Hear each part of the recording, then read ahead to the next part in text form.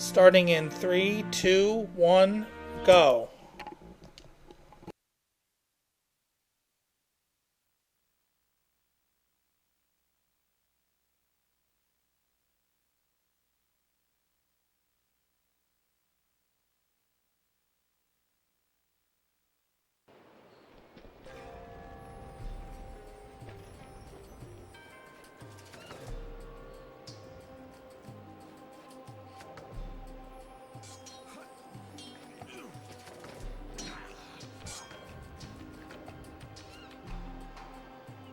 Nefrit, why are the Chimeran Moonclaws here? They came to discuss a possible treaty of alliance with Lord Grandar.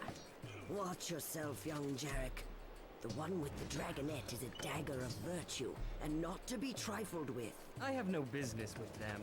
I am here to prove myself to Lord Grandar. Lord Grandar! I am ready to join the warriors. Let me show you my skills. You, boy, the son of peasants? What do you say, men? Be gone, boy. We have no time for the likes of you.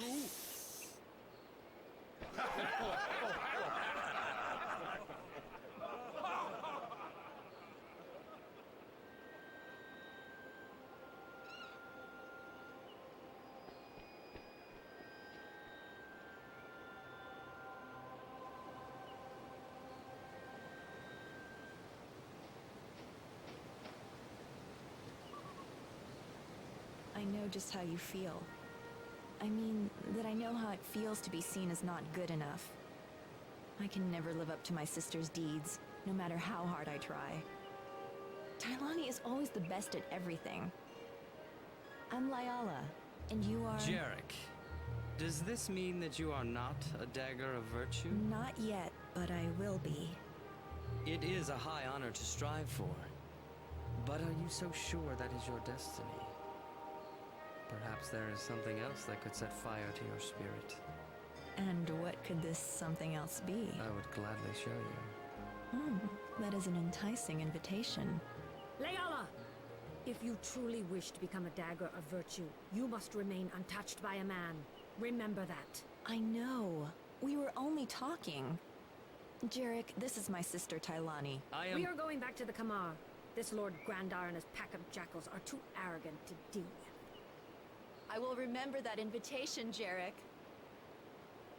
Layala.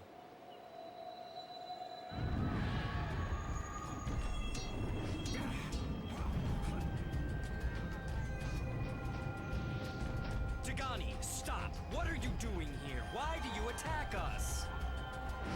Ah!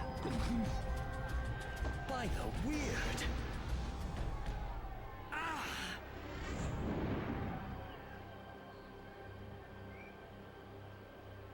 This will not go unavenged. We will gather a force and repay the Dagonian kind. My lord! Coward! Where have you been hiding? I am not a coward!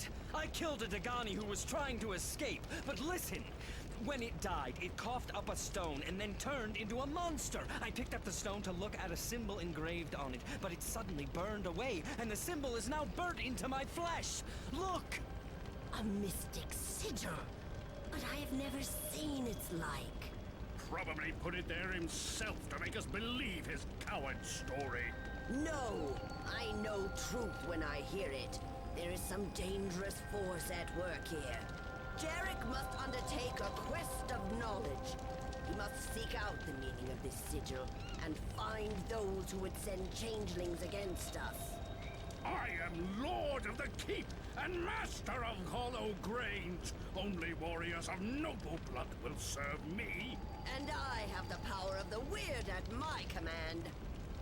I foresee your end, Grandar. You will die without honor, far from the lands you know. You don't frighten me with your prophecies, old woman. To me, warriors, we have vengeance to take. We will start a bloody and useless war. You must warn the Dagani and turn Grandar aside if you can. I will draw upon the weird for a vision to guide you. Jarek, If you undertake this quest, you will be forever changed in mind, body, and spirit. You will never be the same as you are upon this day. You have heard my prophecy. Will you still go? I will. Whatever my destiny, I will face it with courage. And besides, I have already been changed. So you have. Then prepare yourself. And when you are in need of more advice, seek me out.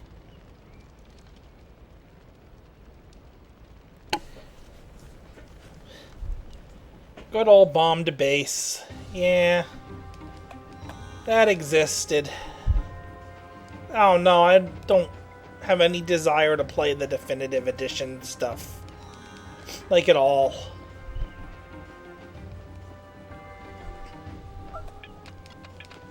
I would just as soon play the originals, which I already have.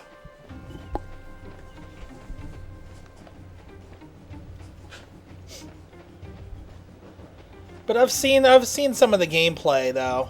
No. Yes, I know who this is.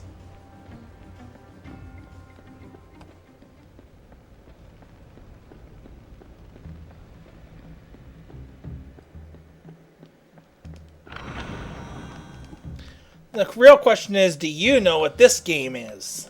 Besides the best game ever made. Critically acclaimed, world-renowned.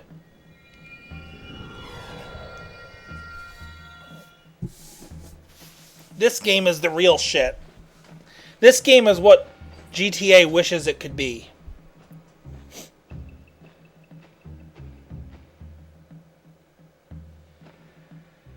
What did I add to my collection?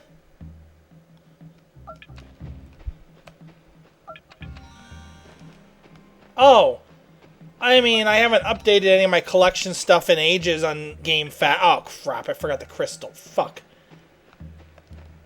I haven't updated that in ages, though, so... I mean, this has been on... Oh, okay. Well, I have no idea how any of that crap on GameFAQs works anymore.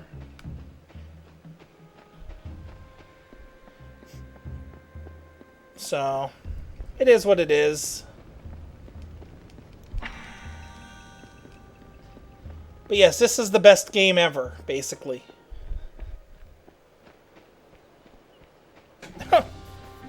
That doesn't surprise me.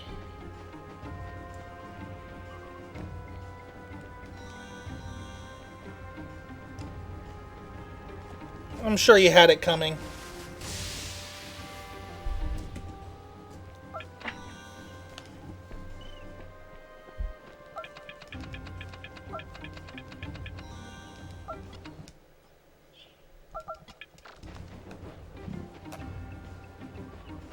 I mean, I know who you are from the username itself.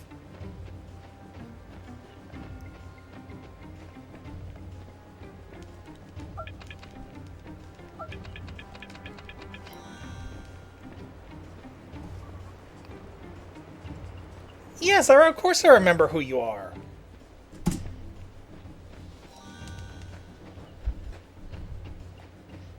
You're the asshole that distracted me and made me get a red split there for that.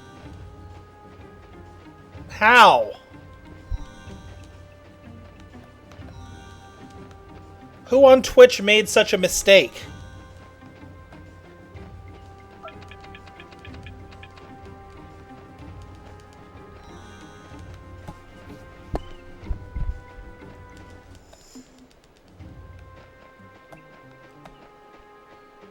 I suppose there's worse things to be beholden to than that game. Like this one, except I'm not, because I don't not earning anything or any kind of money from doing this. If anything, this run is costing me money. It's costing me money and costing Twitch money, if anything. I am worsening the state of the world because I'm running this game. And this is also the only game I run. I don't really do speedruns or stream much at all. But I'm the only one in the world who really has the knowledge to do a run of this game and to optimize it, so, I mean, here I am. I mean, okay, you say this game looks neat, but we're like less than 10 out. We're just hitting 10 minutes into the run, and it's probably going to clock in at around 7 hours 20 minutes when all's said and done. The real question is, are you still going to be here watching at that point?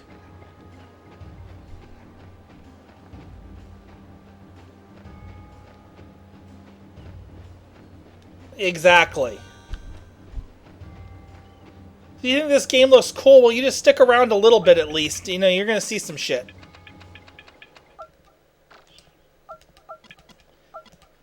In fact, we're just about to play the lottery.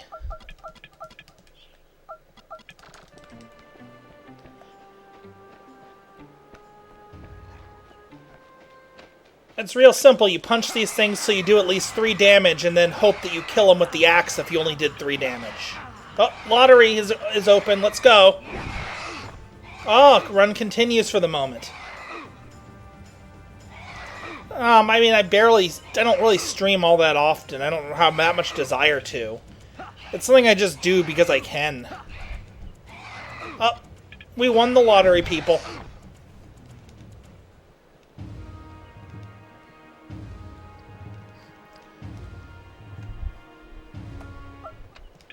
Oh, damn it. Yeah, but I mean, like, affiliate and stuff would require me to, do stuff on here more.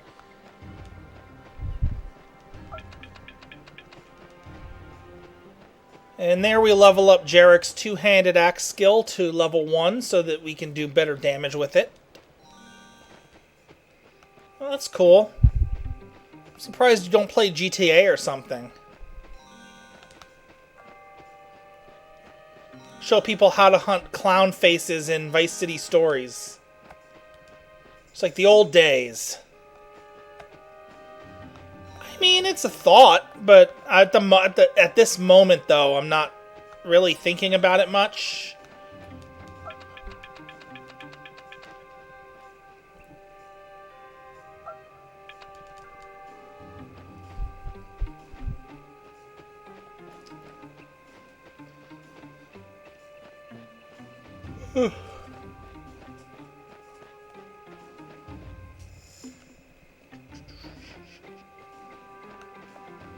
So how long have you been streaming then? I mean, I'm going for a world... I mean, I'm literally the only person who runs this game. So, any record that... My personal best is world record.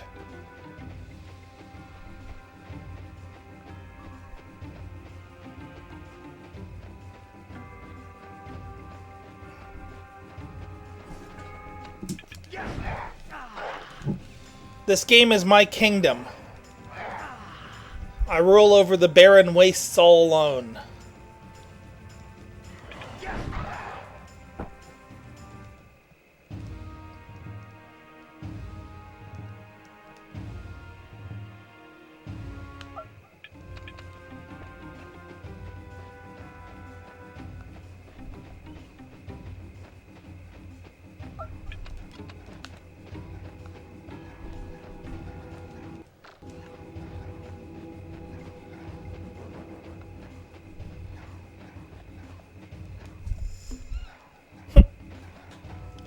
You mean the definitive edition's been crashing?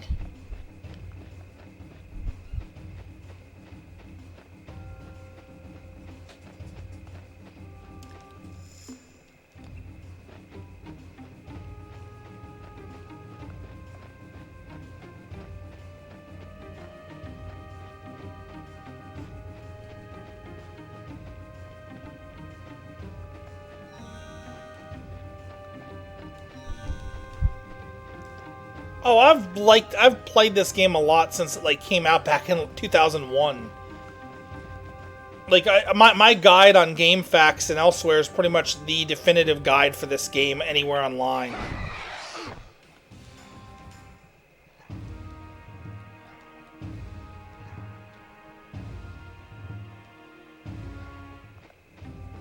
I don't know.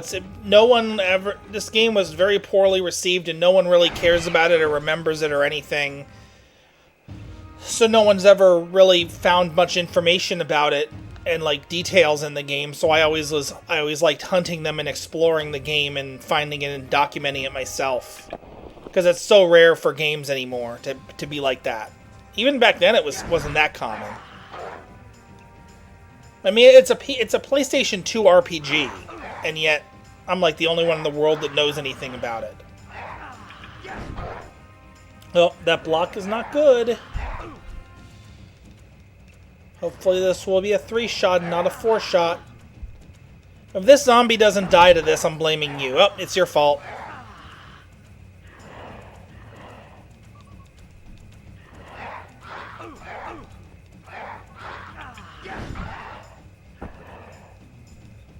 And these early game splits are probably gonna not be that great looking, but later in the game, that's when it's really gonna light up. It's later games basically free real estate, even with the time I have.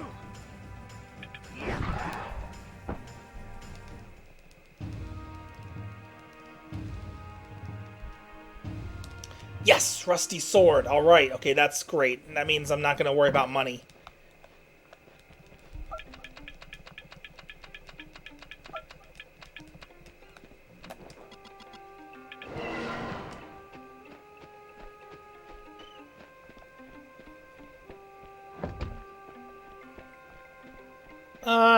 What do you mean for work?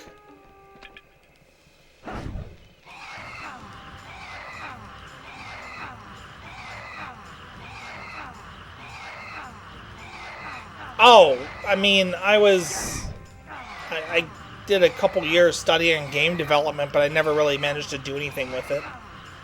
It's one of those things I mean to someday, but I don't think is ever going to happen, and it's basically made peace with that. Had some really bad experiences with projects that fell apart and stuff.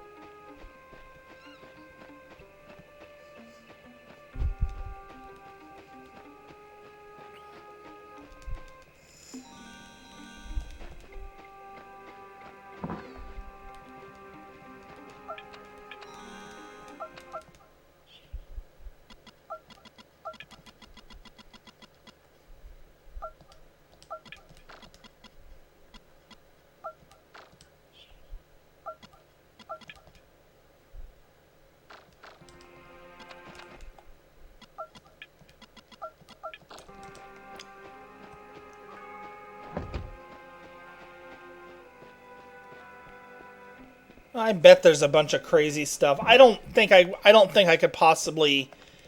I don't think I could stream games like as my living and everything. Games are my way to get away from the world pretty much, and to make that playing them my career would just be. It would just destroy my life basically. So. I mean, I've thought about it, but I mean, I'm not that good at like stuff like that in general. But yeah, I don't think that's for me.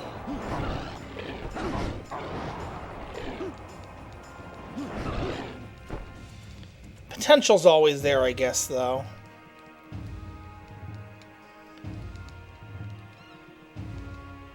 Oh, now you get to see a cutscene for this game. Do you need help? You don't think these could harm one such as myself? Your power over the weird is very great. Are you a Sarojan mage? I am Sundeep, greatest of all mages, surpassed only by my teacher, Silver Scale. I am esteemed throughout Palash and beyond. You have heard of me, of course. Sorry, Master Sundeep, your fame has not yet reached Hollow Grange. That's my village. Never heard of it. I do not suppose it has ancient scrolls or a library. Silver Scale has entrusted me to find a legendary scroll containing the wisdom of the Chandarath. The Chandarath? I know of no such thing. Why did I bother to ask? What would you know of ancient law? I have no time for this. I must be on my way. Wait, since you are a mage, can you tell me what this sigil means? I cannot be bothered with trifles. Try your luck in Whitewater Gorge. I hope other Sorojin are not as arrogant as this one. Well, that's a point. Yeah, at least the mouths move.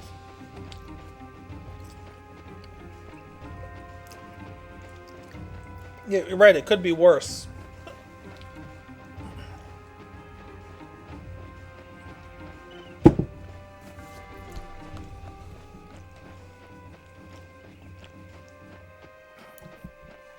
This time loss is probably a lot from the one zombie not being a 3-shot. So here we buy dagger accuracy. We buy the accuracy and damage skills for the dagger and level up speed to level 2 and damage to level 2. Very important to do this. The enemies here have 60 HP, and with the dagger level damage level 2, we will reliably 3-shot them, since we do more than 20 but less than 30 guaranteed. Oh yeah, believe me, I know more about this game than probably everyone else in the world combined, honestly. And that's not even like a you know, like bragging or like a boast or anything. That's just fact.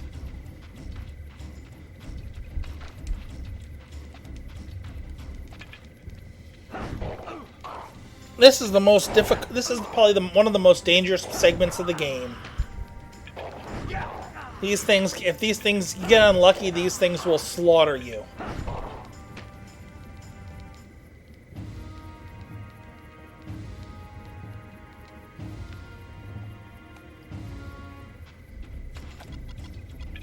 And after each battle, we heal to at least 180 HP to make sure we don't get killed by one of these battles.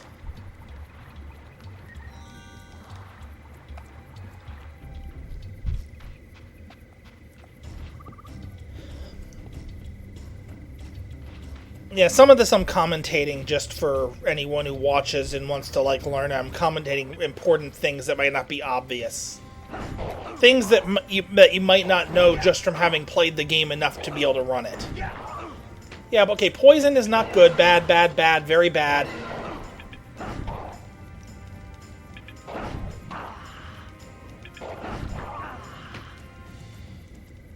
Ooh, okay, that was not good.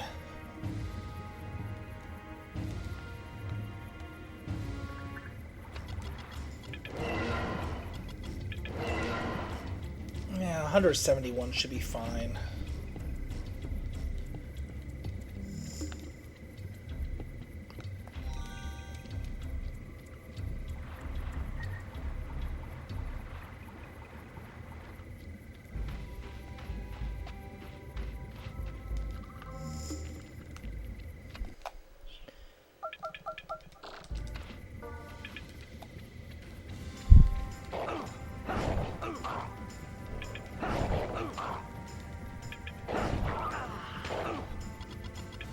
Why am I taking so much damage? I feel like I should not be as low HP as I am at these battles.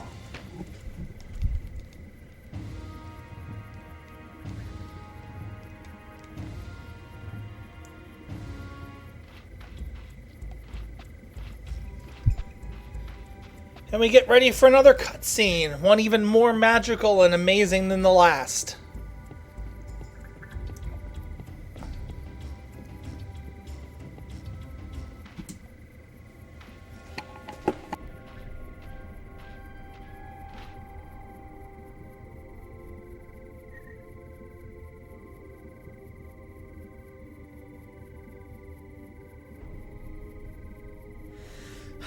I am too late!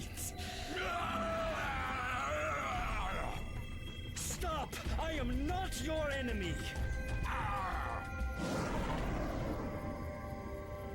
Mahir, my brother. For your sake, I will let this Oran dog live, though I would rather tear out his heart. That was your brother's My ghost? twin. He who was the other half of my soul, killed by your people. They attacked with no warning for no reason. I came to warn you! My village was attacked by Dagani! A lie! Hear me out! Lord Grandar, leader of my village, swore to strike back at the Dagani, but I hoped to stop him! I know that it was not the Dagani, but changelings, monsters made to look like Dagani.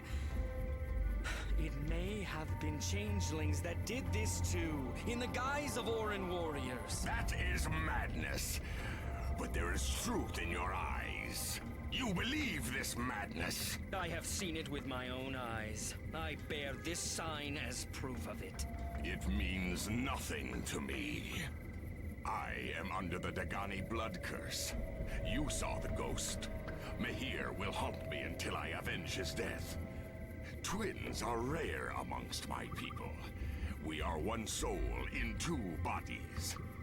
If I cannot end the blood curse, my soul will wither and I will join Mahir in death. Then I am honor-bound to help you. I, Jarek, vow by the Weird that we will find the one who did this, whether it was Grandar or a changeling in his form. And I, Tahir, vow by my brother's soul that I will follow you. But betray me, Orin, and not even Mahir's spirit will keep you safe from me. So now we have another character.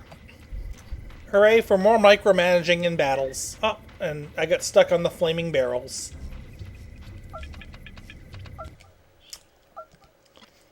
So here we sell the woodcutter axe and any spike potions we have, which we don't. And we sell Tahir's Dagani bow. We go into this house, inspect this weapon rack to get a new axe, a better axe. The axe that you wish you were.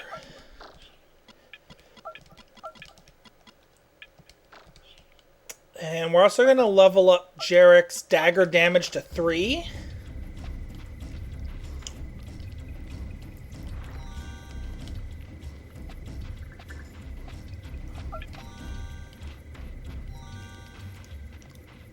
So when characters join you, they start at a higher level than Jarek does, but don't have any PP available for their skills immediately. So I usually build on the skills that the character comes with already leveled up, and Tahir has dagger leveled. So he has a dagger that is stronger than the one Jarek has, but has a higher cooldown. It is customary before embarking on a long or dangerous With the dagger levels what they are, both characters will two-shot the enemies that we're fighting. With no chance to one-shot. So it doesn't matter who hits who, they'll die in 2 hits. We must go by raft, but I must bring it a heart before it will speak to me. A heart? No need to fear for your heart. The Oracle only wants the heart of flesh-eating trees that roam the swamps in search of victims. Whatever the tree can digest is stored in its heart. Many a fine trinket or piece of gold has been found that way. I mean, here's the thing. Oh, hold on. One of the best lines in the game is coming up. No, you can't. Yeah, I will have the tree's heart for it. That's like his best line in the whole game. But, no, you can't skip cutscenes. As soon as I'm past this part right here, I'll go into more detail and stuff. Know that targeting in battle is one of the biggest challenges and probably that a player trying to learn this run would face. And menuing in general, but especially in battles, is probably the biggest advantage I have over anyone trying to play this, to run it. Menuing in battles is my ability with that and knowledge of it saves me so much time over what someone newer to the game will be able to do. It's ridiculous. It's probably to the point that no one could realistically beat my record unless they discover other skips or something. Because when I say it's a nightmare, oh my god, is it a nightmare.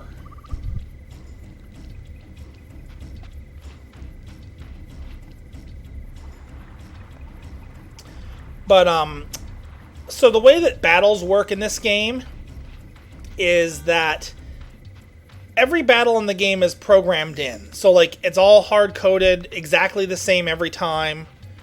The only thing that causes them to change are story events.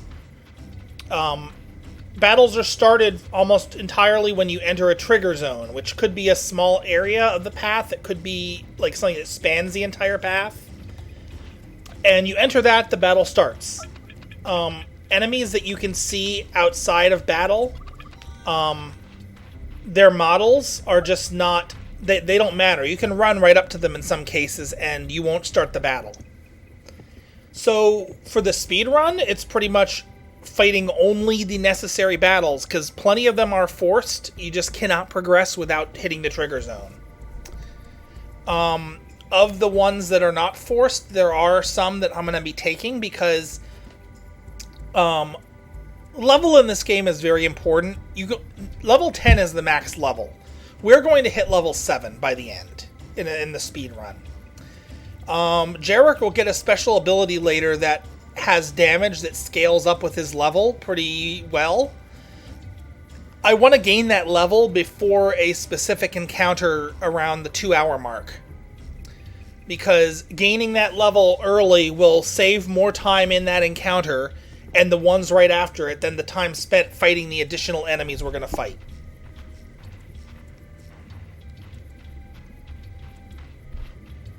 Other than that, though, the idea is to fight only what's necessary and nothing else. I have very much thought of that. That's actually something on my to-do list, and it's just a matter of wondering how to go about it, really. And also questioning whether any of them would remember the game whatsoever. It wasn't exactly critically acclaimed, despite what I say before I start my run. The things I say about this game before I start a run are lies. Blatant, vicious lies.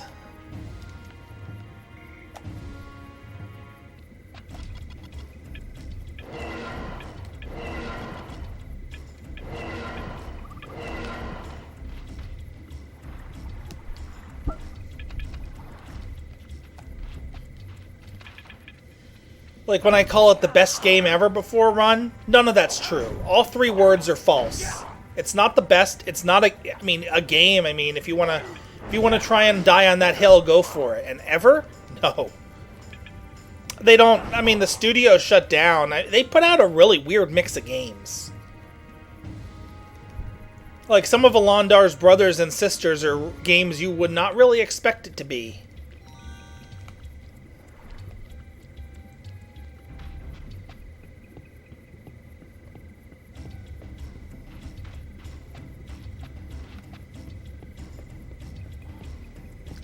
They don't still develop. They haven't. I think they shut down sometime. I don't know exactly when, but yeah, a while ago.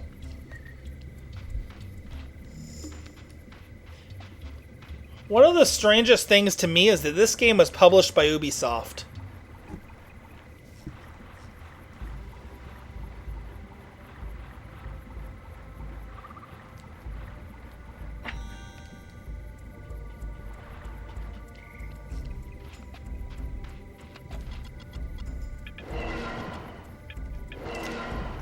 Alright, here's another optional battle that we're fighting because it gives 400 PP and that'll help evenly round out things later.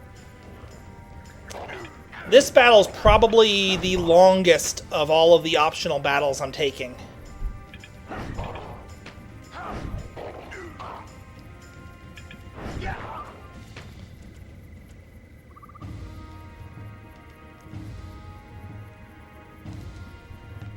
Jarek's 1 PP away from a level. Wow.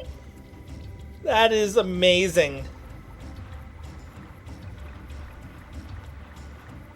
That's as amazing as it is infuriating.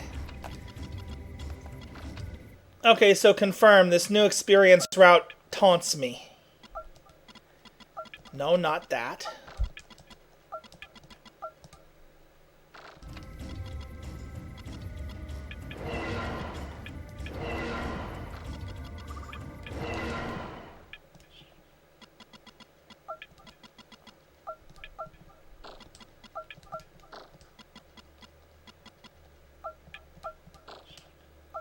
So we're going to give Jarek another level and two-handed axe damage to level it up to 2.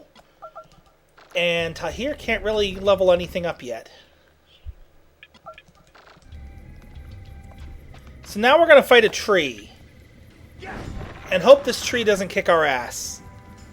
It's not really something I recommend hoping for. This tree can cause a status effect called Disrupt and Block, which I guarantee you is one of the most devastating you've ever experienced in a video game. It, number 1, resets your cooldown for your weapon. 2, it puts like a 4 or 5 second delay. Oh, and look, he got Disrupt and blocked. Wonderful. It's a 4 or 5 second delay before the cooldown starts again. And then 3, the cooldown is slower than it would be otherwise. If it inflicts Disrupt and Block while you're already under the effect of it, it just resets it. So your cooldown is reset, and then you have the delay, and so forth. It is very possible, if both characters are using a slow weapon or the tree gets very lucky, to be stun-locked to death, with no way to do anything about it. There's another tree we fight later on that is much more dangerous, and that's the one that has actually killed runs to stun-locking me. That's why I have Tahir picking away at it with the dagger that has a fast cooldown. And Jarek got Disrupt and blocked, so that is horrible. That is, like, really devastating to our time. Jarek's the big damage dealer, so if he gets hit with that, with the cooldown duration of his weapon, the second tree, if Jarek gets hit multiple times, that costs you minutes. Literal minutes lost. Oh my god, yep, this is bad. Like, this is so bad, it's almost worth considering restarting the run.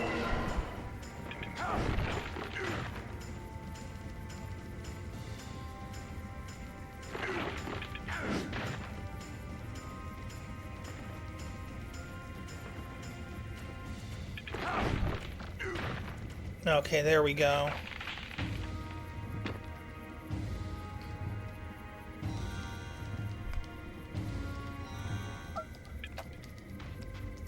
The worst part is that we get a free heal after we talk to the Oracle coming up, and there's no battles between now and then, so...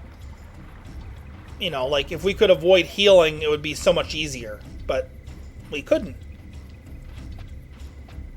Yeah, okay, that was a 2 Disrupt and Block tree. We're gonna hope the second one goes better than that.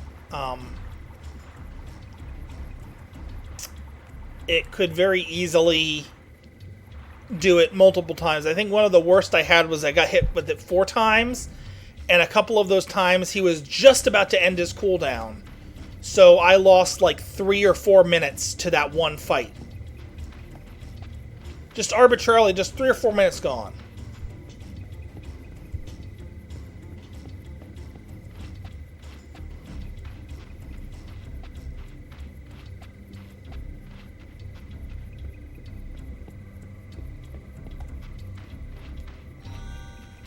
We're going to do a bit of sneaky financing here in order to not lose too much time here. What the hell? Come on, split. Damn it. Okay, that was like three seconds late. Oracle of the Dagani, I have brought the offering according to the laws of my ancestors. Grant me your wisdom. Hear the voice of the Oracle. You, Jarek, seek the origin of the changelings and the meaning of the sigil upon your hand.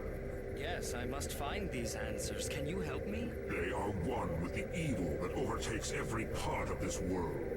To find the answer to all that you seek, you must journey to the tombs of the 4 great heroes of legend. Charak of the Dagani, Sonba of the Kamarans, Whiptail of the Sarojan, and Dromar Ninefingers of the Orin. In each tomb, you will find a piece of the puzzle you must unravel. How will this help me fulfill my quest? These heroes held within their grasp the power of the Eternal Blade. Yet each was cursed with a fatal flaw which led to their deaths. Thus, the Eternal Blade was lost. Only the Eternal Blade can win against the growing evil. But how do I find these tombs? Travel beyond Lashon in Palash, and there you will find a roving tree that long ago ate an unlucky Sarojan mage. In this tree's heart, you will find a powerful token the mage carried. A jade scarab. The scarab will set you upon the path of discovery and change. But he's only an Orin. I'm the Dagani here. You're my oracle. Tell me where to find my brother's killer. Your fate is entwined with that of the Eternal Blade. Remember the chant of Tarak. What is this chant? Mahir is the one who loved to learn the epic tales and chants. I never paid attention. If we could find a way for his ghost to speak to us, he could tell us. First, we must retrieve the Jade Scarab and see where that will lead us. I will follow as I have sworn. But do not forget your vow to me. To find this Grandar. I will not forget, Tahir.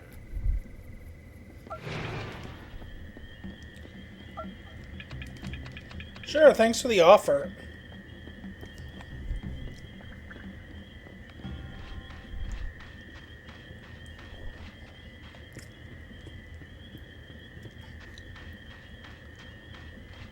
Some people might not consider that a good thing.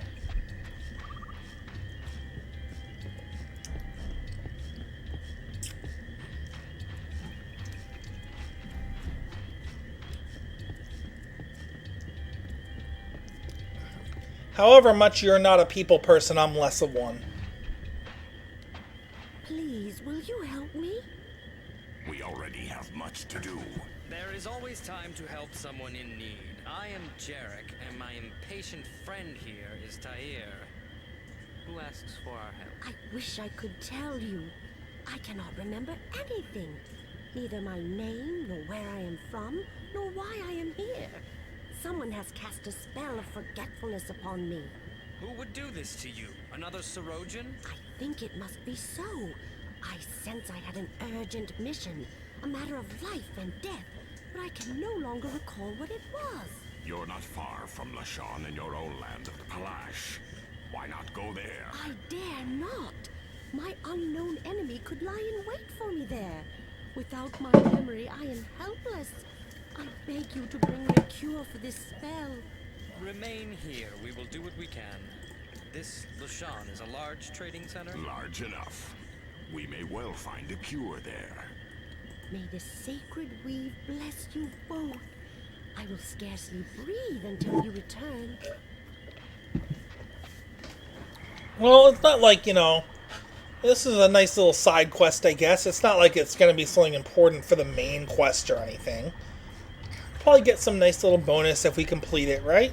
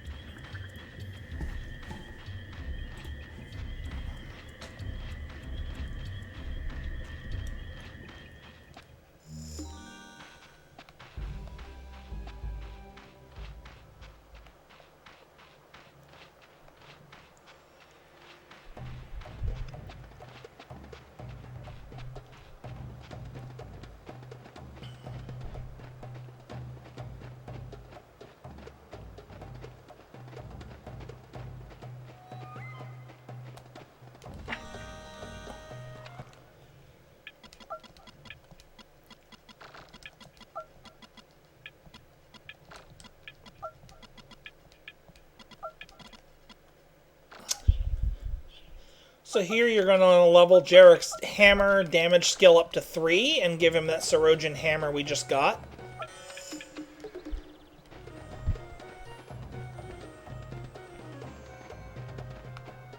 There's 3 battles in this area, 2 against 2 lurkers and a third against 3 lurkers. Jarek will 2-shot them with that hammer skill level. I usually have Tahir hit the other one 2 to 3 times, depending on which dagger he has. And then hit him with the chop in 2 once. And then Jarek should be able to finish it off with another hammer hit. Just like that.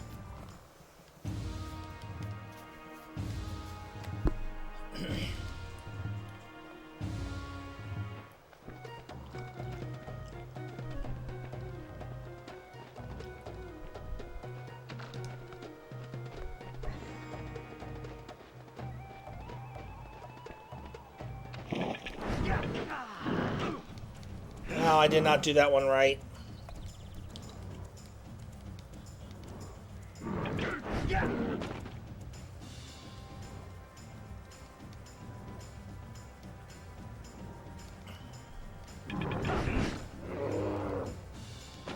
Okay, so I can just do 2 chop and 2 hits, really.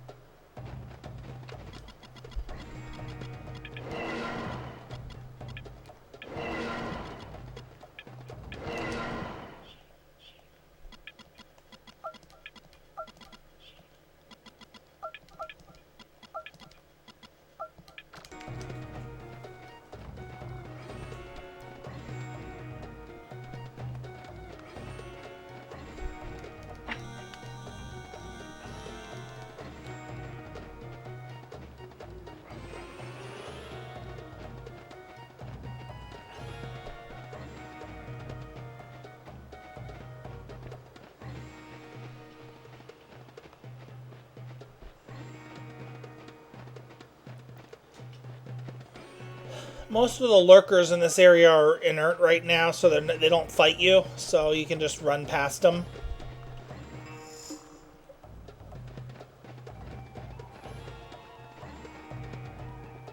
And then right up here is the last battle with 3. We get healing after this, so don't worry about healing too much with potions, except what it takes to stay alive.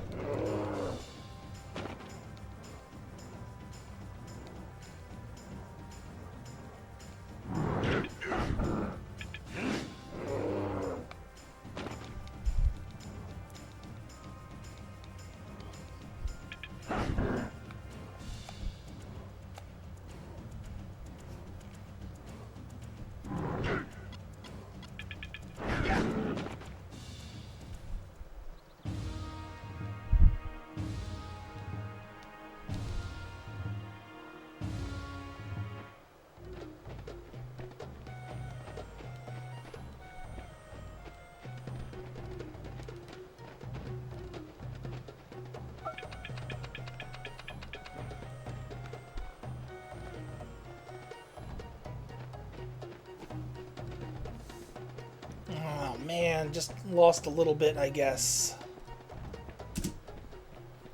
Oh wow, even. Huh.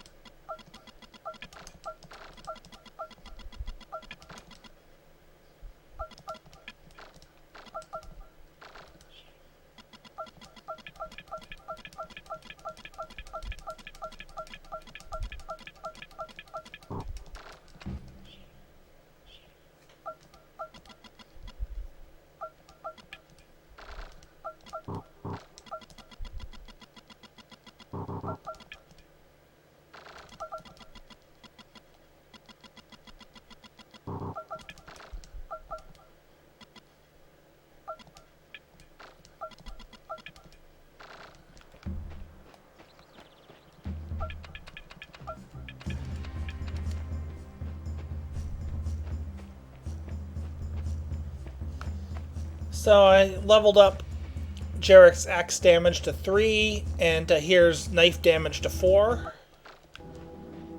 Stay there to recover HP. We're actually going to equip Jarek with the large ornate axe now, because we have to kill another tree. And this one's an even bigger asshole.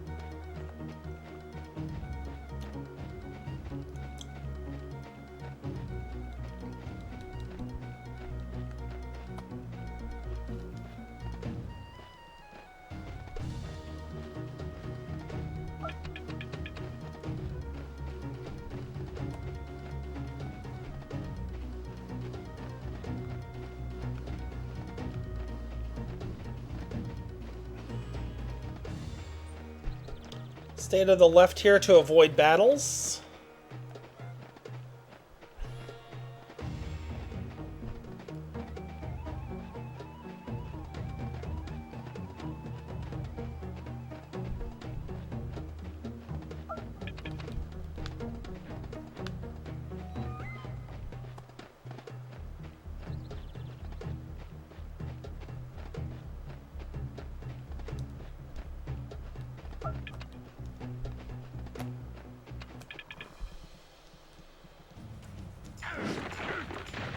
Jarek, come on.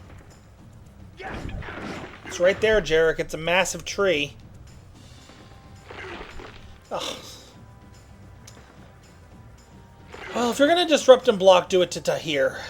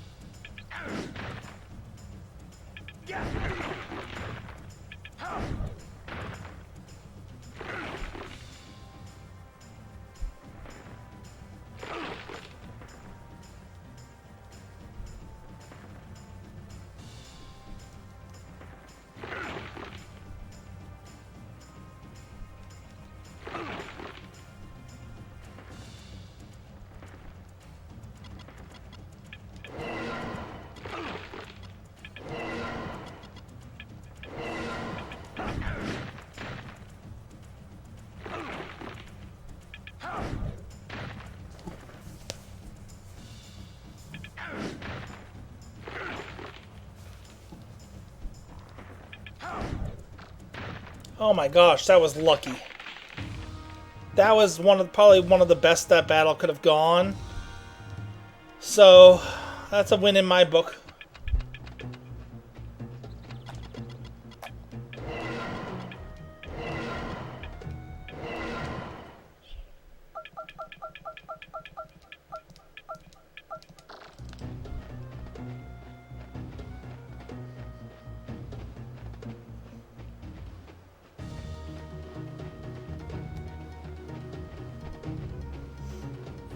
Any fight with that tree where Jarek doesn't get stun locked by a disrupt and block is a good fight, pretty much.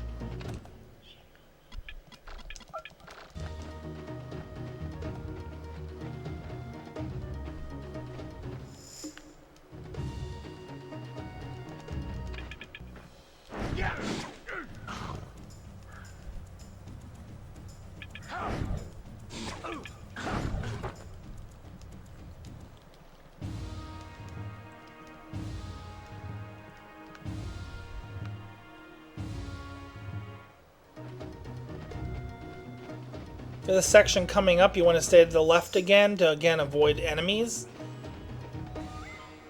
Pick up all these yummy amber beads.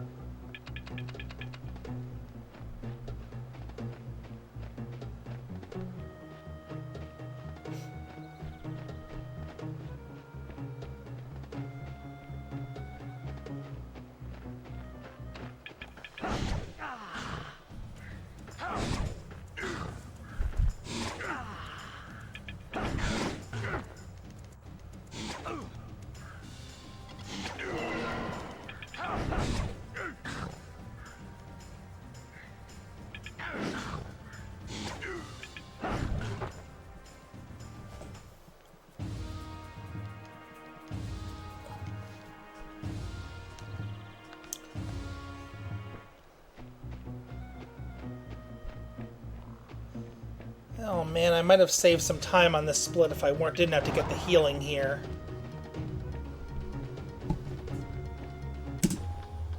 Well, saved a little bit at least. I see the diadem. Let us hope the spirit of Whiptail will understand our need for it. Tahir, look, 4 sigils have appeared on the tomb. They look similar to the symbol on my hand, the same language perhaps. What can it mean? Maybe it says, touch this and die. We will find out soon enough. It must be for this purpose that your oracle sent us to find the Jade Scarab. It fits perfectly here. It worked, Janek. The spell is lifted.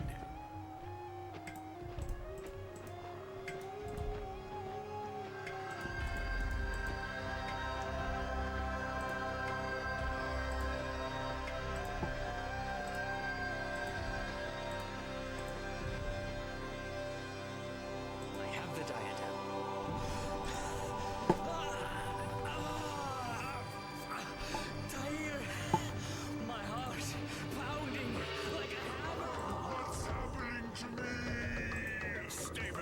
monster. Calm yourself, Tahir. You have nothing to fear. Only my body has changed. I am still Jarek. The diadem did this? Yes, and no. The diadem awoke something deep inside me, as though I suddenly remembered a dream from ages past. Now that I remember it, this shape is mine to command at will. Behind you, Jarek. Something else is taking shape. So now we get a fun fight with two trees. However, Jarek has a nice little new ability. The Juggernaut. And what makes the Juggernaut so nice is it does a flat amount of damage to enemies regardless of their defenses. That's really, really nice because it tears through enemies and it has a very low cooldown. Tahir might just die here.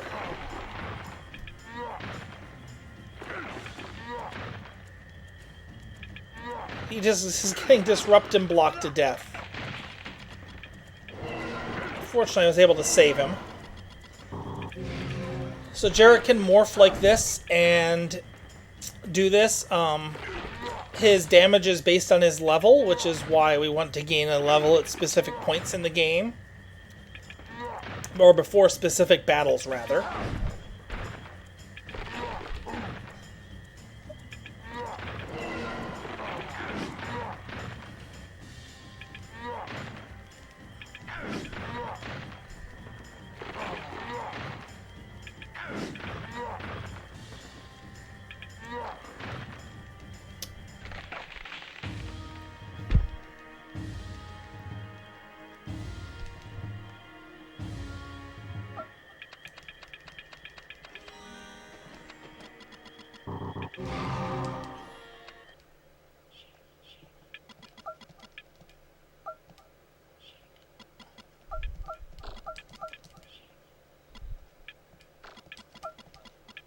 So we're going to give Tahir the Sarojan Hammer.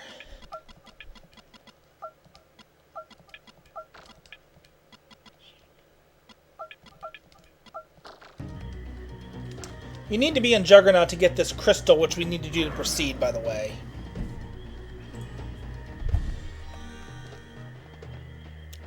Preferably, you'll still have Juggernaut from the battle, but I think if you finish the battle too quickly, you can do it in just 2, like I did there, so. This guy warps you back to town. Now you need to buy some specific things. First, we're going to go to the portal. We need to buy... Let's see, what do I need to buy for Jarek? We need to buy Jarek the Healing Mist spell for white magic. And... we're not going to get that. For Tahir, we're going to get him hammer skills and level up damage to 3 and speed to 2. And I think that should be good for now.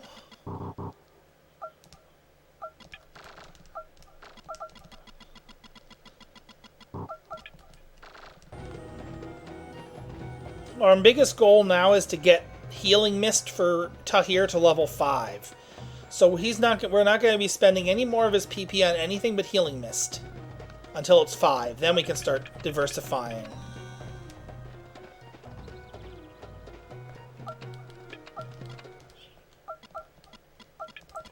Gonna sell the large ornate axe and any other miscellaneous stuff that we don't need that we got.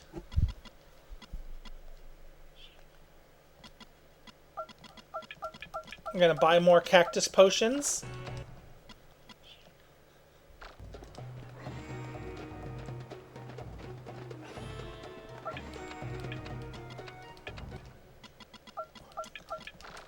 So I'm gonna buy 2 armored bracers. I hadn't been buying these the past few runs, but I'm gonna give them a try again. Technically we could have bought them earlier than this, but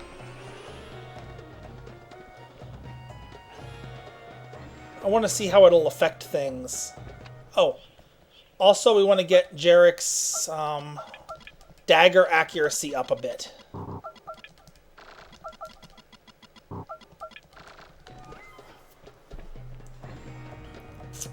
Because I have ideas about how something works, and I want to see if it works out that way. So I need to take a 2 lurker and a 4 lurker fight here. So this is another optional fight that I'm going to be taking right here.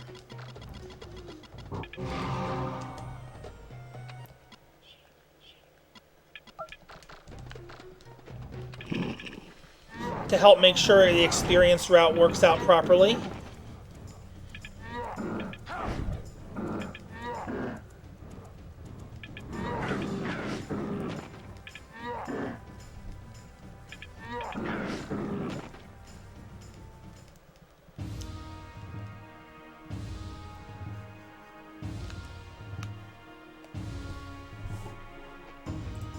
So the HP of the Juggernaut, the max HP is based on Jarek's level, and his current HP is based on Jarek's current HP. But when he reverts back to Jarek, his HP is not correspondingly set. It's reset to whatever Jarek's HP was, making the Juggernaut quite a defensive tool, actually. Also, be careful of Tahir's HP. Enemies tend to glom onto him pretty quickly, and he can lower his HP very fast at the beginning of a fight.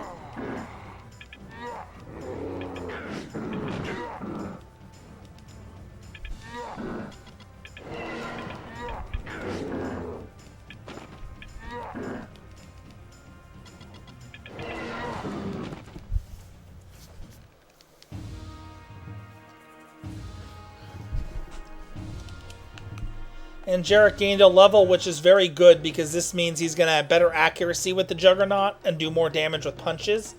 The accuracy is huge because the Juggernaut's accuracy is pretty bad. However, I think, and this is still a working theory, so it might change, it might not turn out to be true, that the accuracy level, skill level of the weapon he has equipped is used as a modifier for his Juggernaut's accuracy. If that turns out to be true, that's huge because it means you want to prioritize accuracy on his weapon. And speaking of his weapon, it's I'm gonna give him one more. Well, actually, 1,500, and that's pretty a lot. Let's see how he does in the next battles. So the battle up here is another mandatory battle. Again, watch out for the enemies all going after Tahir at the beginning.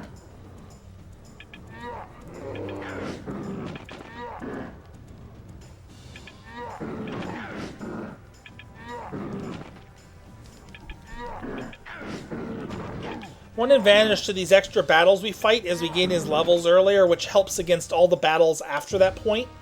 So, like, this battle went faster because of those other ones we fought. Because he already gained the level.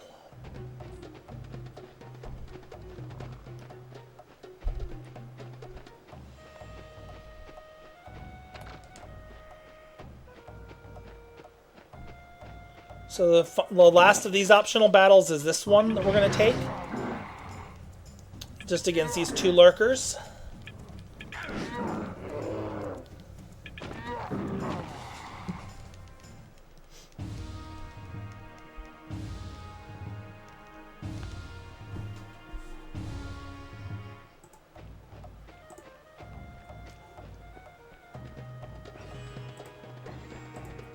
After this, there's one more optional we're going to be taking because Jarek will one-shot all the enemies in it. And it's worth enough experience to make it worthwhile.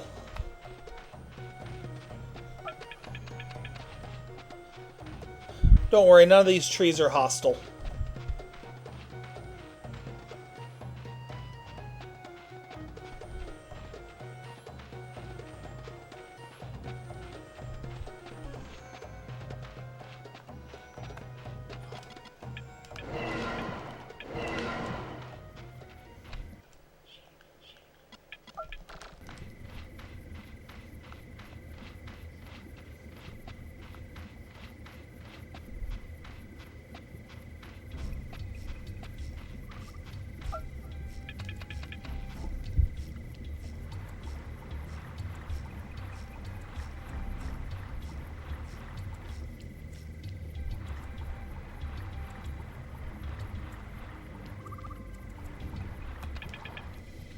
Here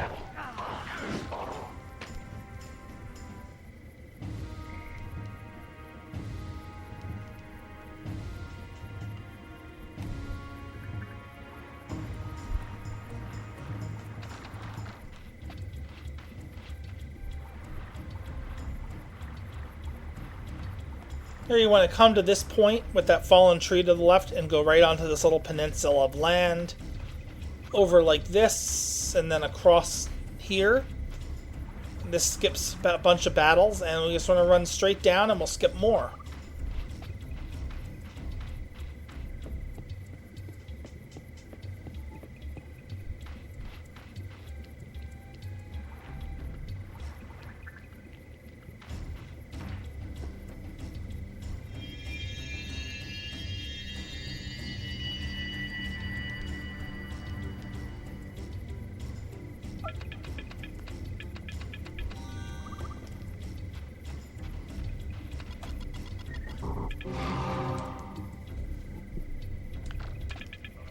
With the level we have, Jarek should one-shot the Gretchlings with a punch. The only way it won't work is if they block and they take half damage.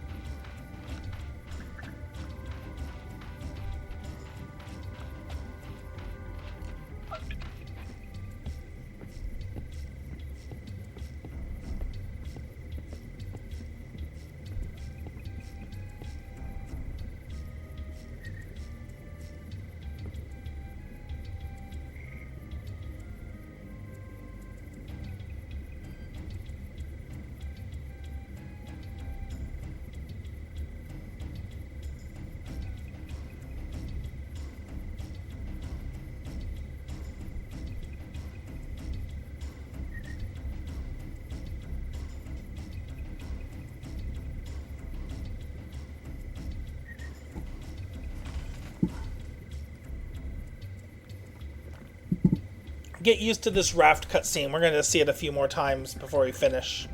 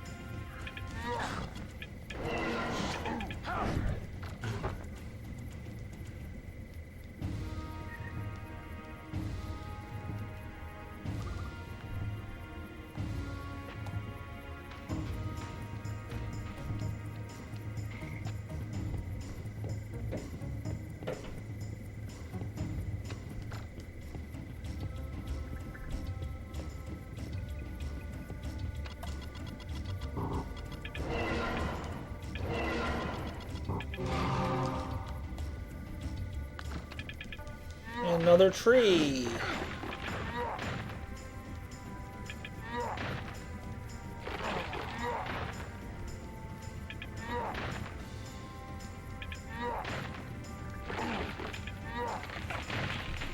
Now, the last optional battle that we're going to intentionally take for this playthrough is coming right up here.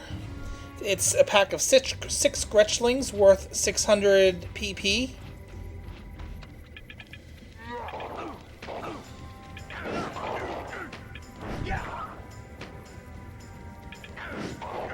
Wait, is it 6 or 5? Ooh. Oh, if that's only 5, that's not good. Oh. Oh, crap, that's only 5. Well, I have to think of what to do now.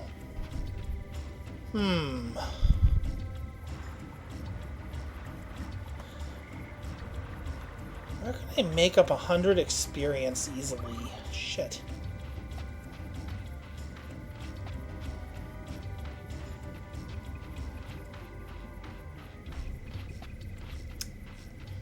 Gotta get 100 experience somewhere then. Question is where? I'll have to think about this for a moment.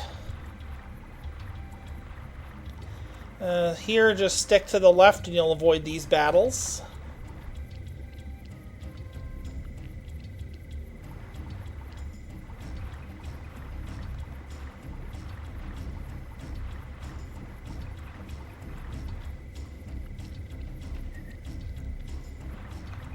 We're basically heading back to the beginning of the swamp, except instead of going to the portal, we're going to be going over here to a little side thing, to a port that's going to take us to the place that we need to go.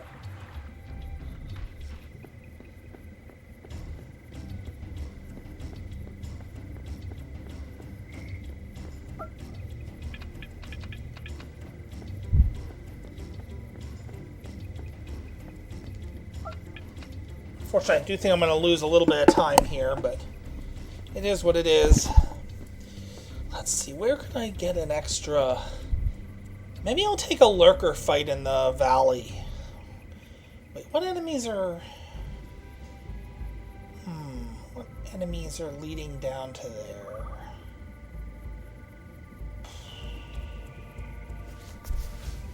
Or is there something in Orenland I could take? Don't think so.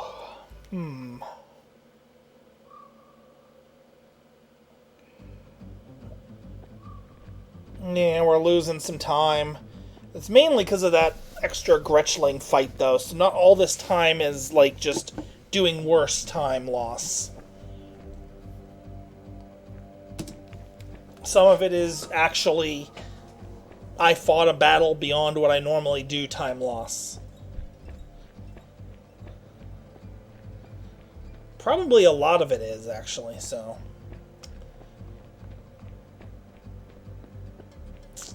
If this run finishes, I'm going to reset my splits and the fastest times and all that nonsense based on this run, because there's too much little variance that's leading to my best segments being unbeatable, because now I'm fighting a battle there where I didn't before.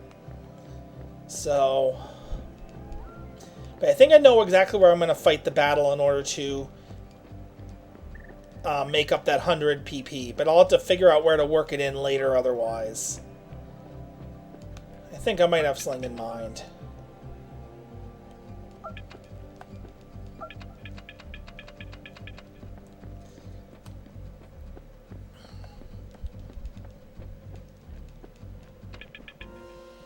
Yeah.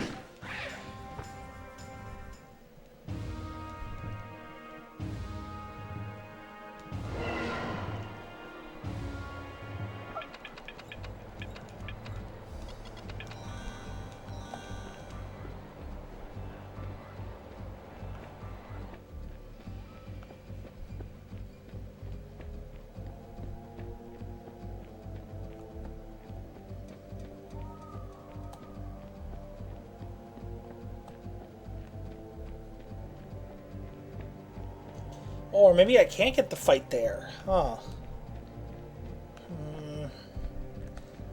I have another idea of where I could do it then that won't involve too much extra.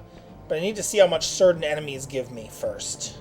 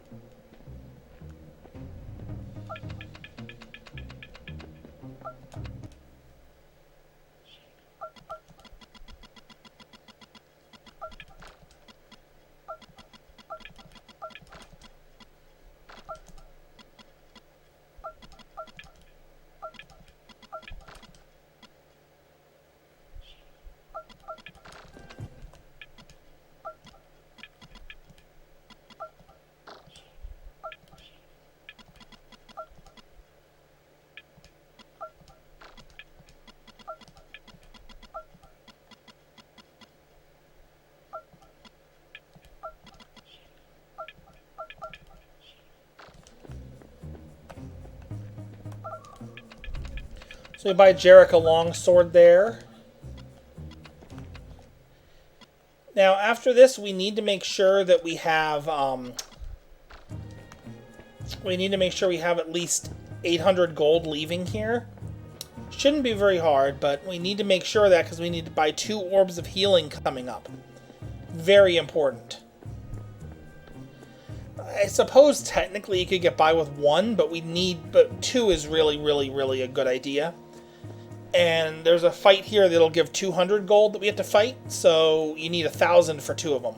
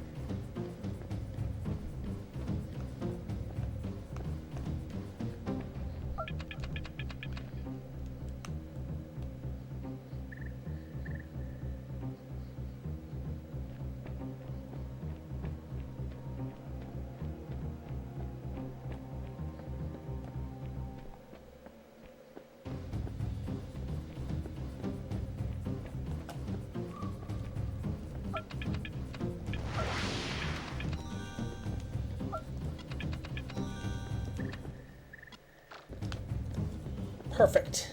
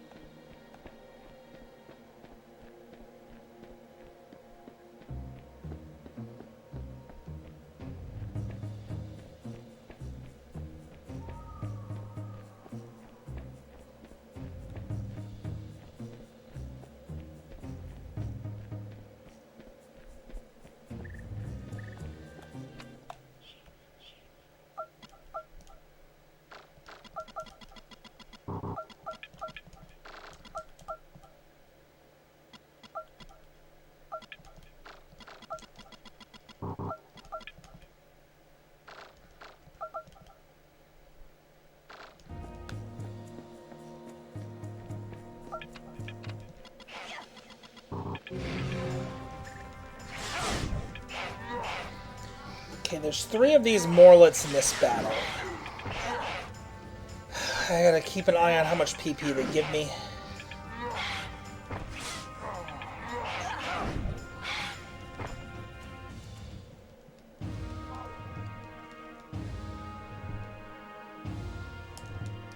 $100 each. So that means that fighting... Oh. I gotta look up something in my guide.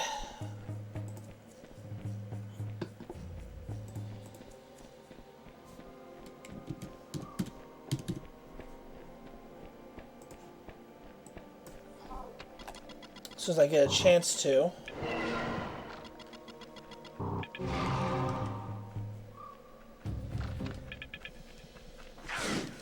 Okay, here's my chance.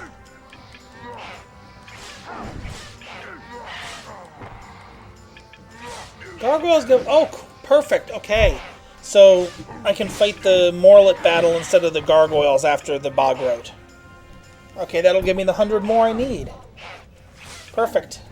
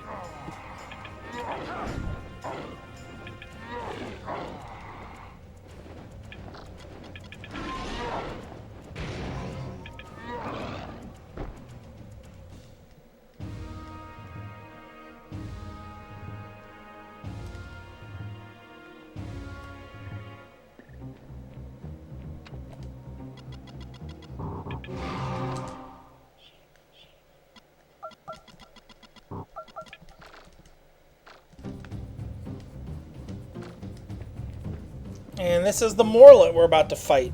I mean, not Morlet, the Bogrot. A pretty tough enemy, actually. It can do a lot of damage and inflict bleeding. It blocks most of the Juggernaut's hits, so you'll be doing half damage for most of them. But you just want to keep morphing Jarek and punching him and have Tahir cast Healing Mist as much as he needs to. And you should win. If you don't, that is quite unfortunate. If you morph before the fight, Jarek will... it'll only get a couple punches in before he reverts, but it's still something.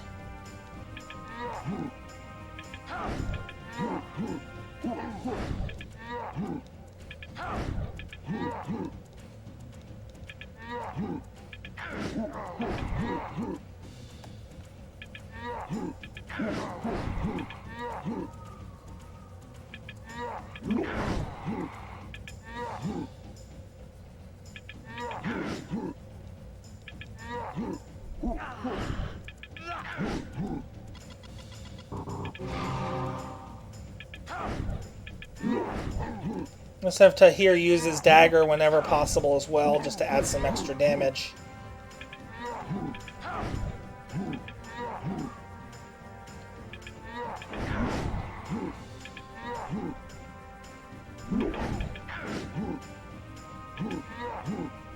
If you get lucky like me, you'll spend most of the battle hitting Jarek, which is great because that means that you're not...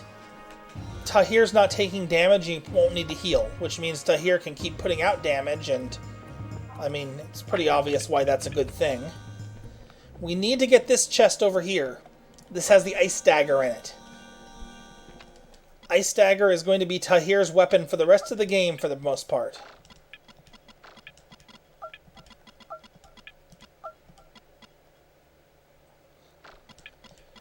It's a very, very good weapon.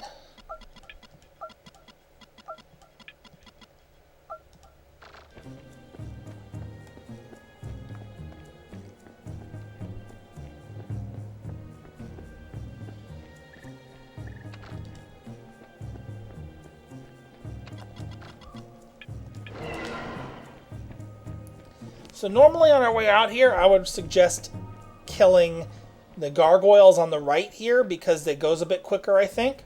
However, we are going to fight the Morlets here on the left. We need 100 extra PP, and the gargoyles will give 300, but the Morlets will give 400. Just be careful of Tahir's HP.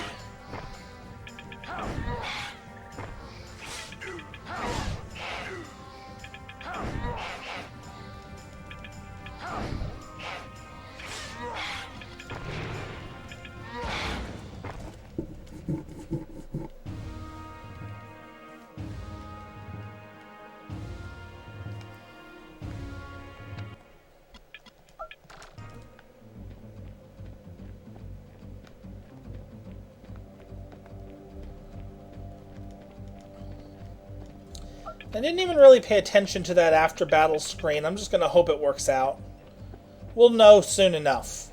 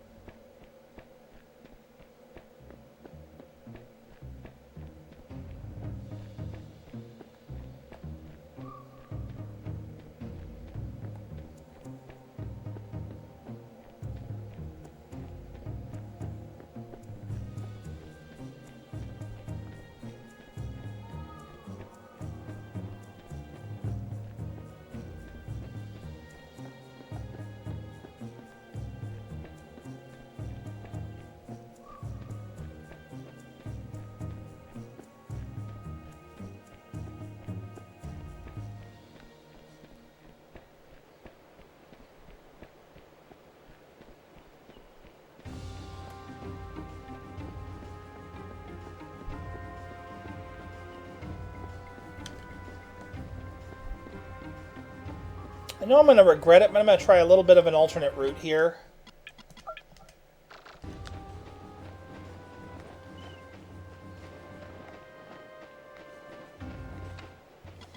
You can't avoid this battle with these 3 Tengu, but I think doing this is a little bit faster than going around the long way like I did, usually.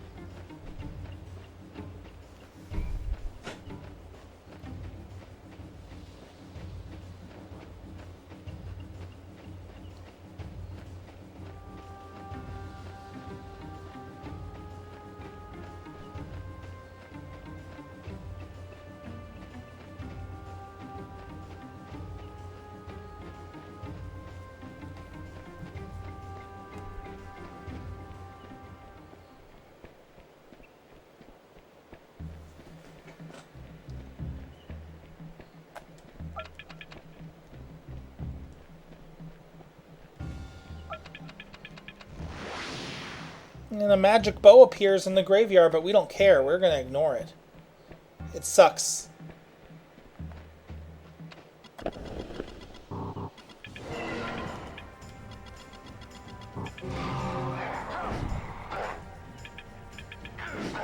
Oh, Jarek, why are you attacking that one?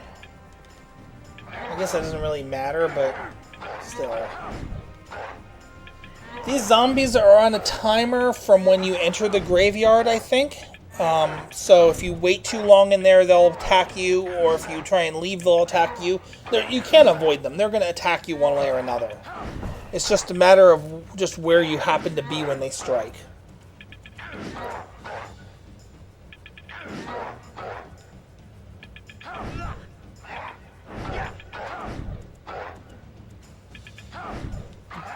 So you don't want to morph until the battle starts, because that should be just enough to get you through the battle, which is what happened there. I want to say experience is looking good, actually. We'll find out shortly. There are 2 more battles between now and when I'm hoping to have gained the level. So the second of those 2 is where I should gain that level. It's just a matter of how much I am going to be needing to get there if I fail to, or how much over did I go if I gain the level, or did I go over at all, or are my calculations correct?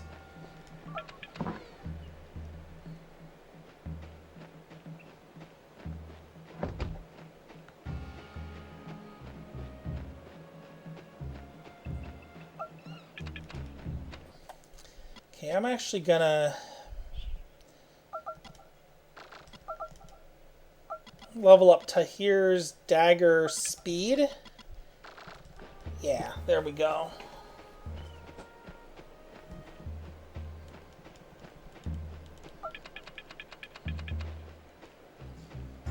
Cutscene! So one thing about these Jarek having visions cutscenes, they always place you with the camera pointed away from, pointed opposite Jarek, looking at him from the direction he's facing whenever you regain control. So just basically it positions it such that holding down on the left stick will move you forward from where you are, unless the camera automatically starts moving, of course, but that's the general rule there.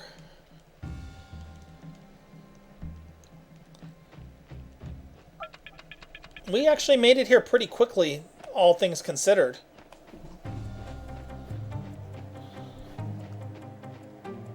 To be a sub 142 Kamaran Highland entry.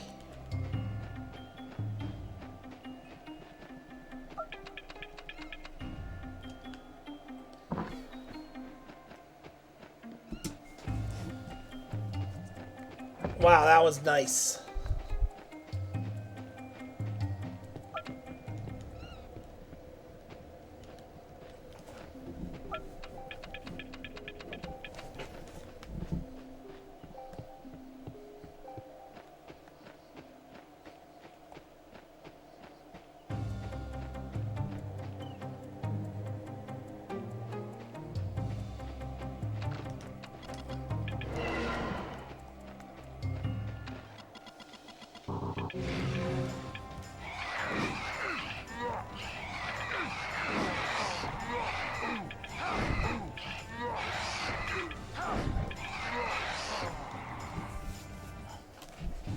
Fen skirlings. I hate those. So 225. How much is that then?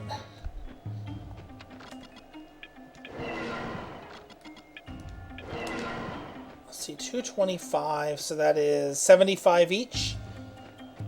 So that would be how much? 450 plus 225, 675, I think.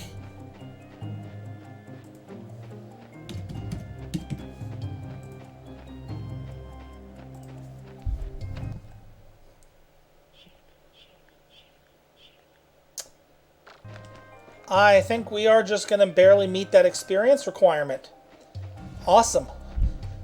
So this area is what I call the graveyard of runs, because the 4 hardest battles in the game are in this area.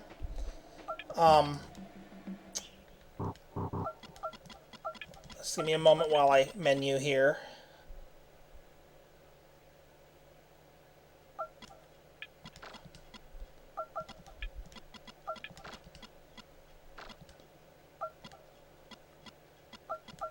Sell the hammer.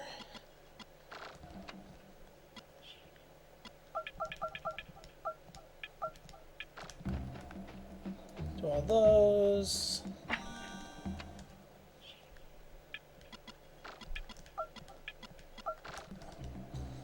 So Yalapa potions are MP recovery, the best you can buy. They're going to be very important for the rest of the game. Anyway, like I was saying, there are the 4 hardest battles in the game, and they're most likely to kill you generally. The first one's coming up here. It's going to be 6 Fen Skirlings. The way you want to handle these battles, especially this one, is to have Tahir open the battle with his Healing Mist spell at level 5, and just do nothing but repeatedly cast that until the enemies have been reduced in number sufficiently.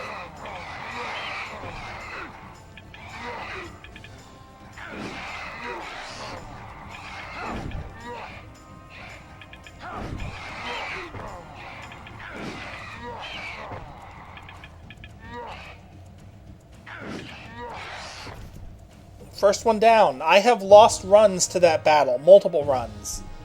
And is Jarek going to gain a level? Yes! Yes! Experience route works out. Yes! That is where I wanted to gain that level. That was the whole... Gaining the level from that fight was the entire point of those optional fights and all the experience calculation I did. To gain it right there, because the next battle is the one where that extra level is really going to save some time. Oh, that's amazing. That's the sort of thing that perks you up to continue a run like this.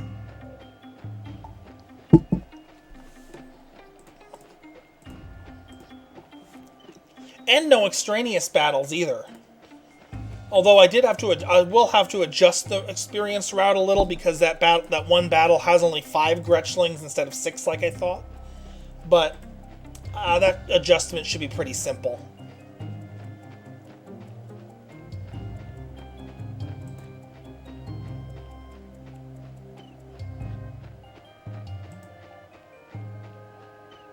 And here you can avoid Skirlings if you just walk along where I am here. So you don't have to worry about them. Don't let them scare you. Especially if you end up losing runs to that fight that we just fought. They just run away and don't bother you.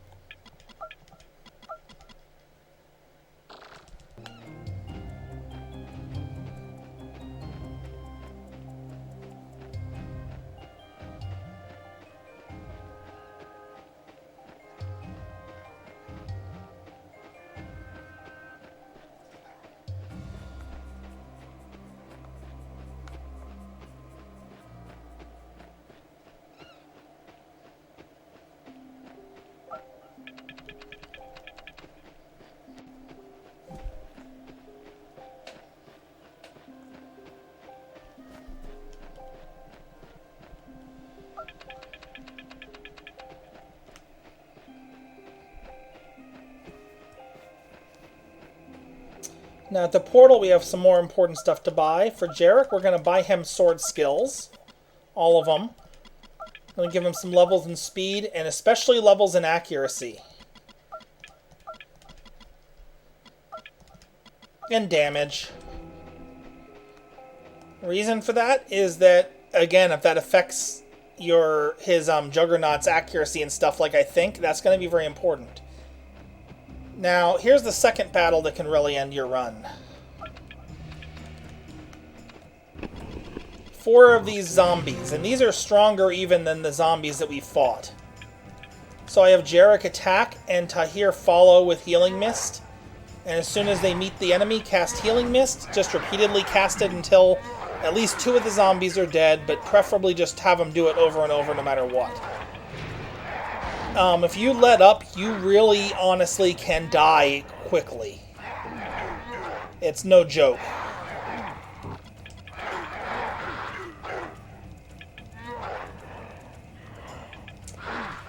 Oh, and there's an action glitch that occurs sometimes. Wait, what? Tahir, why aren't you attacking? Tahir, what the what? What was up with him? Oh my god, did I just get a fucking glitch that's gonna fuck me over now?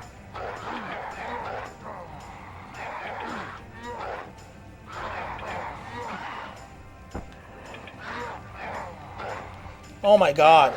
Can I still do this? Jarek reverts soon enough I can.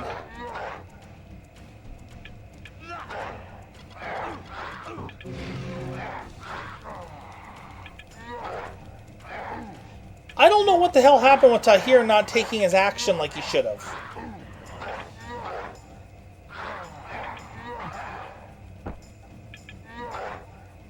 Oh my god, I might actually survive that, despite what happened. If I survive it, that's going to be absolutely amazing.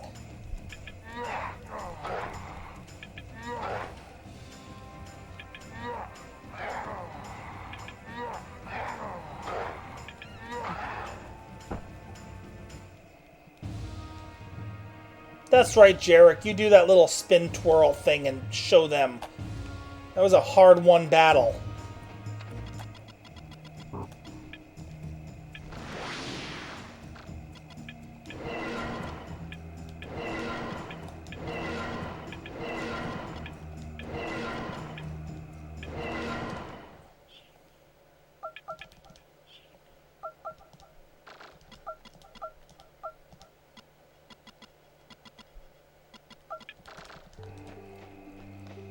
I don't know what happened there with that glitch. That should not have happened like that. But I survived somehow. That's what's important. And it also gave a chance to see one of the worst parts of how things work in the game. If a character dies in battle, they don't get PP from the battle, but they are revived at the end with 1 HP and 1 MP. And magic right now is very, very precious, because that's our best and only way to heal in battle, really.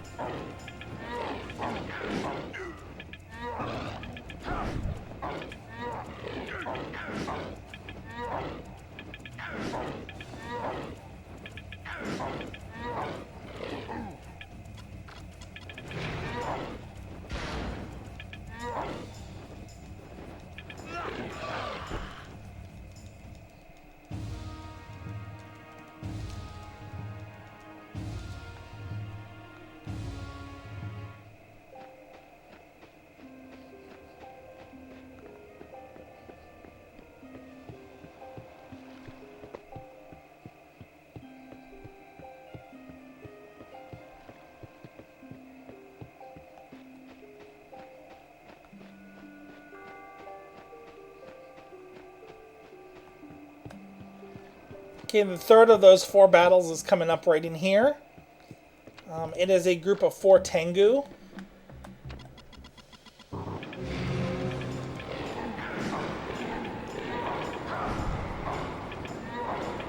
depending on who the enemies are targeting, you can have Tahir attack.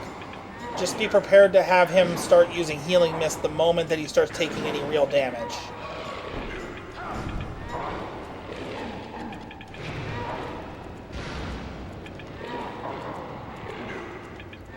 Or if, Jarek's Juggernaut form is actually getting low on HP, that can happen. If there's a lot of enemies and they're all targeting him, that is not an impossible situation.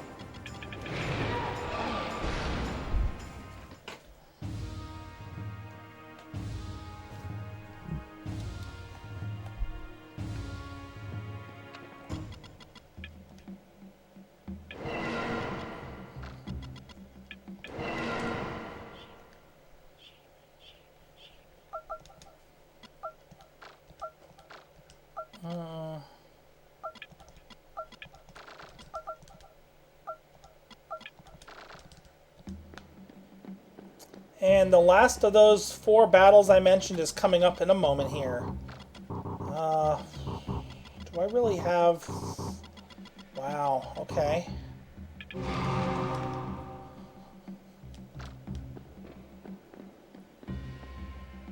This one is a lot like the Bogrot we fought. High defense, blocks a lot of things, does a lot of damage, except this thing really does a lot of damage. It can do half or more of your HP of damage per hit. So you really, really need to keep an eye on your HP. Oh, and Tahir got the action glitch. That's not good. There we go. I got the healing up. Oh, crap. And I unmorphed.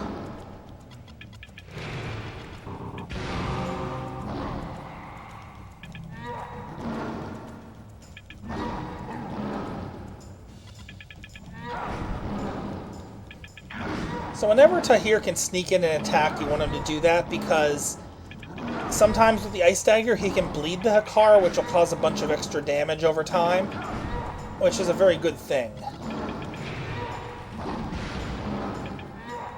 And I'm going to be saving an extreme amount of time on this split. I don't even know how. No, did not mean to cast heal.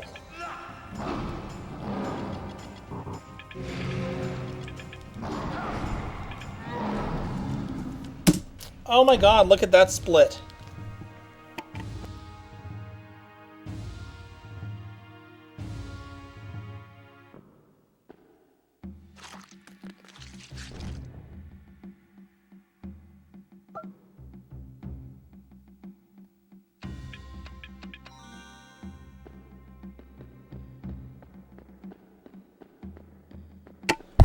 Okay, so that was an amazing split. I'm not even really sure how I saved that much time.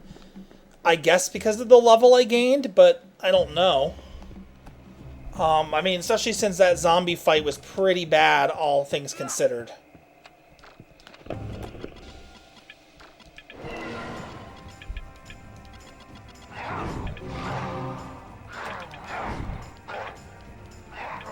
Why are you going to that one, Jarek?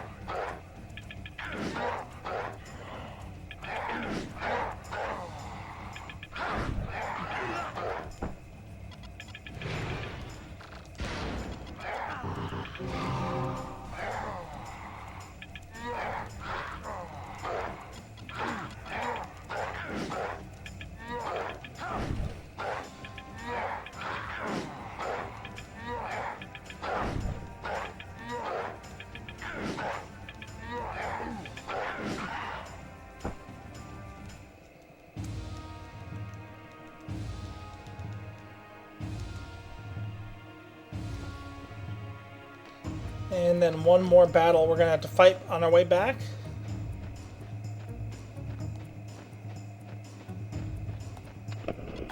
Right here.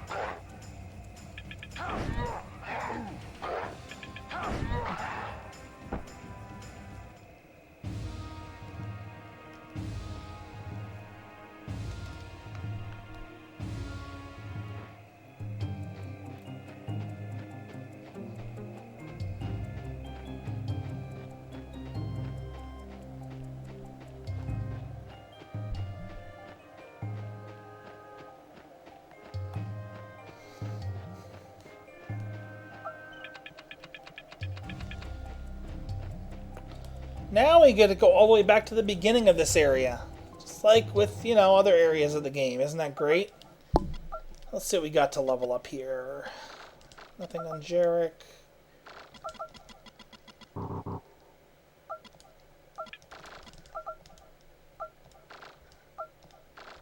Nothing on Tahir.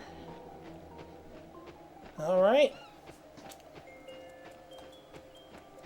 Oh, that experience route works out is so nice.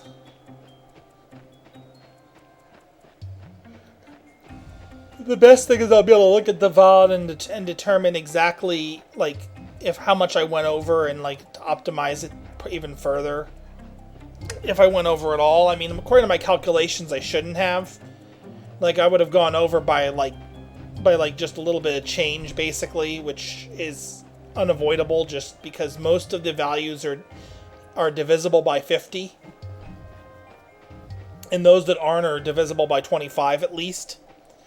Except for lurkers, but those are a special case.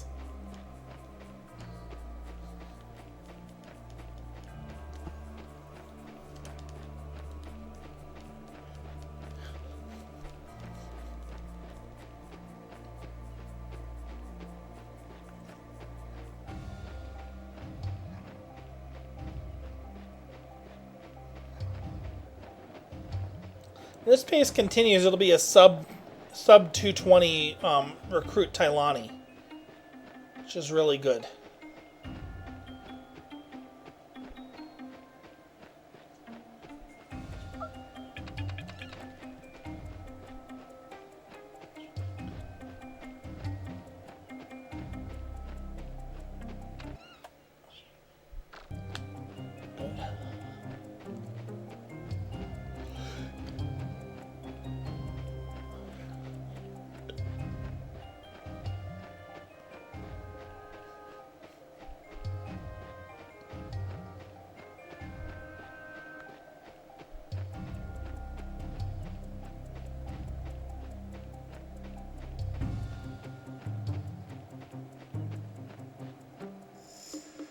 Oh man, I did not mean to hit that. So we've already collected all the collectibles we're going to bother, so anything extra we pick up's like 2/3 of a second lost. So getting one that you don't want is basically run over. No recovering.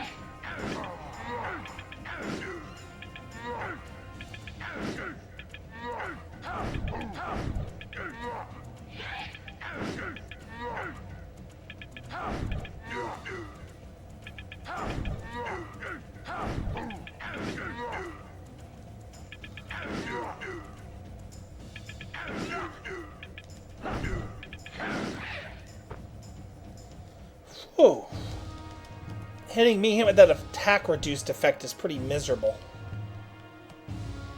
So there's 2 waves of these guys.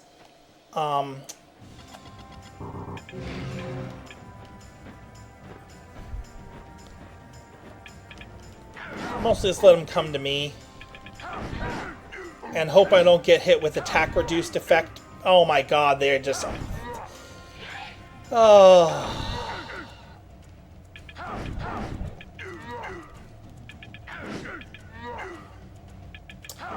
Wait, did... Oh my god. Attack and accuracy reduced. That's terrible. I'm gonna have to remorph.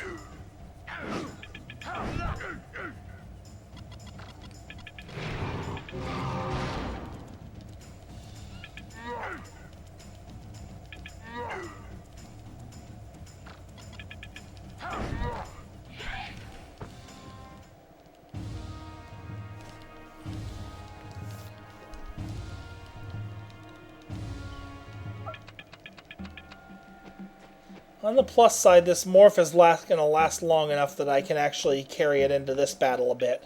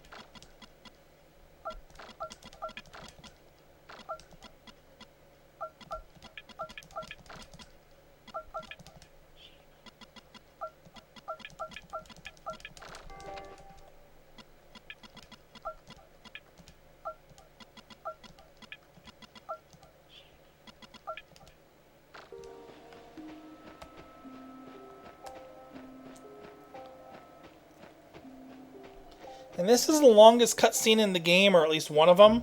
So I'm gonna be away for a moment while it plays.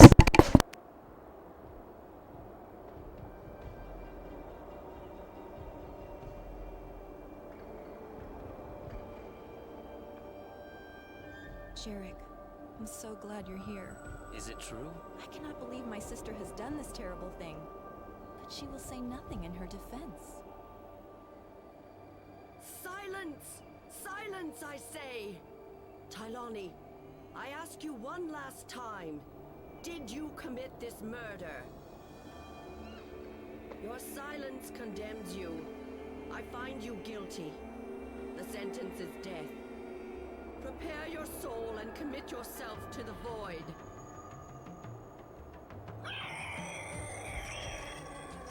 Cease your attacks, Yill. You are protected by sacred law and will not be harmed, whatever your choice. You must leave me. Go! What does this mean?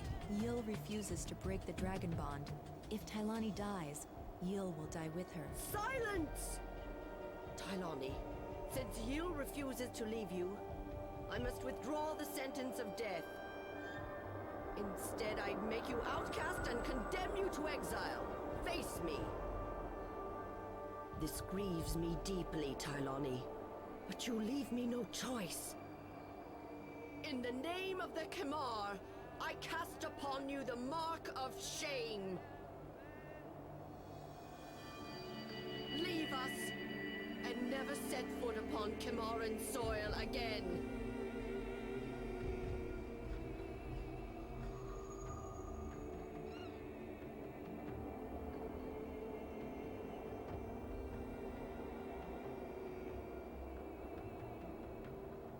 You should go now. I cannot leave you now. Let me help I you. am not the one who needs help. Go! This is not a good time for an Orin to be here. I will find you when the time is right. As you wish.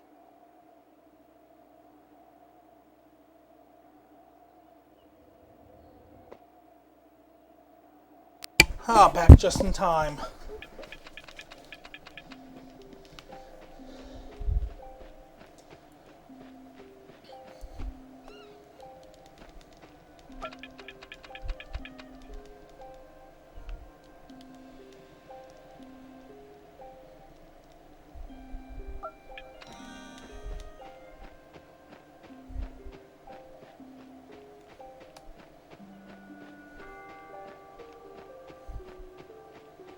And that's pretty much it for the Kamaran Highlands.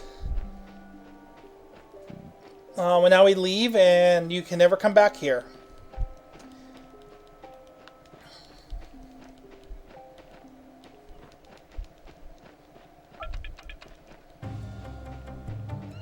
Well, technically we do come back much later in the game, but not to this part of it. It's to an isolated small part that you can't access from here, and here can't be accessed from it.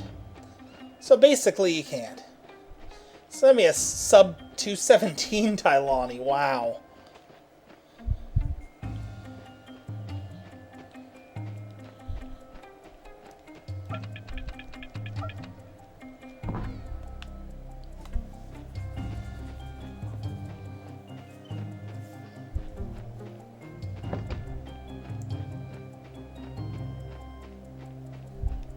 Actually, maybe not sub 217, but sub 218. I forgot how long this segment is, and there's dialogue, and...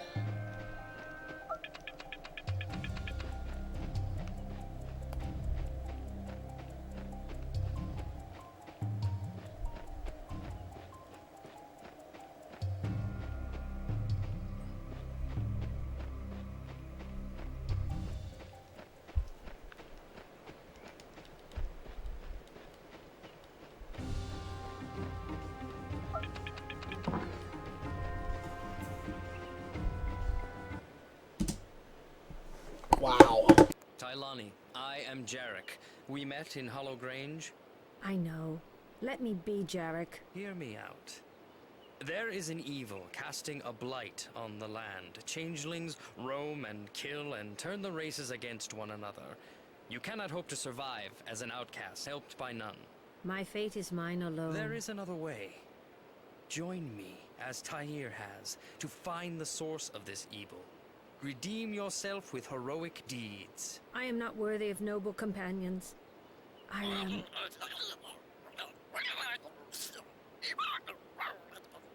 You likes you, Jarek. She tells me I had better accept your offer. Yil is wise. I do not understand why you would trust me. But I vow by the Weird I will be loyal to you and true to your quest. I accept your vow. Jarek, a word with you. You'd better watch your back around this dagger of virtue, or she may slip a not-so-virtuous dagger into it. We must have trust, or all is lost.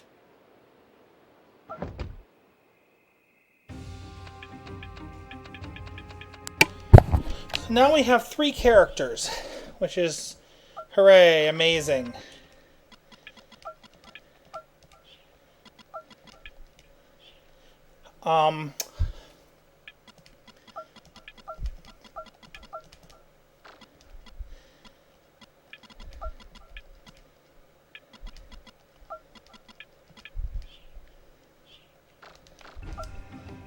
So, Tylani we're going to have using 2-handed swords. And now we're going to fight some zombies. Fortunately, these are weaker ones, the ones we fought before we went to Kamar, so they die pretty quickly.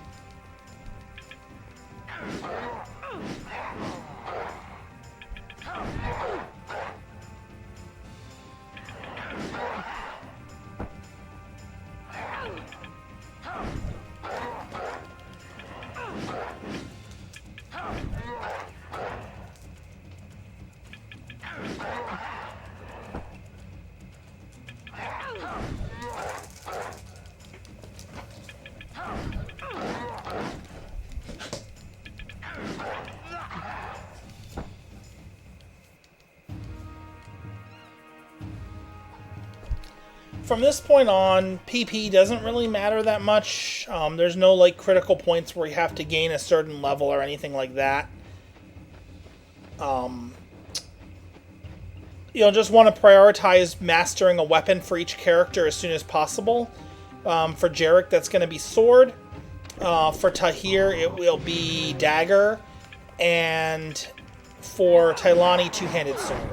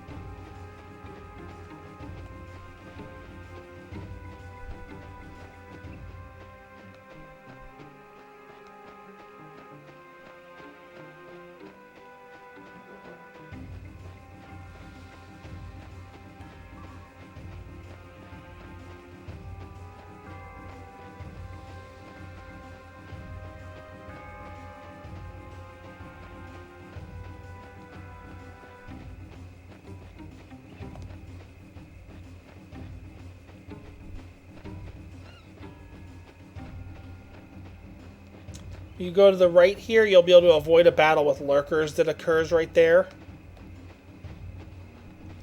No avoiding this zombie battle coming up, though. Yep. No, Tahir, I didn't mean for you to do that.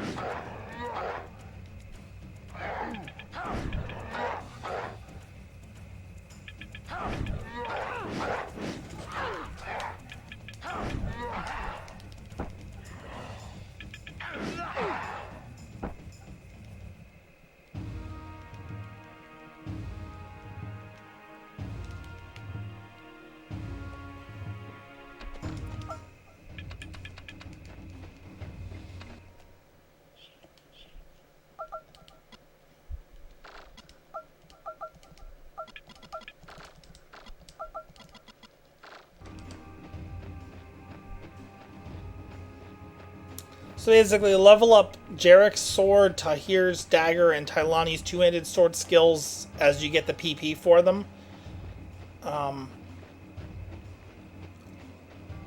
You know, don't and prioritize damage and speed, and then worry about the others.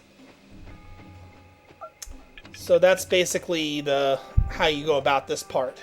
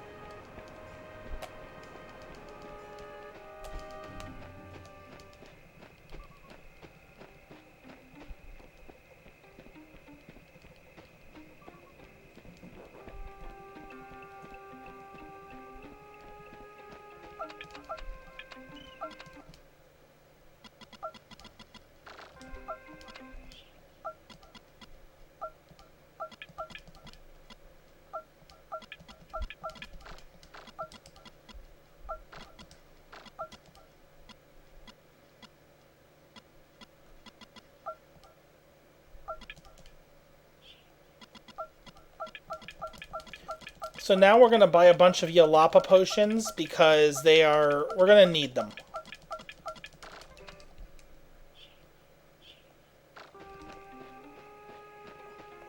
That's all we're going to buy for the moment. So we need to talk to Nefrit. Oh crap, I forgot to split for the homecoming split. I usually do that as soon as I get into the village. Well, you know what? Now it's going to be splitting as soon as we talk to Arlene. Or Nefrit, sorry. Arlene's the herbalist. Yeah, as soon as we talk to Nefrit, this is a new homecoming split.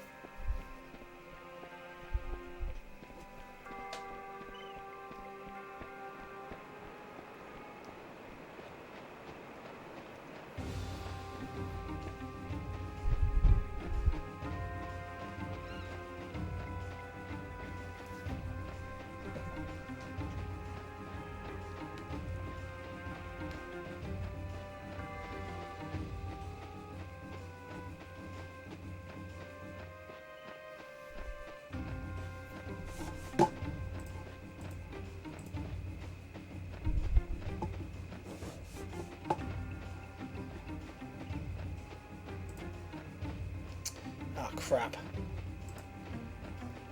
So anyone who's watching and enjoying this, we've still got about a little less than 5 hours left. So I really hope you're enjoying it.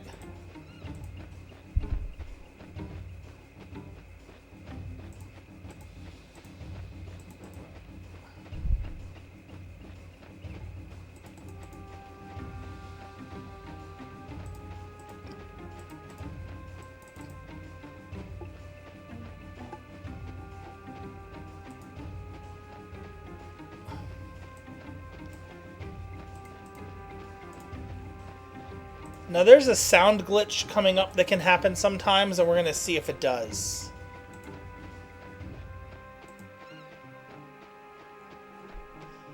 Not right away, but like within the next 10 minutes or so. Yeah. This battle's unavoidable. You may as well just plunge yourself into it.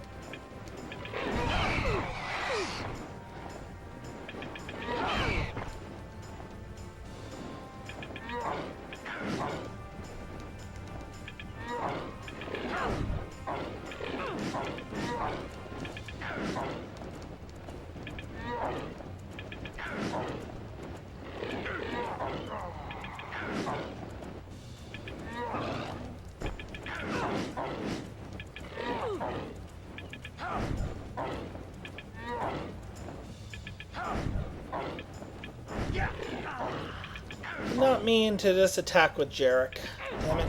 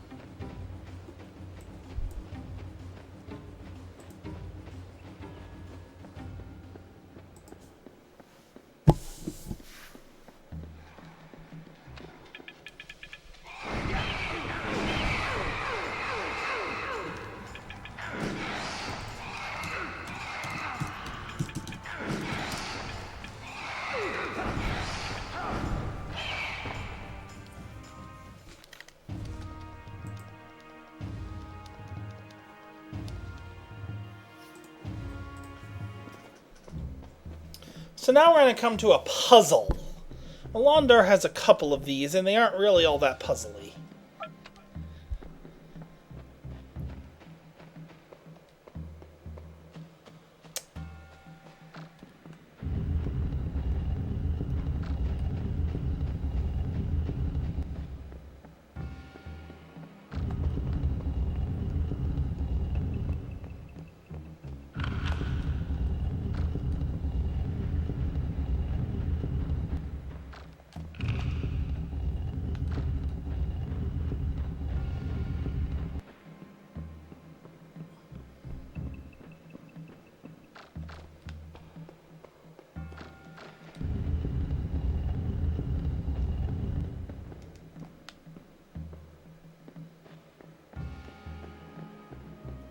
And this is the Twisting Deeps, a series of caverns that connect pretty much every region in the world.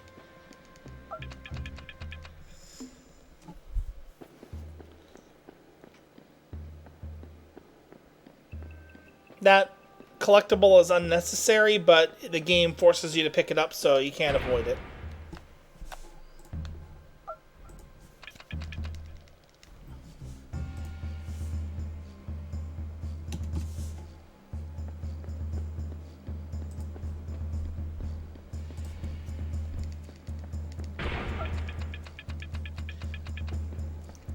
That yellow cloud restores everyone's HP, but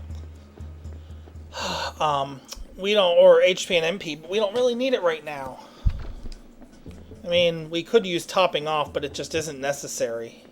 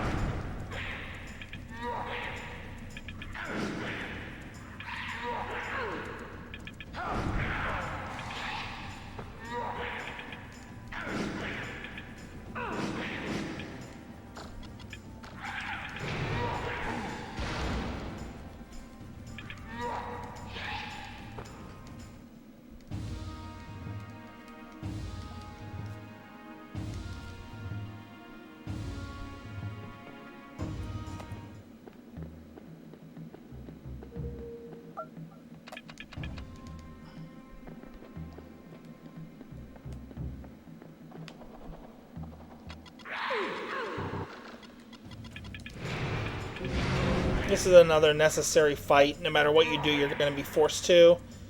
So you want to just do it and then go the other direction we need to go, because otherwise you're going to have to come all the way back once the battle triggers and then redo it.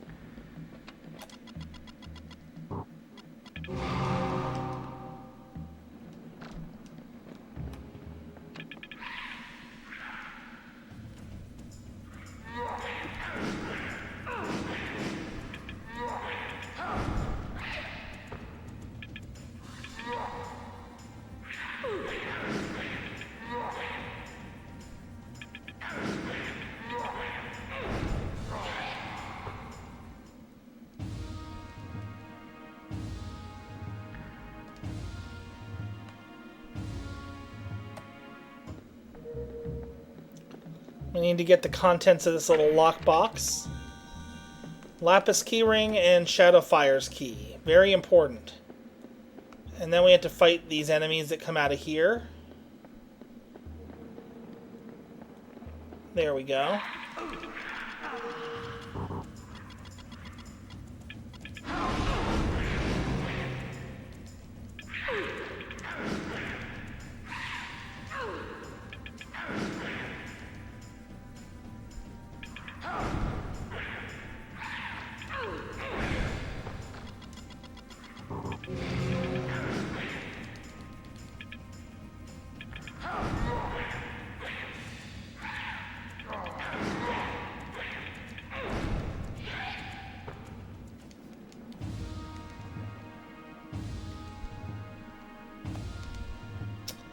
And Tahir gains a level. Yes.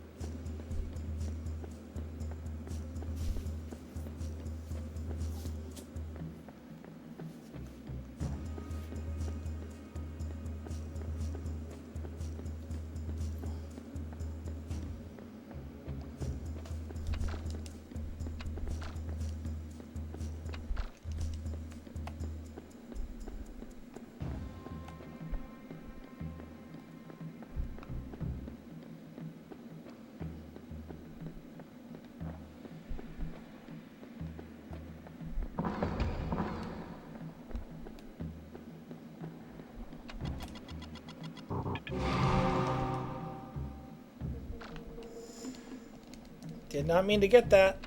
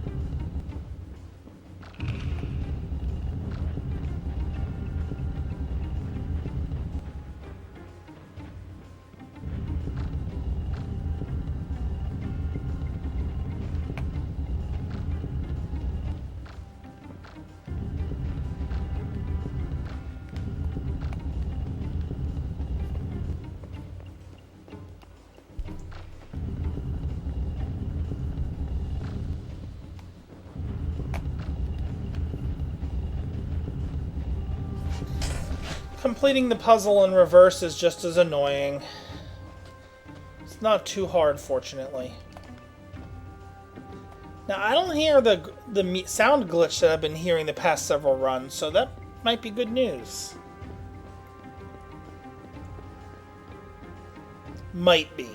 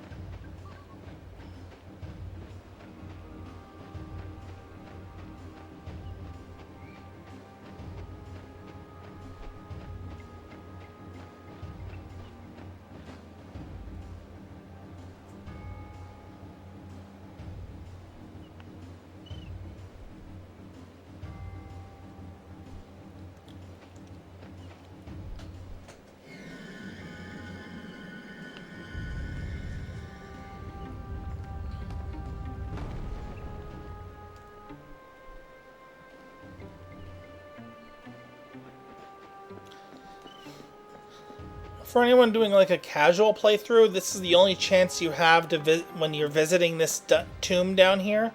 There are 2 collectibles down here, 2 pages of the Chapter 4 journal. You have to get them now. If you don't, then you miss them.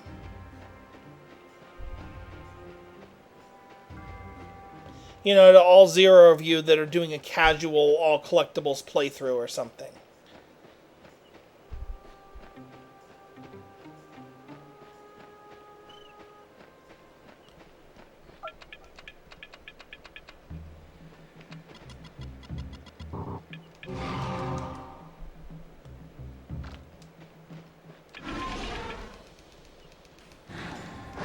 So this is an ethereal. They have an extreme defense against weaponry and are pretty resistant to magic, at least most magic. Just like every other enemy, though, Juggernaut does normal damage for the Juggernaut, so you can just punch them until they die. Just be aware that they can block, though, so the Juggernaut's hits might be halved sometimes.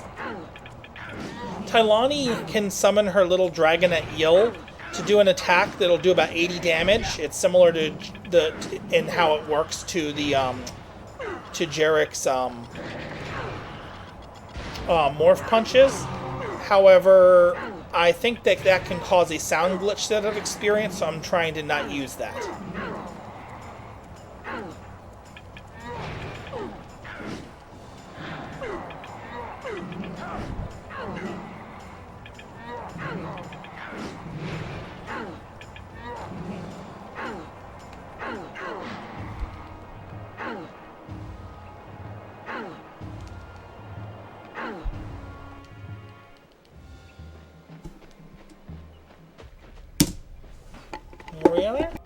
Tahir. Those are the same 4 sigils we saw at the tomb of Whiptail.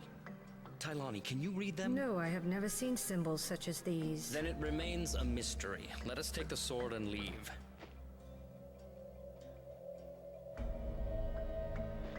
Dromar holds it fast, but I will not be denied. I can feel the power of it reaching out to me. Dromar, 9 Fingers, hero of my people, I return to you the necklace you won in valor. Grant me the use of your sword that I may cleanse the evil from our land. It feels familiar, as though it were made for my hand. My friends, we have found the eternal blade. I am sure of it. Leala? Leala, you said you would find me, but I did not dare hope it would be so soon. Look what we have found. Why doesn't she speak? How did you know where to? So, the Dromar's sword that we just got is going to be the weapon we're going to give to Tylani. I used to, I tried once to set it up so that it would automatically go into her weapon slot for this battle. It did not work out very well, though. If Jarek does not have room for it in his weapon slot or belt, it just goes to your inventory. So, sadly, The changeling could have killed you. Why did it reveal itself? It was not by choice. The sword stripped away the spell that hid its true shape. How did you know? I did not. The sword brought forth its power so that I would know of it. Now this power is mine to command. Remember the words of the Oracle. Only the Eternal Blade can win against the growing evil. Use it wisely, Jarek. I will, Tahir. And if I fall short of wisdom, I will turn to my friends to find it.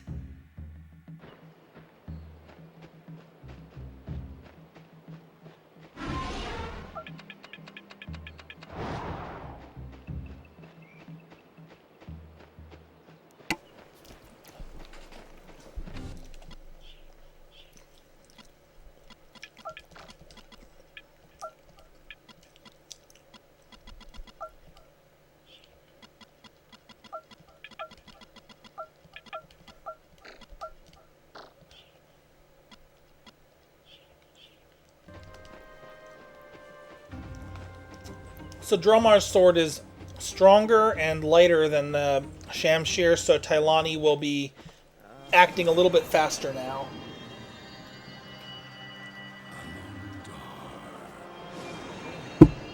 He said the word! He said the thing!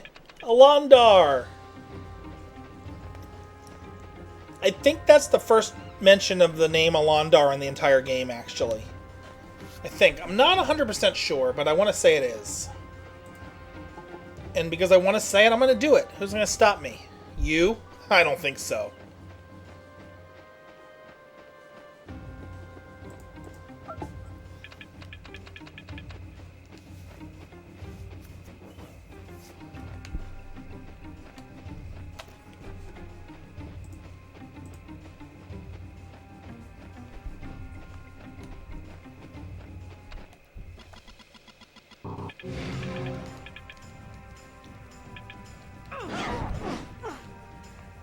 So, you can either fight these things as is, or use Dromar's Sword's Reveal to change them into the Changelings.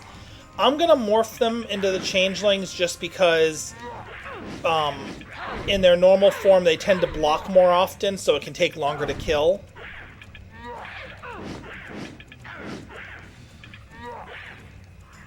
For the most part, it's usually preference. I mean, sometimes when they're in their changed form, they will be a lot weaker and can die a lot faster to heavy hits.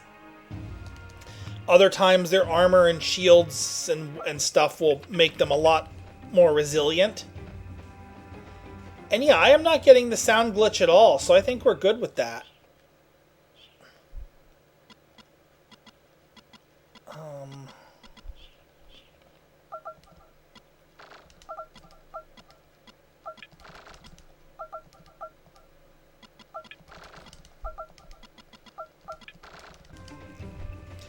So now, okay, now everyone's starting to get their weapons pretty high leveled.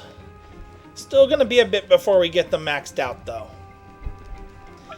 And this friendly Earth Golem says, "Hey, you guys are all cursed, aren't you? Well, here, take this cursed artifact. It can't make things worse than they already is, right?" And just like the chumps we are, we just take it, no questions asked. Oh yeah, and he wants us to return it to a place where normal people haven't tread and dare not tread and haven't tread in like decades, if not centuries. So it's like not like any big task he's giving us. You know, return this horrible cursed artifact to this place that that inhabited by hostile spirits that no one has dared tread for centuries. Yeah. Yeah, sure, whatever you say, Earth guy.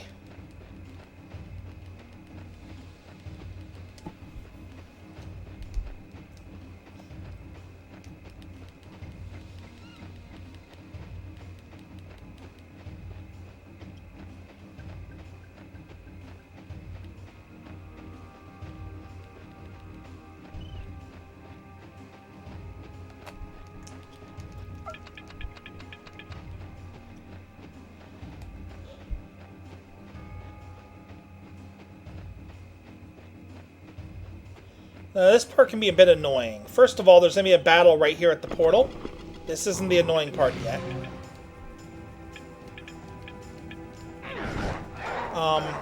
The zombies will get stuck on the far side of the portal because of those little spires on the side sometimes, so be aware of that. No, but the annoying part is that we have to talk to Lord Court again, who will be out with 2 of his guards fighting some monsters. If we aren't looking at him when the battle ends, he can sometimes disappear. Or, if you're very unlucky, like I was last run, he will be inside inside one of his guards, and you can't talk to him then, because apparently he has a shorter talk-to range than the guards do, or something to that effect. Yeah, that's always nice. And it's a problem because if you you need to talk to him in order to be able to go complete your next objective and continue the game. So it's a really big problem.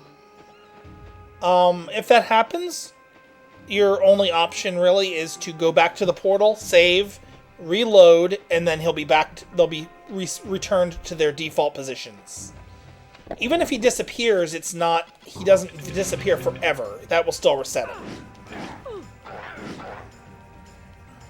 It's a lawn dart. I don't know how to explain it any better than that. It's not a game you want to play if you want stuff to work perfectly and without any issues. Although, to be fair, I haven't really encountered a huge number of issues with the lawn dart until I started speedrunning it, so who knows.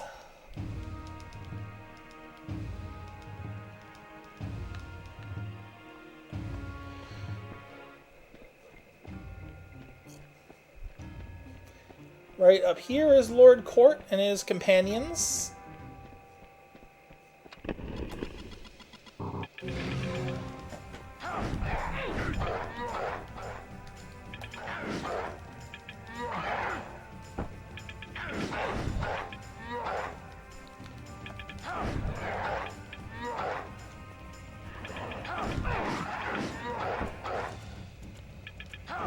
Now, Lord Court's the one that wears the gray kilt, not the orange kilts. So you really get away from him, guard. Seriously. Okay, good. Good. Things did not go as badly as they could have. And Jarrett gains a level at a very good time. Okay, that's actually... Okay, if Jarrett gains a level there, that's amazing. That must be the downstream effect of getting that level earlier that I pushed for. If that's the case, that is really great because we're about to fight a boss, and so Jarek doing more damage more reliably is huge. Wow, that experience route's better than I thought. Because I'm pretty sure I haven't had any optional battles between when I gained that level and this point right now.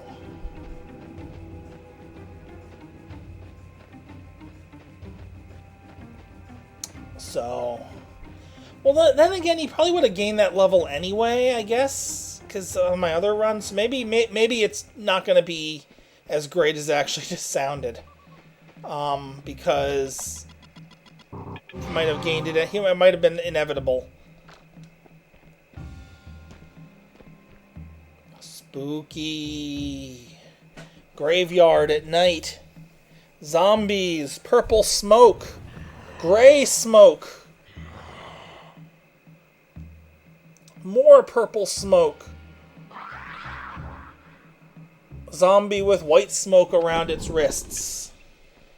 All of the spookiest stuff in the world.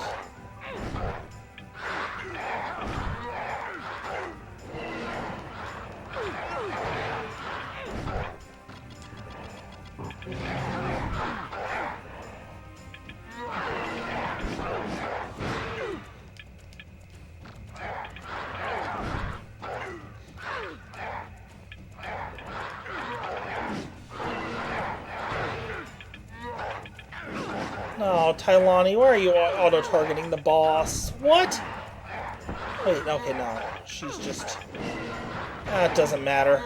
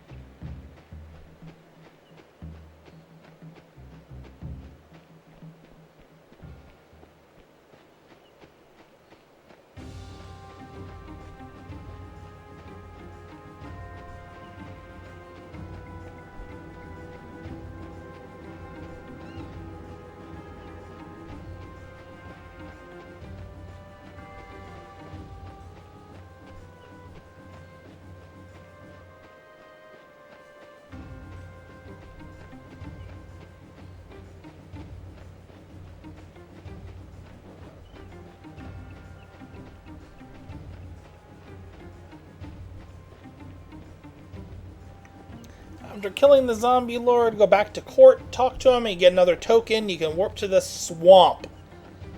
You really get used to the swamp, let me tell you.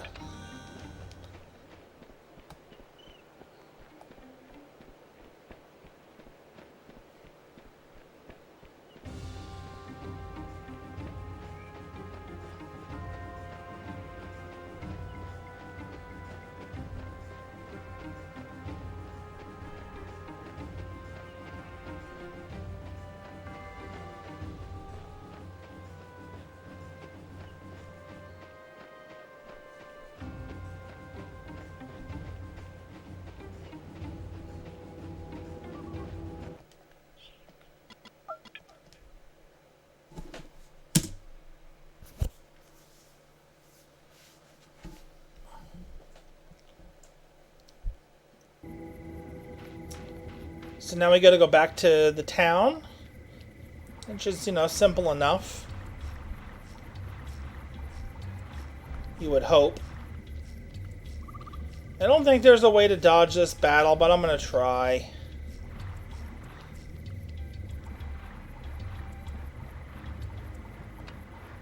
Battle undodgeable. Transform and roll out.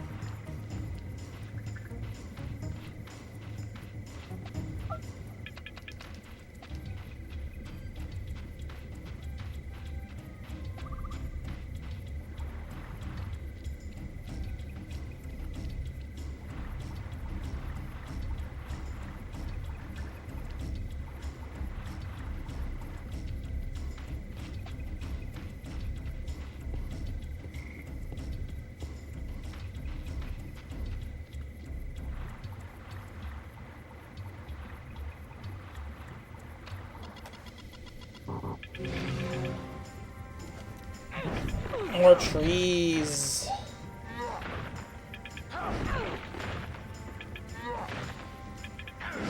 Tailani getting disrupted and blocked is actually pretty annoying.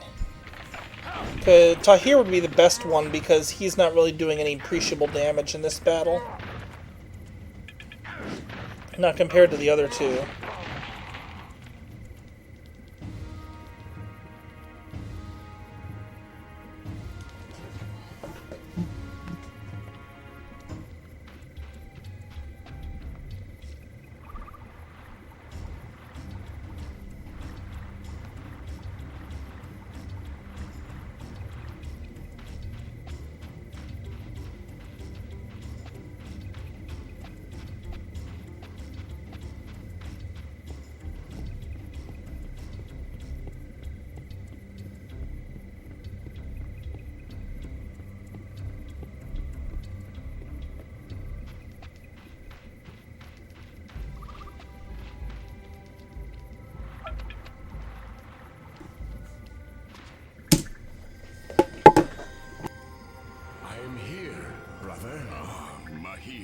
I cannot remain long.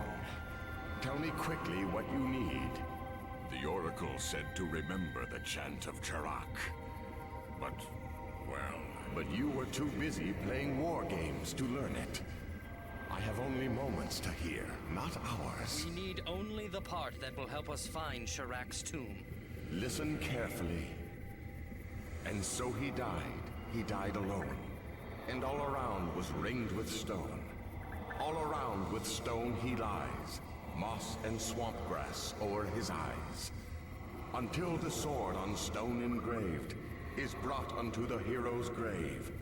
When sword of stone meets sword of steel, Charak is by the sword revealed. And by this sign eternal blade shall be awakened and remade. By crystal sword and finger bone, eternal blade at last atones. So we have to find a stone circle with the carving of a sword. Not so easy. There are many stone circles, but I've seen none with a carving. It is hidden by a spell of illusion. Take this ring, Jared. It has the power to make the carving reveal itself. Thank you, Mahir. My time is up. Farewell, brother. Mahir, you have no final words for me? Do not let your rage blind you to the truth, Tahir. As once you put your trust in me, give your trust to Jarek and listen well to him. Avenge me, brother! By the soul we share, I will avenge you, Mahir.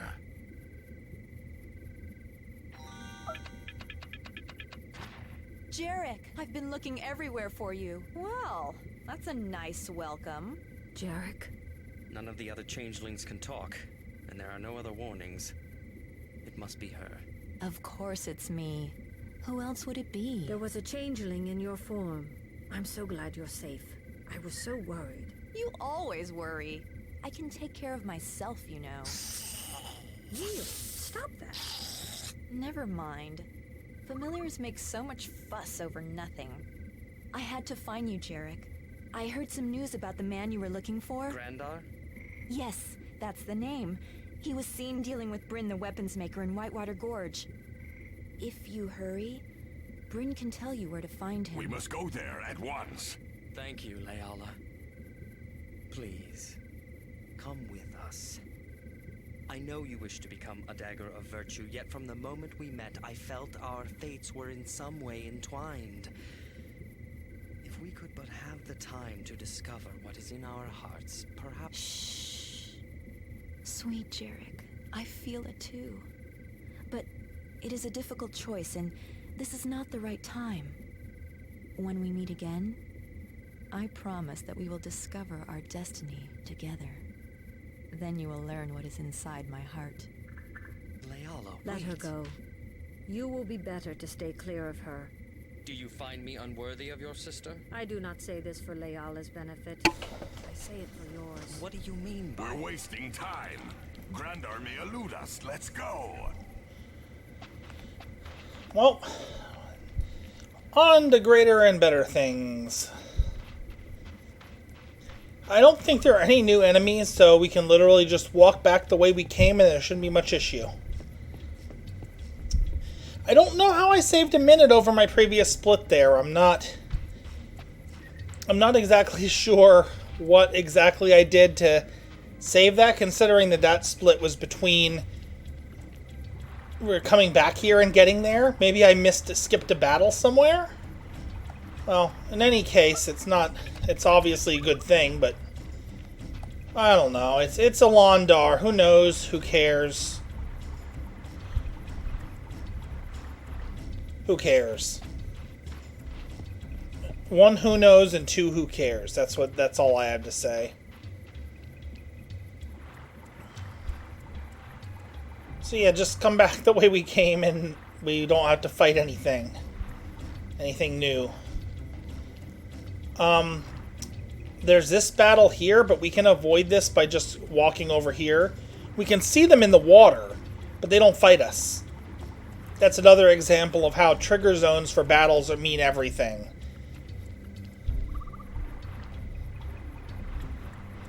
So yeah, just stay to the left, and we're going to the pier to go to Whitewater Gorge again.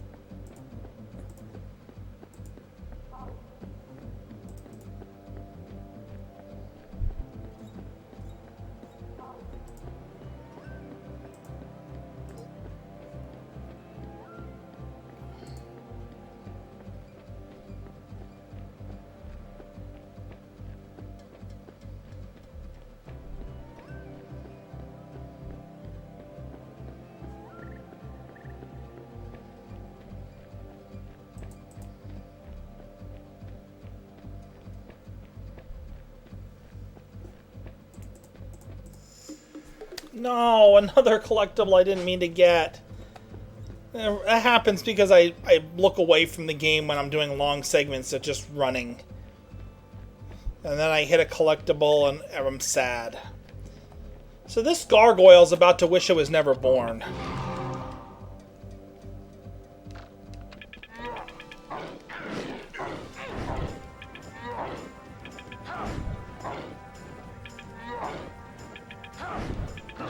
Yeah, that gargoyle had an accident.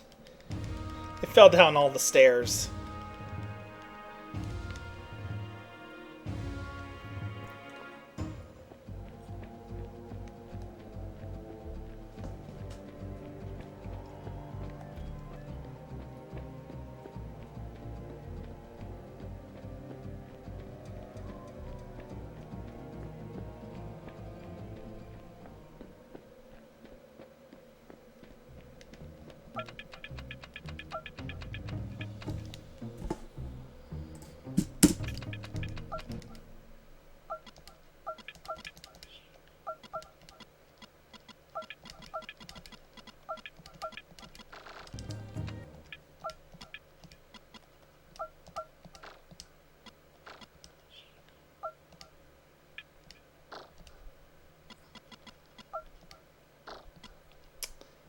Okay.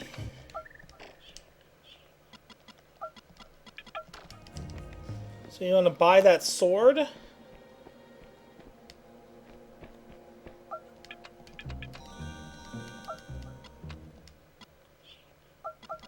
want to sell those dumb potions we just got that we don't need.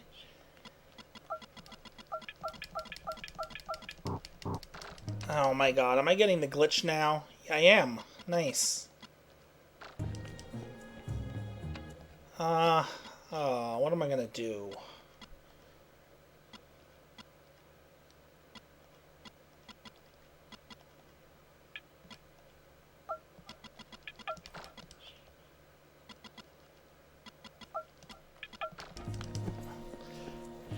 So there's an inventory glitch in this game that happens. The only way I know to solve it is to...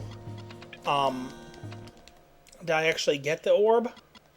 Yes, I did. Good. Yeah, the only way I know to solve it is to save and reload, so...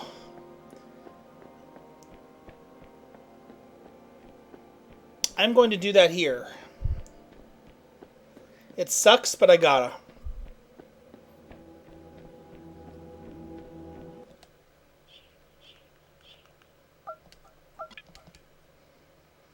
If I'm lucky, this should be the only one I need to do the whole game. But...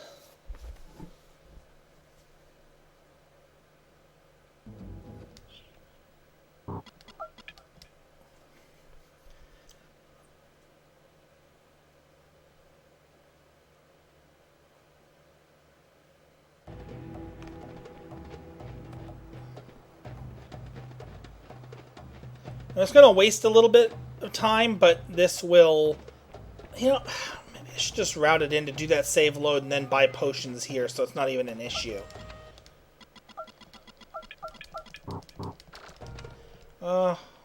Okay, good. My inventory's full.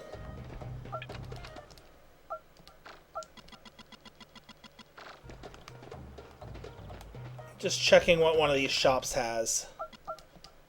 24.4, 25.3.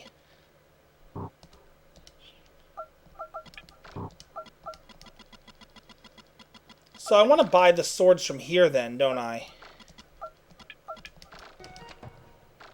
Yeah. So, we want to... Okay, so forget those ornate swords we bought. We want to get those,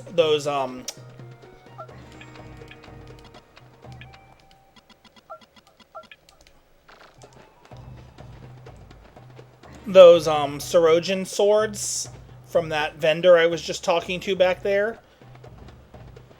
Those seem like the best option. They have more damage and have lower cooldown. I'm not really... I feel like a bunch of equipment must have certain special effects or be effective against certain things. Because of the fact that there's such...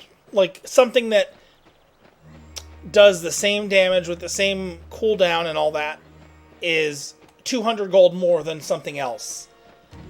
And it just... There must be special effects in play of some sort. But I don't know... I'm not skilled enough to be able to, like, decide, like, look at, you know, like, load the game up in emulator and, you know, look at cheat engine and, like, figure out stuff like that. I'm not... I mean, I've done that for certain things in the game, but not to that extent. And I don't really have the skills to do that, so... I feel like there really must be certain special effects in play like that make certain things good in maybe some situations. But it could also be like a remnant of things they planned to have in the game and they didn't. Like they didn't end up being able to include. So it was meant to be like that, but it turns out this stuff is just plain old crap stuff that you don't care about.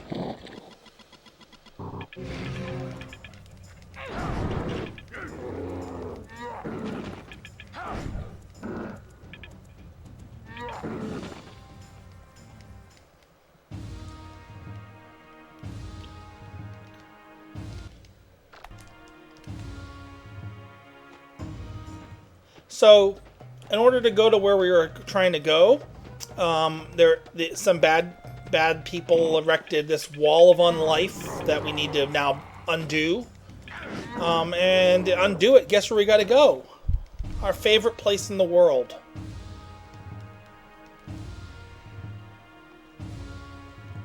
The swamp.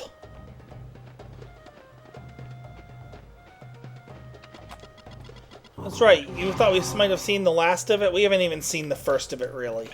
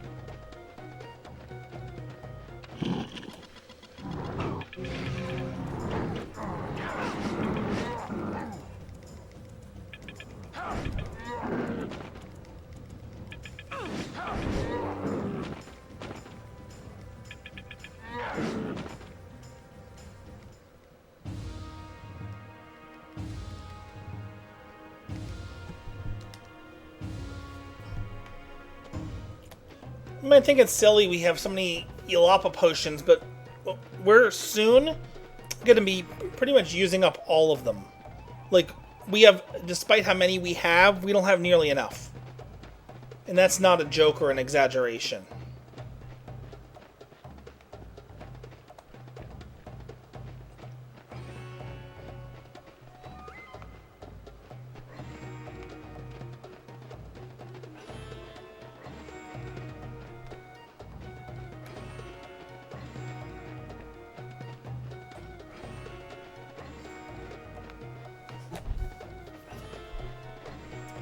These lurkers have respawned since the last time we were here, so you want to just go around the edge like this to avoid fighting them. They don't give enough PP to be worth the like 10 seconds or so wasted on the battle. Well, actually, probably closer to 20 seconds.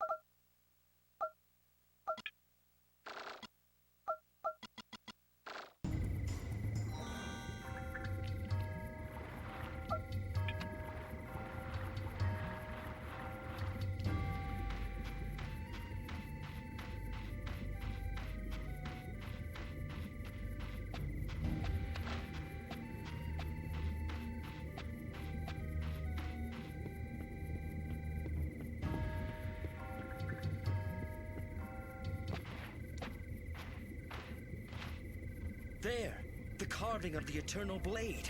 What did the chant say of it, Tahir? Until the sword on stone engraved is brought unto the hero's grave. When sword of stone meets sword of steel, Chirac is by the sword revealed. And we have the sword. Then where is... Behind you! Look!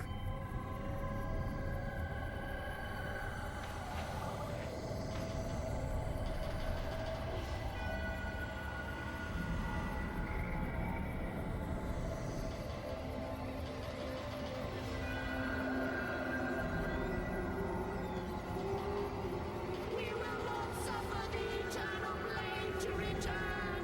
You will go no further. Run!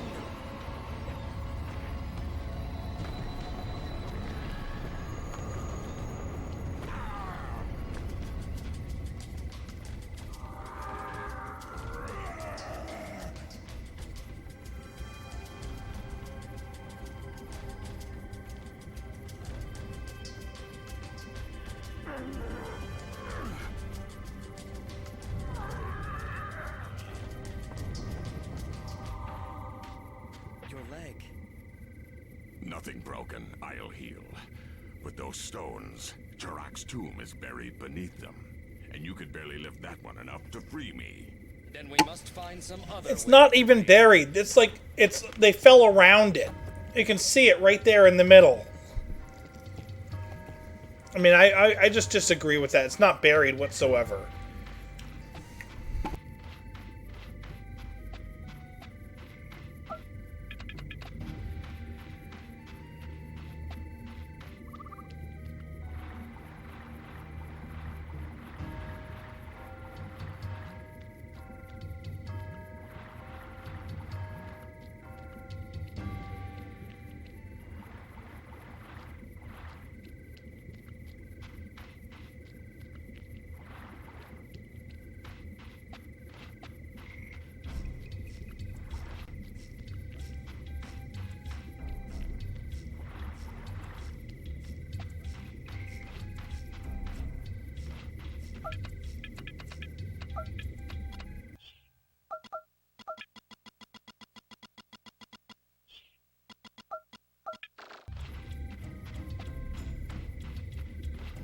I did buy that armor for the next character, the last character we get, but I decided I'd rather have one more Yalapa potion because he doesn't really need the armor. Enemies do not seem keen on attacking him very often. So I don't think he needs it. Yeah, I think that the only thing I have for him is the sword because he really needs a weapon. So that's that.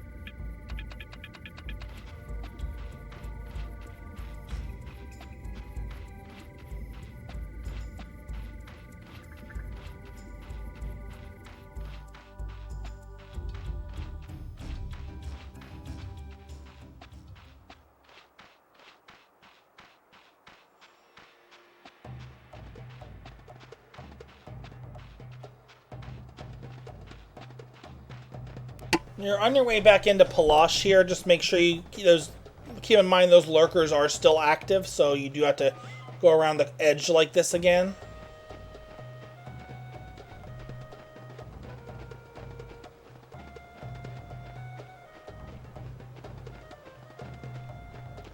I don't think there are any new enemies that spawned, though.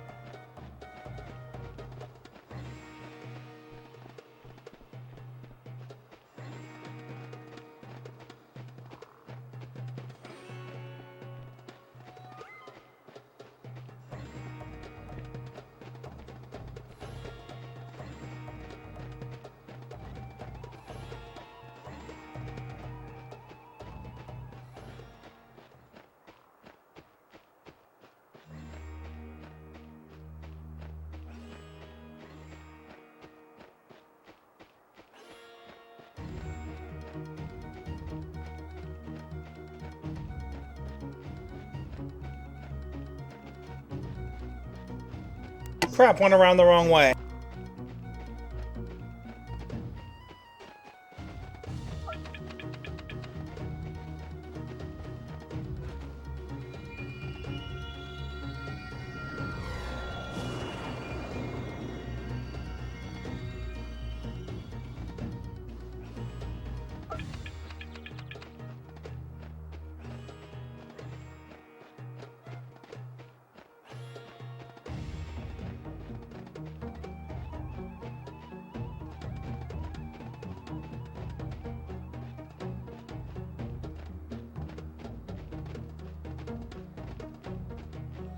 So now we're retracing our steps back to that tomb that we visited around the 2-hour mark.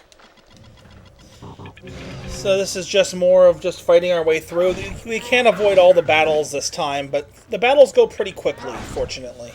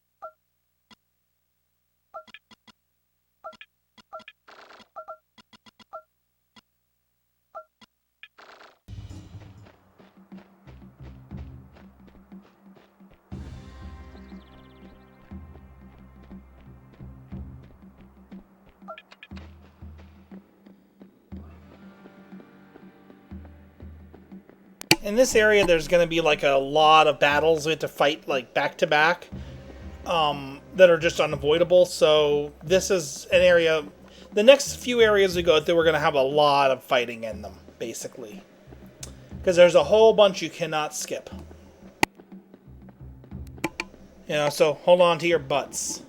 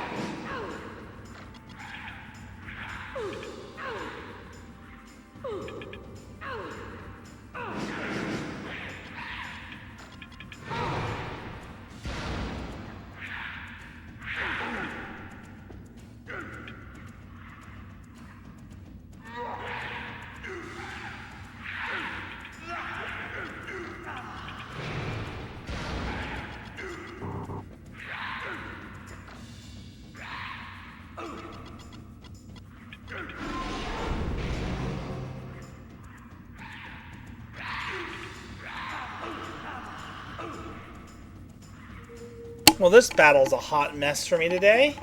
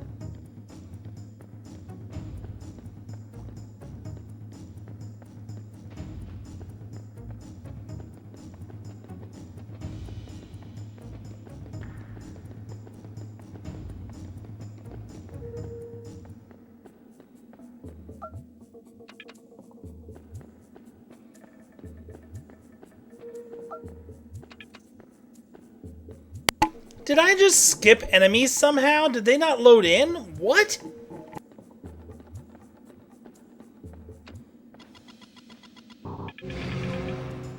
Yeah, I skipped like 1 or 2 battles there somehow.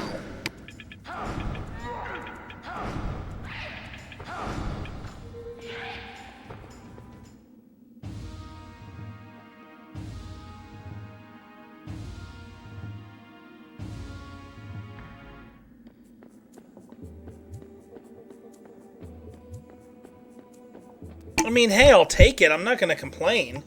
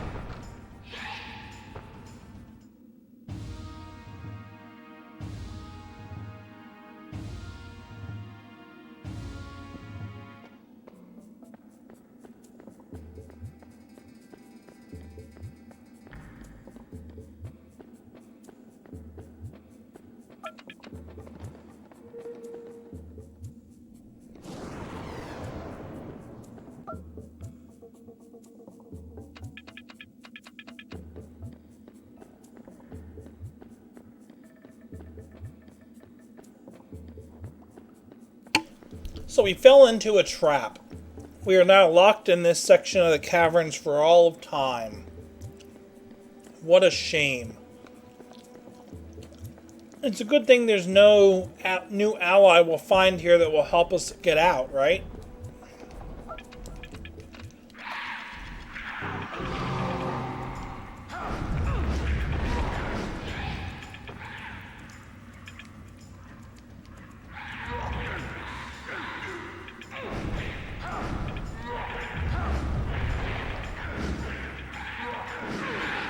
Yeah, it's a shame.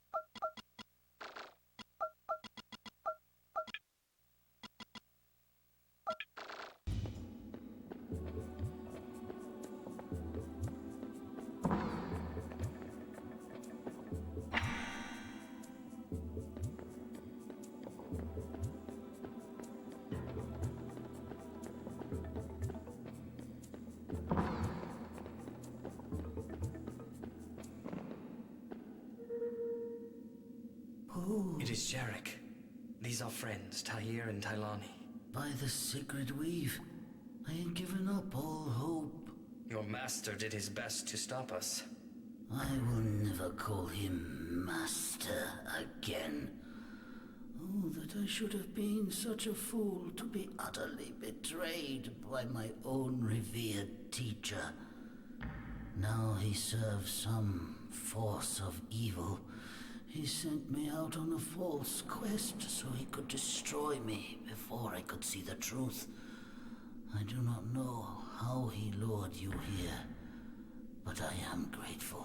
We should not tarry. Can you stand? The darkness has nearly drained me of all life, but I will try. Oh, Jarek, can you forgive my arrogance? I treated you badly when first we met. It was only later I realized that I knew the meaning of the sigil upon your hand. Tell me, I beg you. I will use the last shred of power I possess to show you. Behold.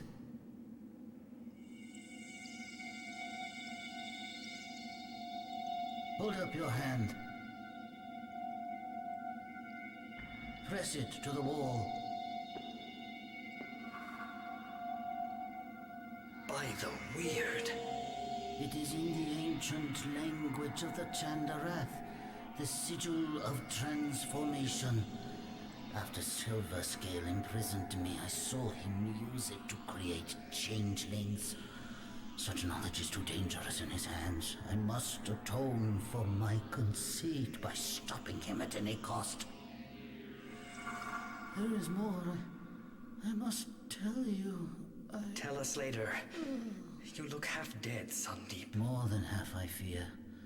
I have lain in the darkness too long. Only basking in the sun's rays can restore me. Then we must find sunlight for you, and quickly.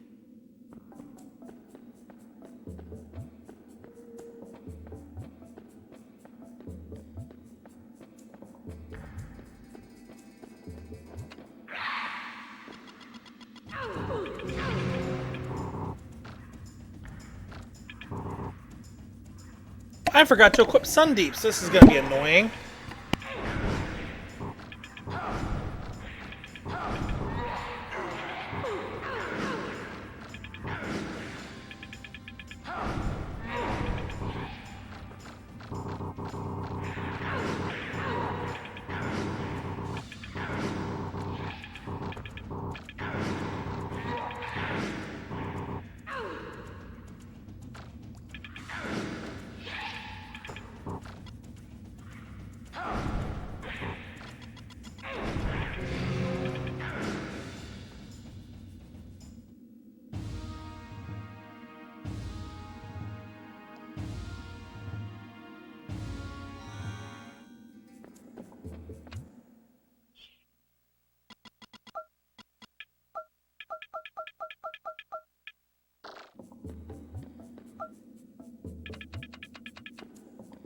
So Sundeep right now is really weak, but he's going to get a bit better.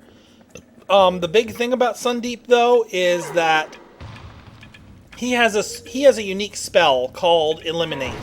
This spell instantly kills an enemy, but costs 300 MP.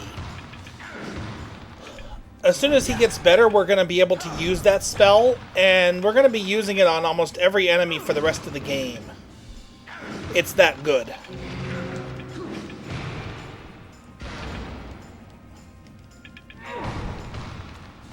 Well, I'm not even kidding about that. We are going to be abusing it, and that is why we wanted so many Yalapa potions. Each Yalapa potion is basically 2/3 of an Eliminate.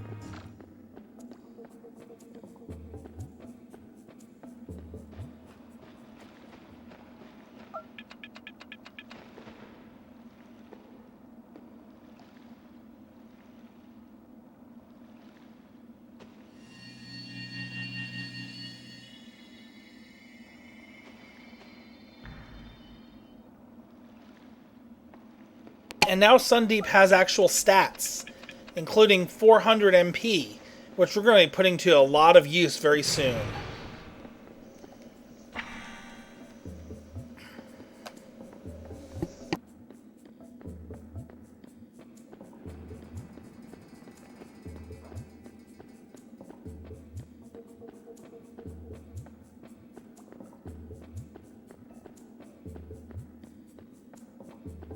I almost forgot, don't bother going to that healing point because we're going to be teleporting to a portal right away.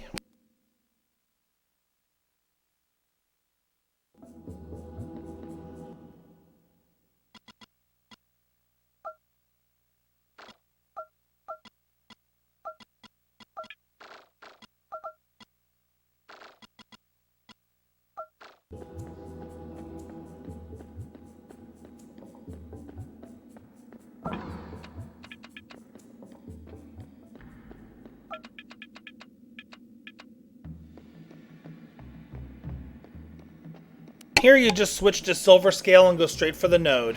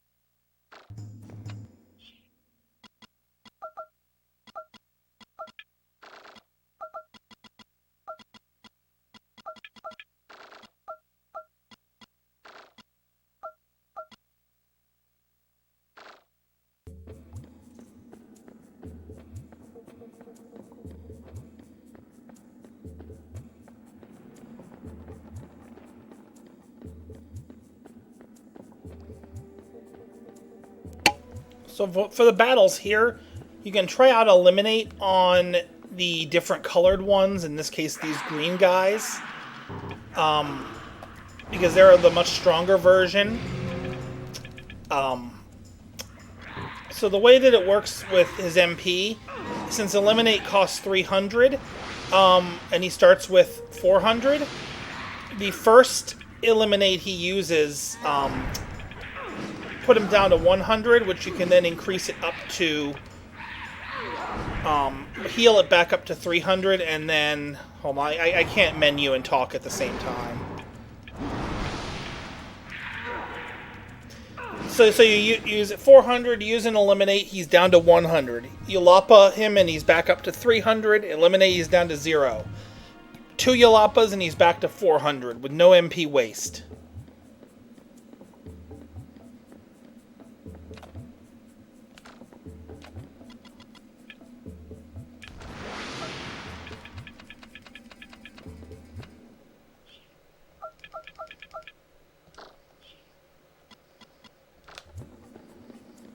That's the way you want to do it.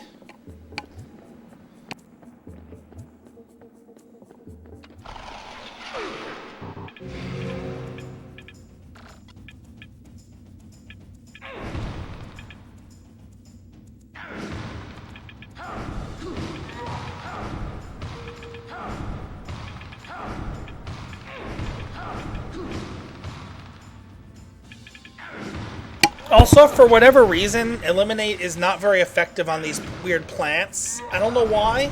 They resist it, even though they can be hit with it, so just don't... I wouldn't waste MP on them, honestly.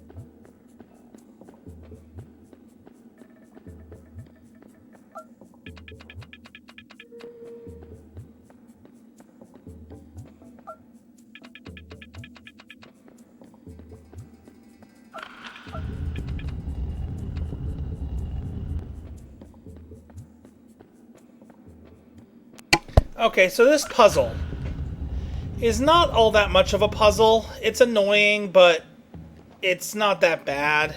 You can't really mess it up or get stuck because it won't. Certain switches will break when you throw them, so you can't undo it and you can't like go backwards accidentally. And it's just not very complicated. So, but it's a bit annoying. It takes some time to do.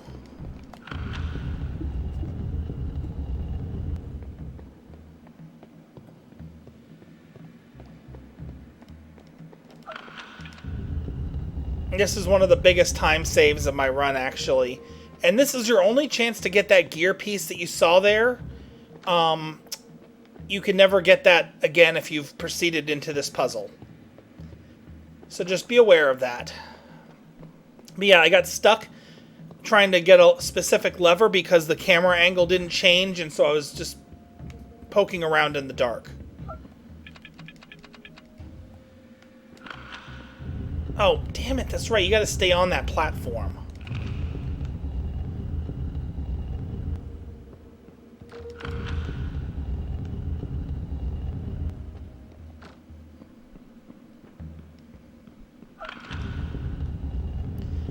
But yeah, that's all it really is.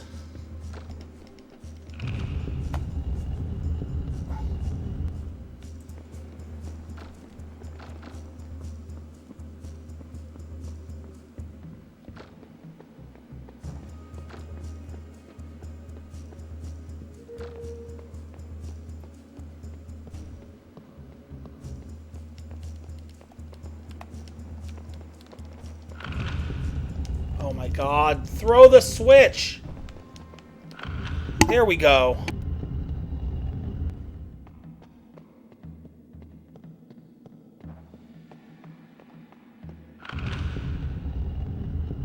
So if you accidentally try to throw the switch twice, it'll revert it to what its position was originally, and then you're screwed, and then it won't work from there. And is this getting me? Yep. This is getting me the glitch. Fortunately, I was able to find my way through it right away. That was that glitch I was just talking about, where the camera angle doesn't change.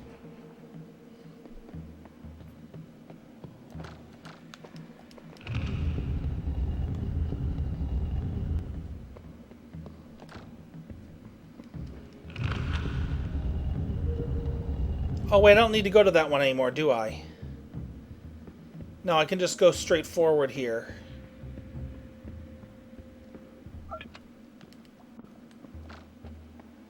Or at least I can as soon as I do this.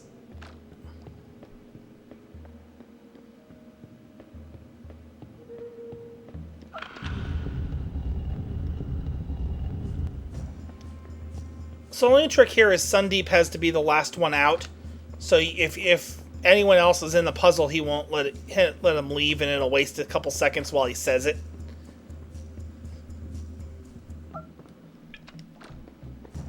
That's all.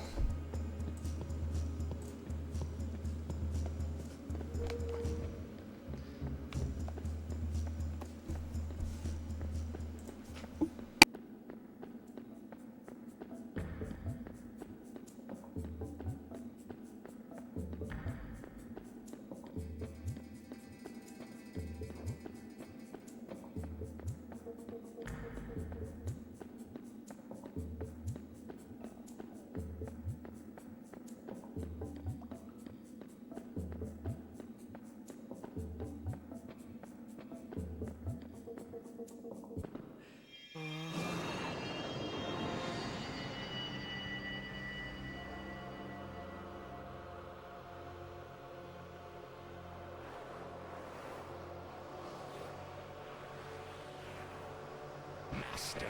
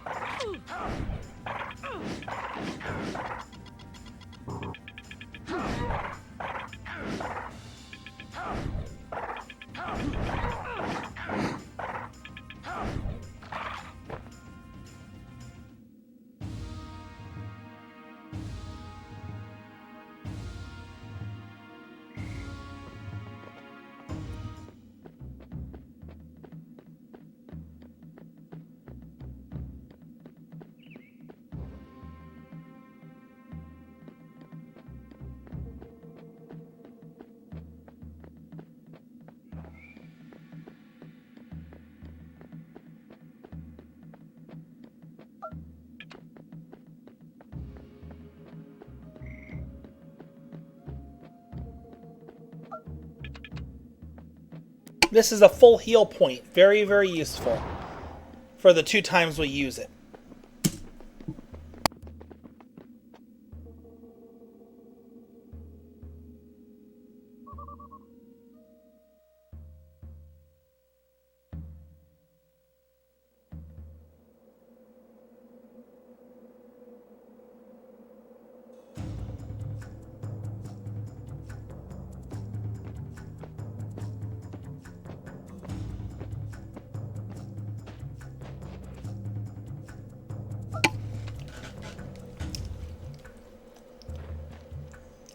So this is Frost Peaks.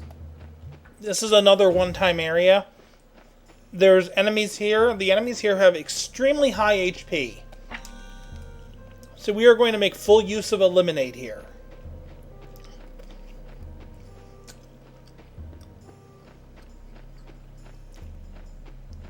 And I think you'll find by the end of this area, we're going to be out of Yolapa potions. We're going to be running on empty.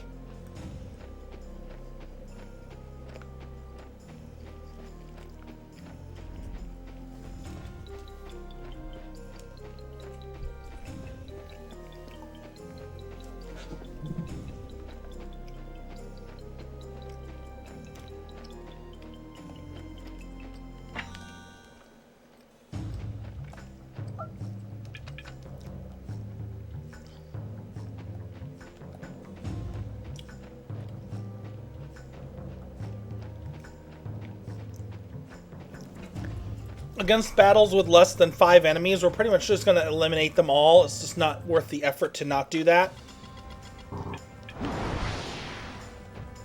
And in the meantime, we're then going to, of course, restore his MP. However, while we're waiting for his cooldown to end, we move Jarek as far as we can forward into whatever direction we want to be going. Because after the battle, the party is moved to where Jarek is. And while it does pay lip service to having to take the time to actually move there, that's not really the case. Because after a couple seconds, it just automatically catches the party up.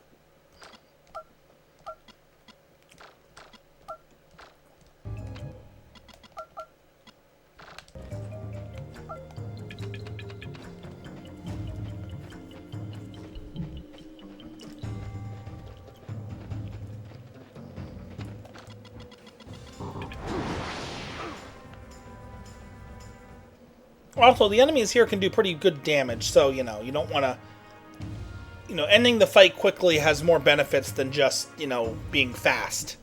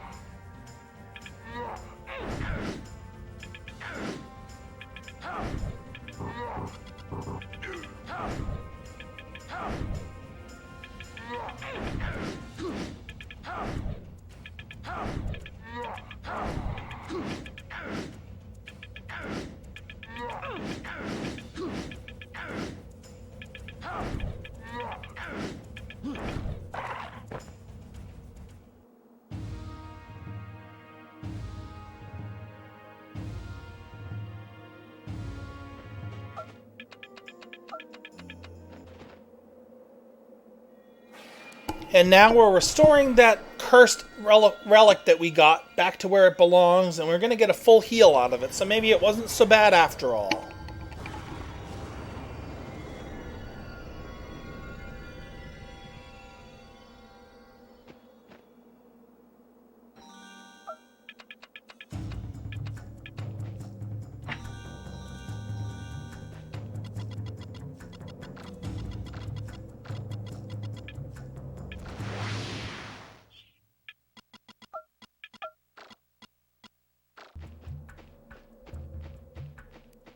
However, more enemies have spawned now, and there's going to be some battles with 5 enemies, so we're going to want to attack one of them.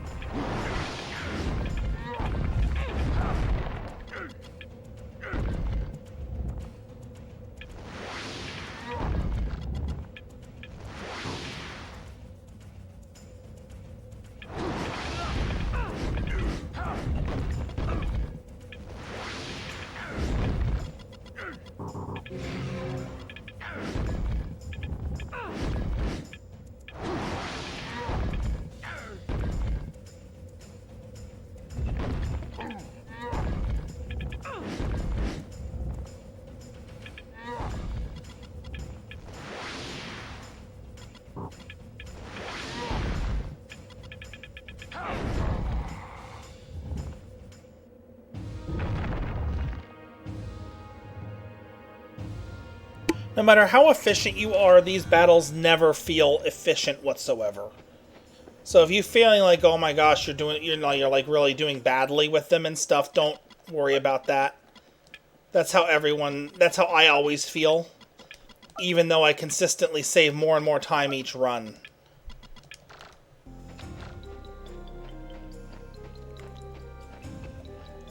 When there's a mixed group like this, you always want to target the ice Hakars first,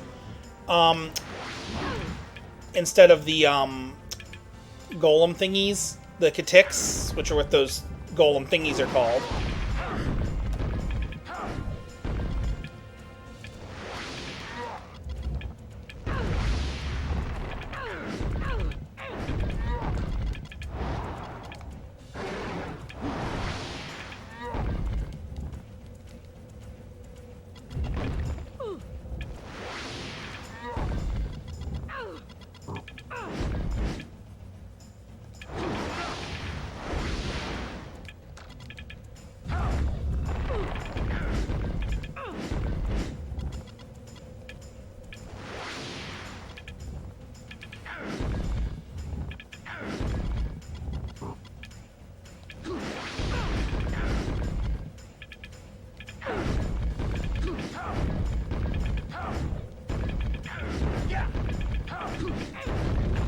Technically, you're losing time every time you are finishing one off, and Sundeep could have cast another Eliminate.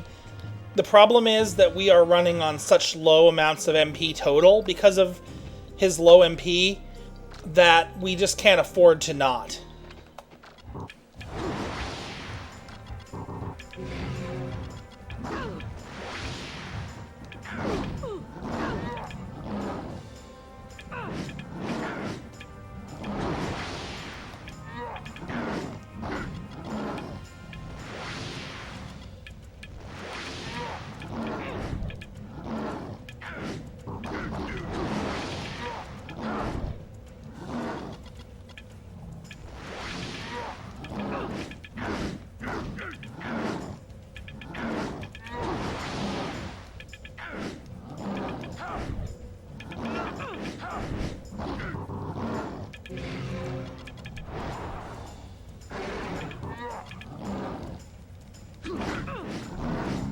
So you see that? Now that was an efficient battle.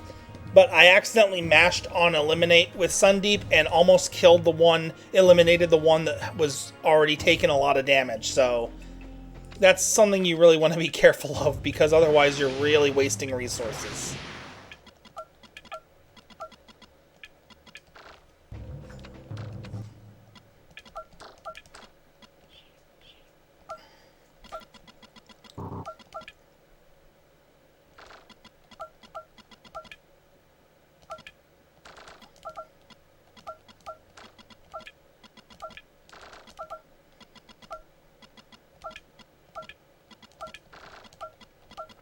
And you want to be watching for when you can actually upgrade your weapon stuff, because these things give immense amounts of experience in PP.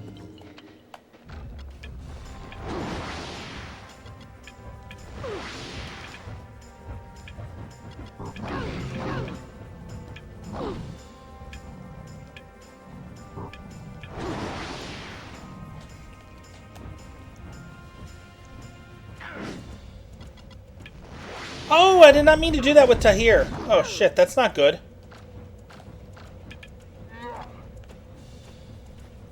Okay, that's really not good.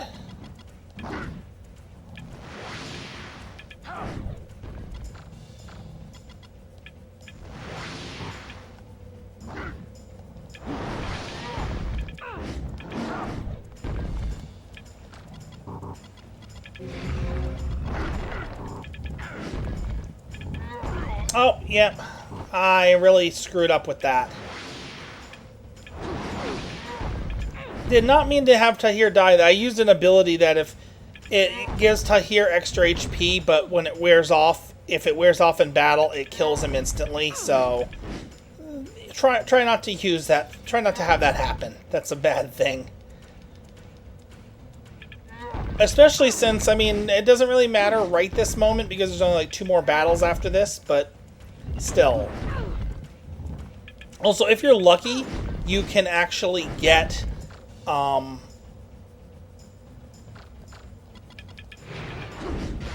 you can get a magic potion as a drop, which restores 750 MP. I mean, if you get one, that's just great, though.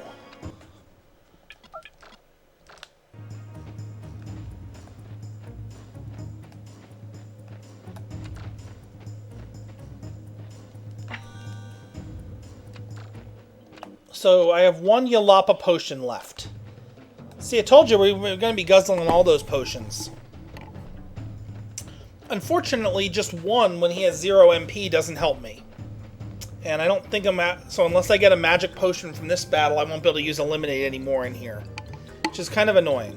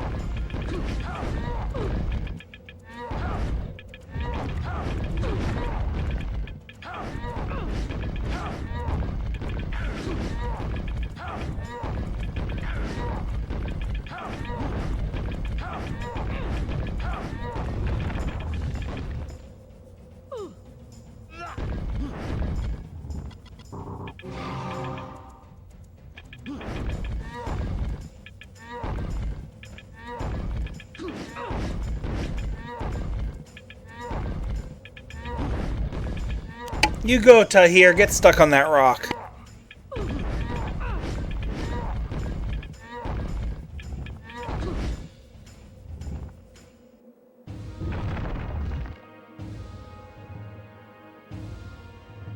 And of course, I get the magic potion from the last one. Of course.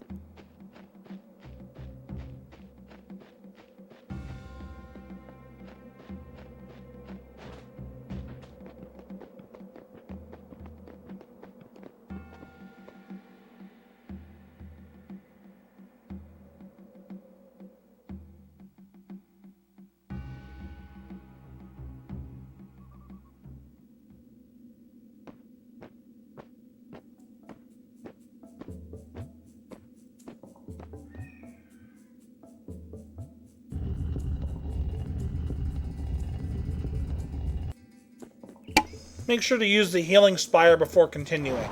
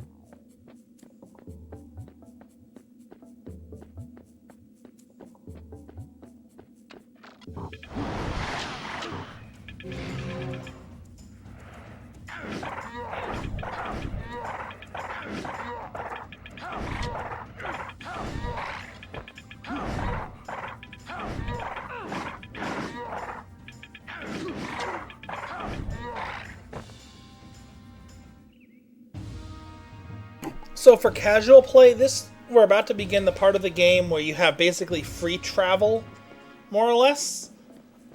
The speed run obviously won't care, but for casual play, that's the case. We might be doing another save reload soon in order to be able to stock fully on potions again because of that item glitch. That might be the only way to stop the item glitch from happening, so we will find out. You want to come back around this way because there are battles that you'll fight if you go like straight through there. You're going to talk to that guy, and for some reason auto positions you like that. I don't know why. Then we take this, go back to Whitewater Gorge, and fight a mean enemy. Doesn't look like a mean enemy, but it is. Well, I mean, it's not like it's gonna actually threaten you, but if you can save and eliminate for this, it's nice, but it's hardly necessary. I mean, you'll chew through it pretty quickly.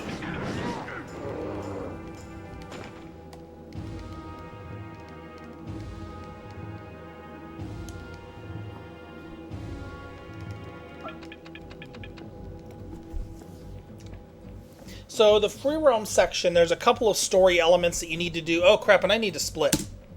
There's a couple of, that should be like probably 40 seconds faster maybe. One of them is to talk to the first thing we need is talk to the scholar in here. He tells us about blah blah blah, and then we can do the next thing.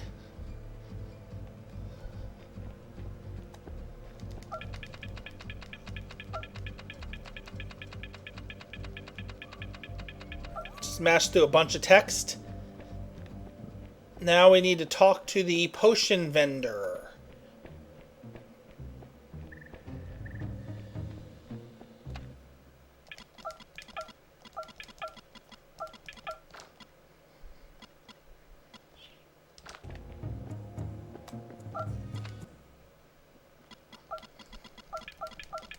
We're gonna see how many Yalapa potions we're allowed to buy.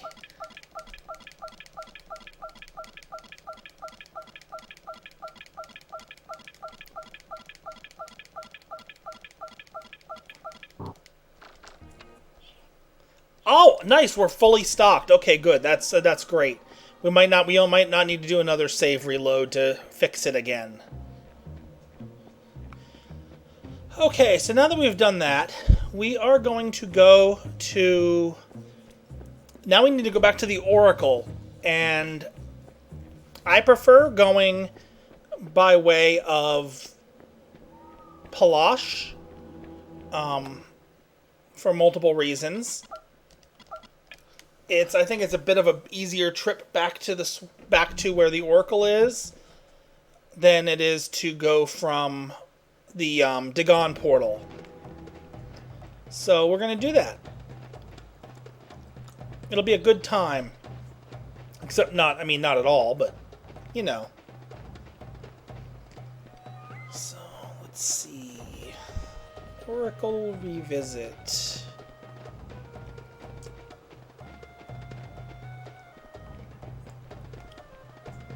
There'll be plenty of lurkers to fight on the way here, so don't... Oh, and Darkfell, too.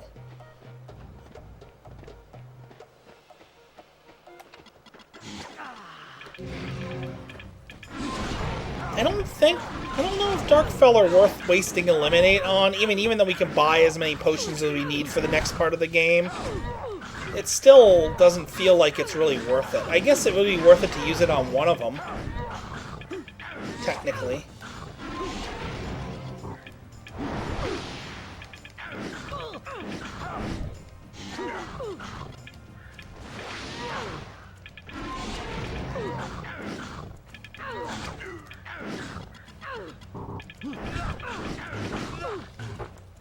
I mean, we may as well use it.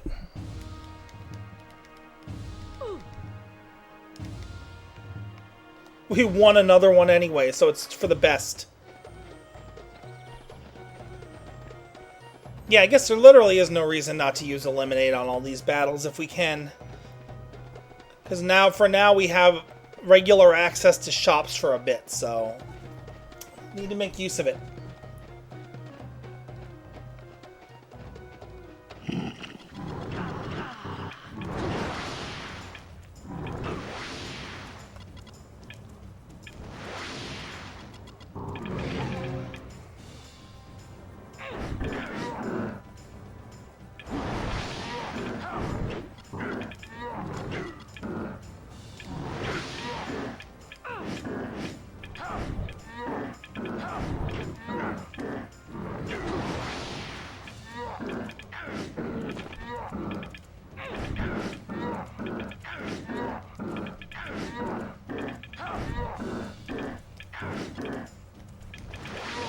What a brilliant chorus of sounds that guy was making. Oh,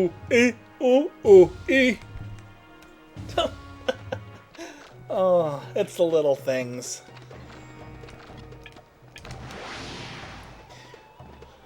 Another, just like for speedrunning, just for like efficiency's sake, another thing to consider is that if Jarek is morphed, he will not be able to use his items readily, and Sundeep will be, when he's on cooldown, can't be using his potions. So, like, outside of battle, you might want to prioritize them using their potions over other characters, because that way, in battle is saved for, or like if you're like, if there's like no enemies left to kill, or if you're like killing the last enemy and Sundeep's turn would be useless because he's not going to contribute meaningfully, you have him use a potion on himself then to get him up to speed.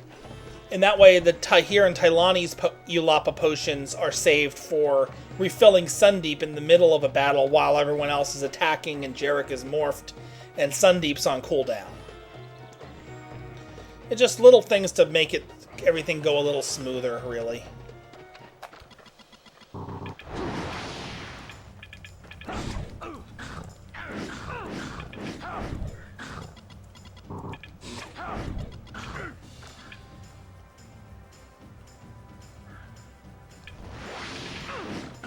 And some reason there's sometimes a glitch where you can target enemies with potions. I don't know what causes it really, but it happened there. Like if you were to look back at that battle, you'd see me targeting the enemy with the potion for a moment. It's just weird and annoying and not something that's good at all, obviously. And if you put through the potion action on the enemy, they will in fact receive the benefit of the potion. It's not just like a glitch, but you're just full out using it on them. So, something to be careful of.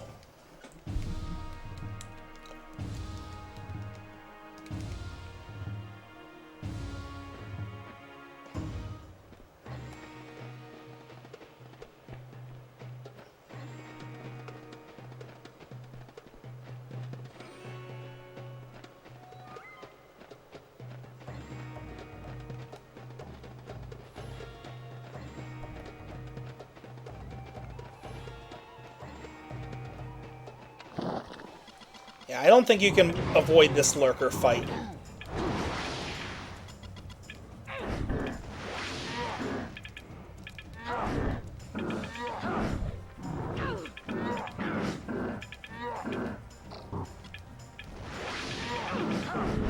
Another note to keep in mind if you're like running this game or even just casually, because of how mashy battles tend to be.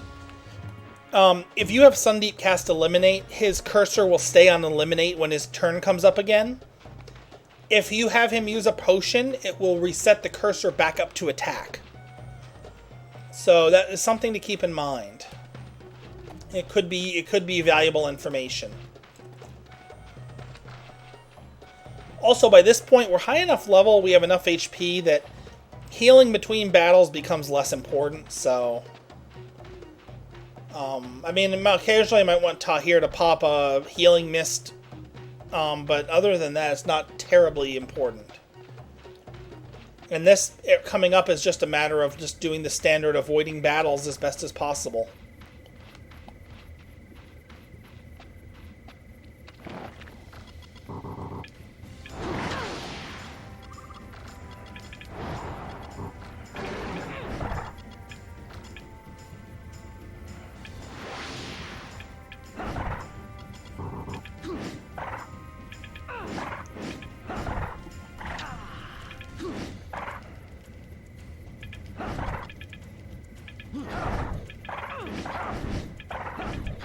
These Boraro, which are this like shadow thing I'm fighting, these are weak to thrust, so Tahir with his ice dagger will do a lot of damage.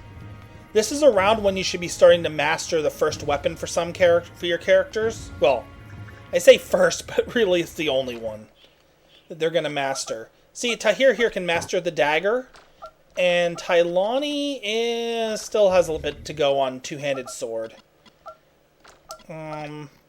Sundeep still has a ways to go on sword. Jarek can master sword. Perfect.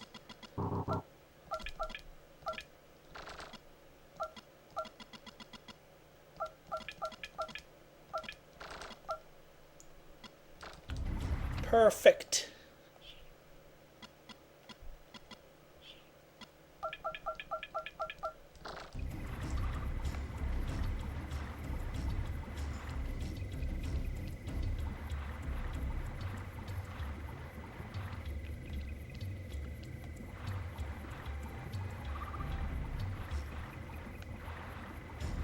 I think I go this way at this point.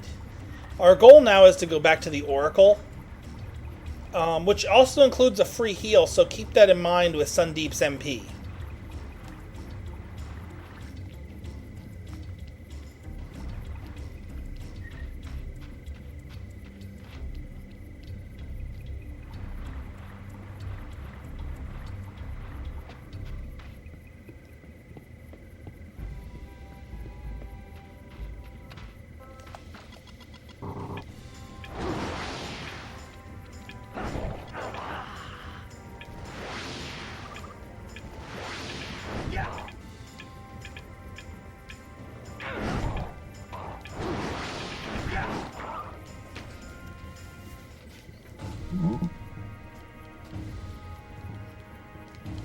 You want to be hitting, when fighting Gretchlings like that, you want to hit the green ones because they're the ones that are much stronger and have a lot higher HP and all that nastiness.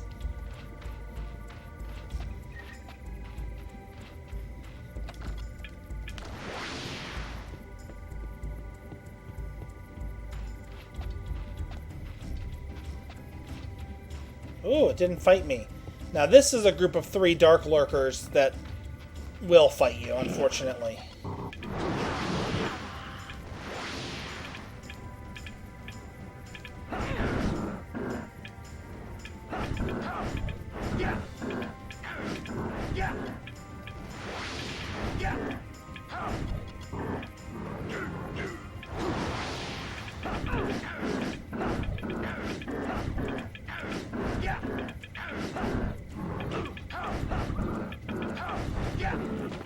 Bam.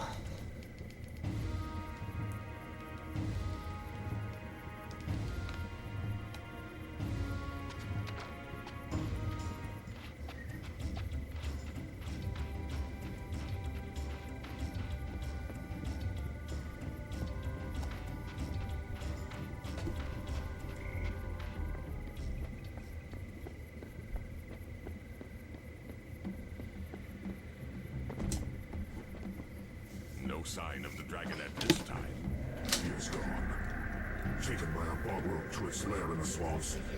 The Dragonette has been my companion for centuries. I entreat you. Rescue him.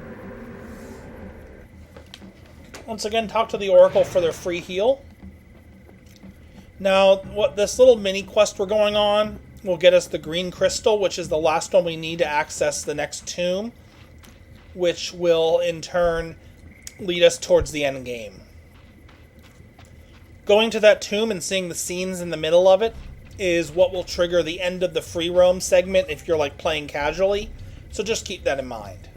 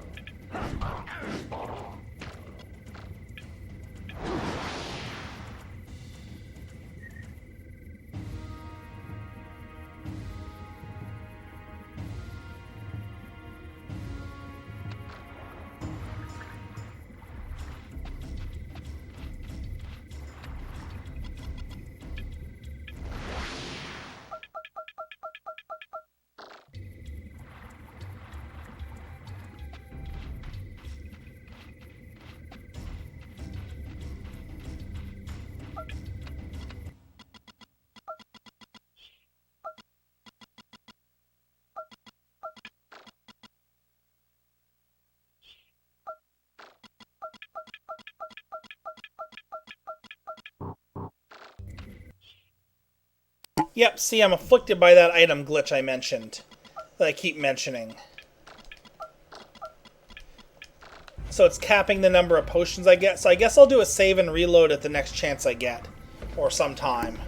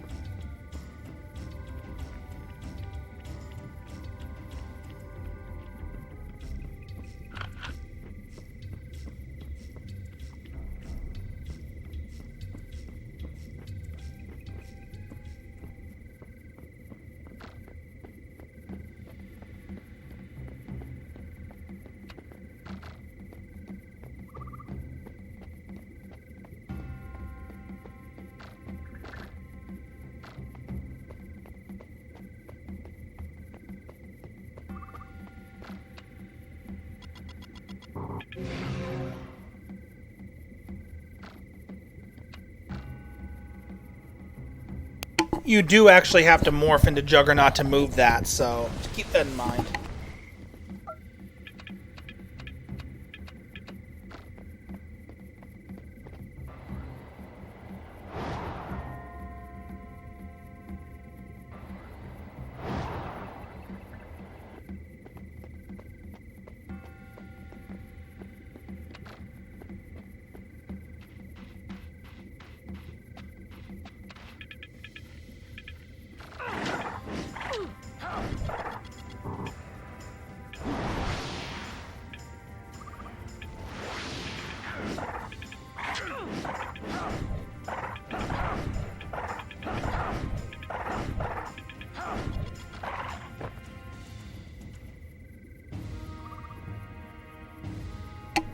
Alright, now coming up is a real hard boss. Like, I mean, this thing kills runs like you wouldn't believe.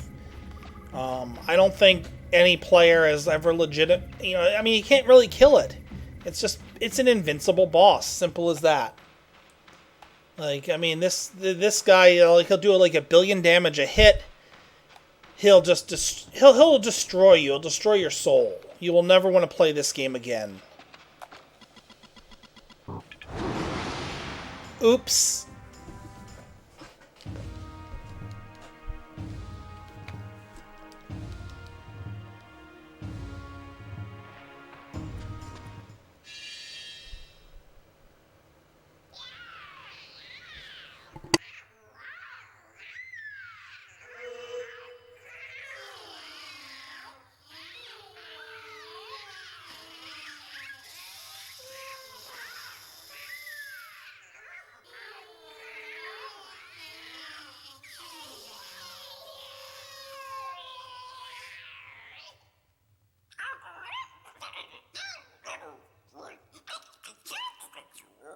Jarek, Yiel says the Dragonet will give us the crystal in thanks for his life.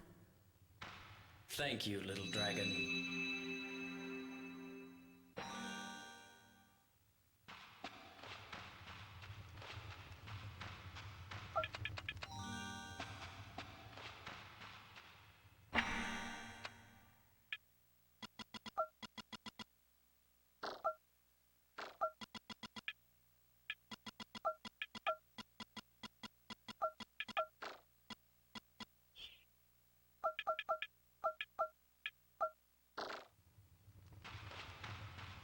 So you want to go over there and get the runed sword for Sundeep. It's the same as the sword he has now, except it'll let him cast a spell that's really helpful later on. For the moment, though, it won't really matter.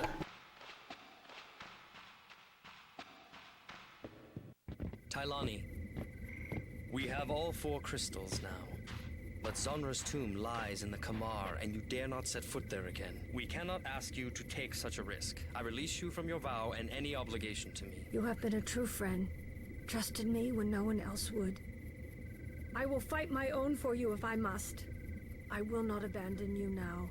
I have wondered about the mark you bear. Perhaps it is time that I know the story behind it. I was found guilty of murder. Oh, my poor Tylani. You understand her? I learned the language of familiars long ago, but Tylani, why do you keep such a painful secret? They are your friends. You can share the truth with them. I cannot. I beg you, do not say another word. Tell me what Yiel said, Sundeep, please. I must respect Tylani's wishes. Does she fear I would turn against her? I would not, Sundeep, no matter how dark this secret. I will tell you this much. I have studied and watched familiars for decades. Never has a familiar kept a dragon bond with one who has turned to evil. But we have other business. If we must go to Zonra's grave, there is another way. Through the twisting deeps. It is difficult, but will lead us directly to the tomb.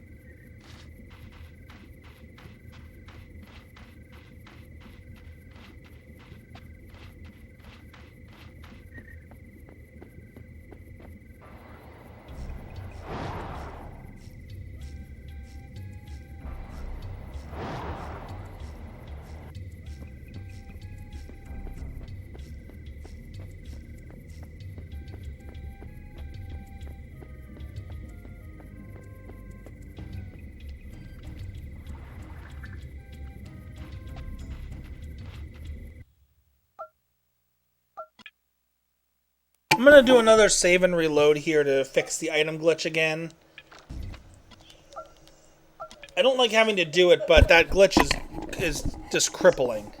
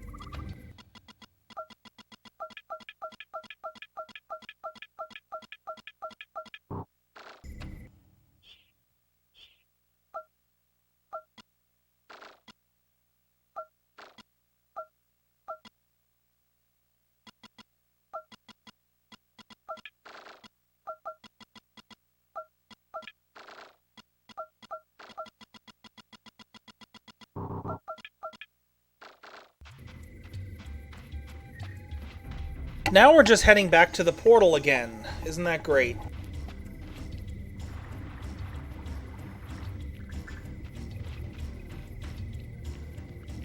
I don't think new enemies have spawned, but I'm not sure.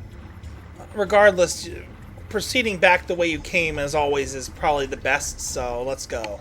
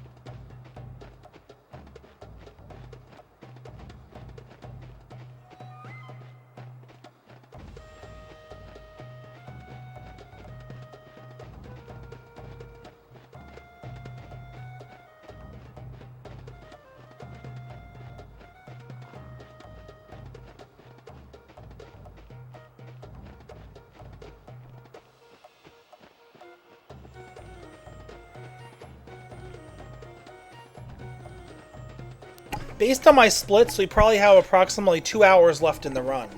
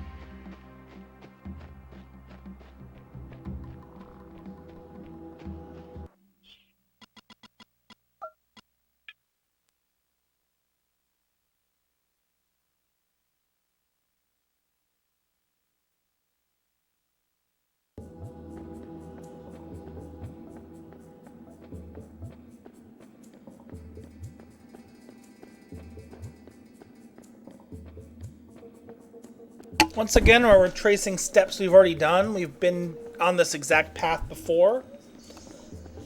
And now we're here again. You'll probably want to...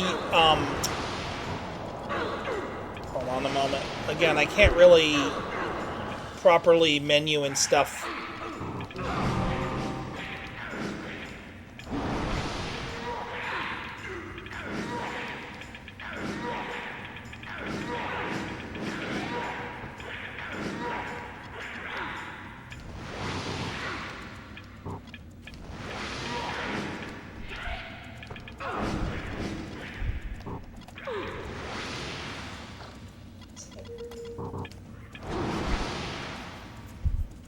There we go.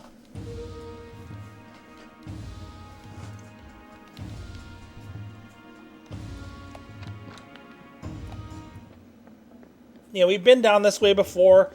But now we're going to go into a door that we avoided the first time because we were distracted by something else. And go to the Twisty Spiral Fun.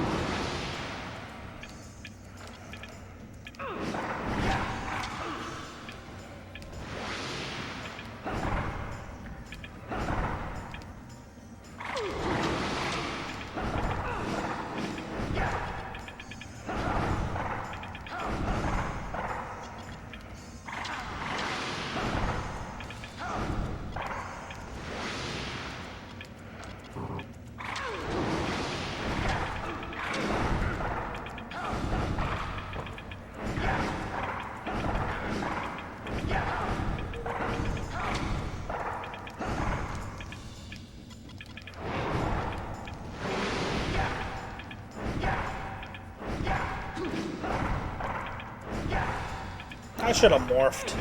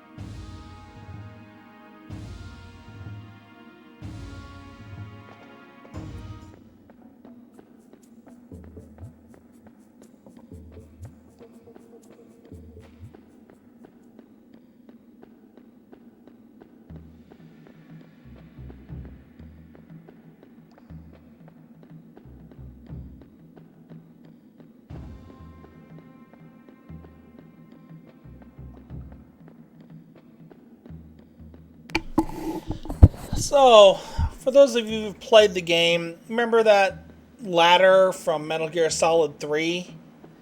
Where it was so long the entire theme song played while you're climbing up it? Yeah, well this game did that sort of thing first, except there ain't no theme song to enjoy on the way.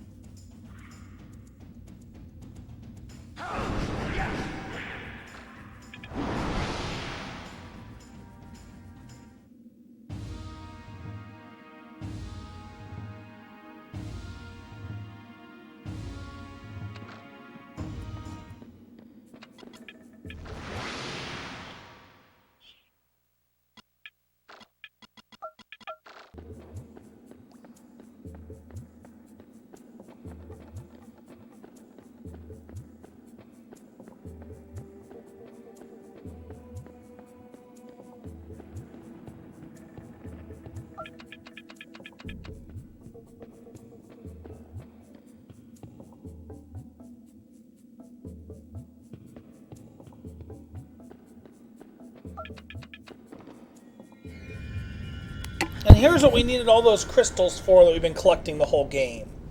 To break these barriers. Of course, the last crystal we got is the first barrier, so there's literally no point to the others in terms of progression.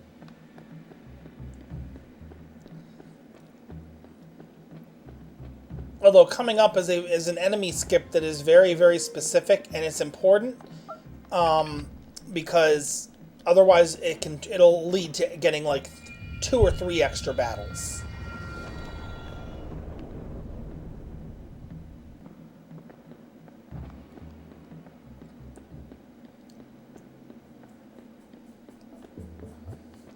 So right here, you want to stick as close to this wall as you can while heading in the direction of the red scarab path.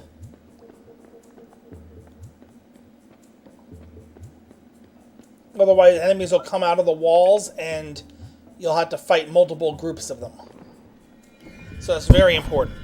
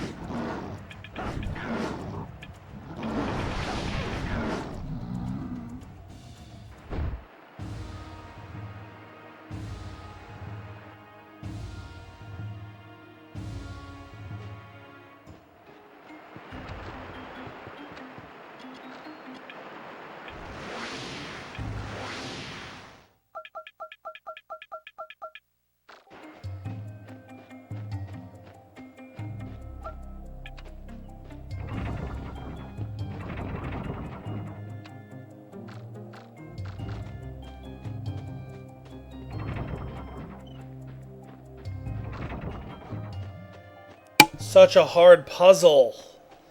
Well, there's a bit of a harder one inside here, though, so it's not all easy, but still, it's not very hard.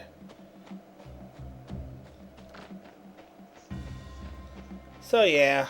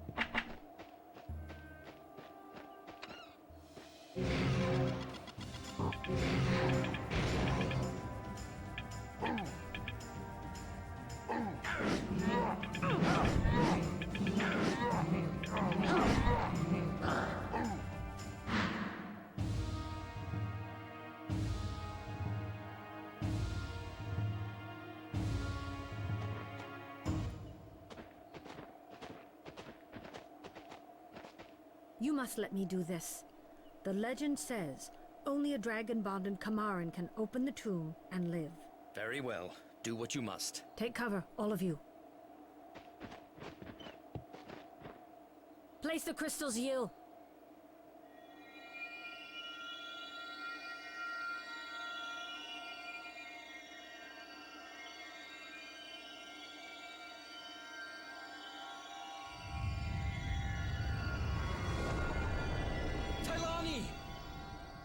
You protected me. I am untouched. See, Jarek?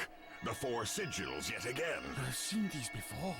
Yes, on the tombs of Whiptail and Dromar, exactly the same. Do you know what they mean? Most certainly. They spell out the name of the Chandarath hero I told you of, Alonda, which in that ancient tongue means Eternal Blade. But is not Dromar's sword the Eternal Blade? Did Alondar make the blade? Why is his name on these other tombs when Dromar had the sword? I know nothing of this sword, Jarek. I say we get the necklace and be gone, before another one of those ethereal beings appears and... too late. I guard this place of power.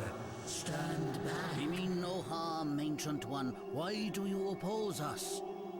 We oppose the one called Jarek. What can you fear from him? He tampers with the balance of power.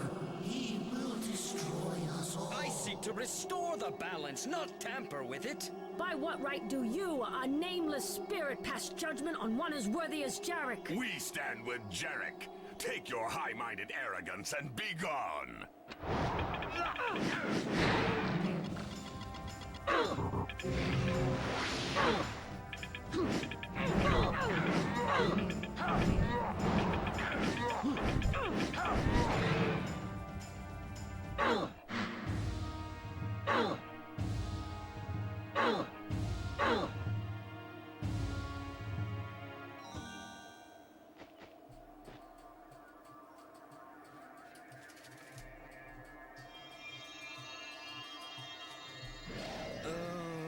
Jarek, what is wrong?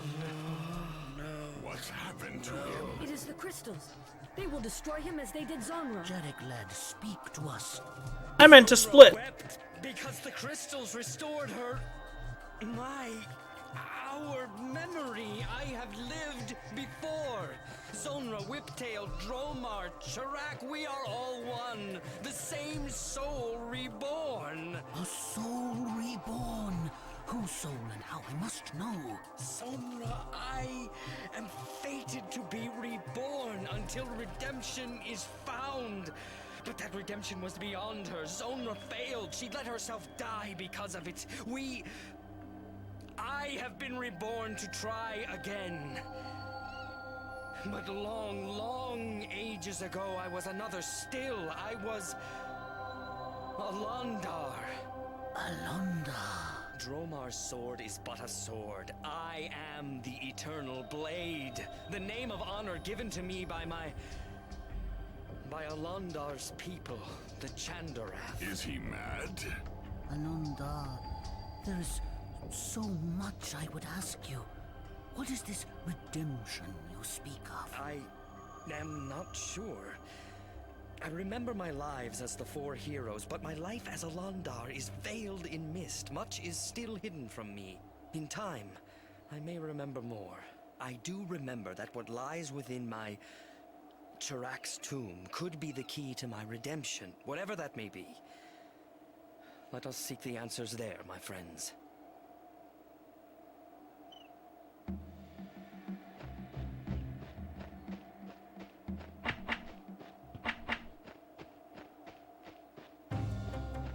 I'm not sure why when my party gathered there, they all ran in different directions and, like, into the walls, but I wouldn't expect anything less from this game. Well, now that we have that story dump, we need to go to a place to get a thing to do something we shouldn't have to do. We gotta get a magic hammer in order to raise those stones around that tomb that buried it, even though they're just around it. You could literally just climb over them and get to the tomb. There's nothing impeding you.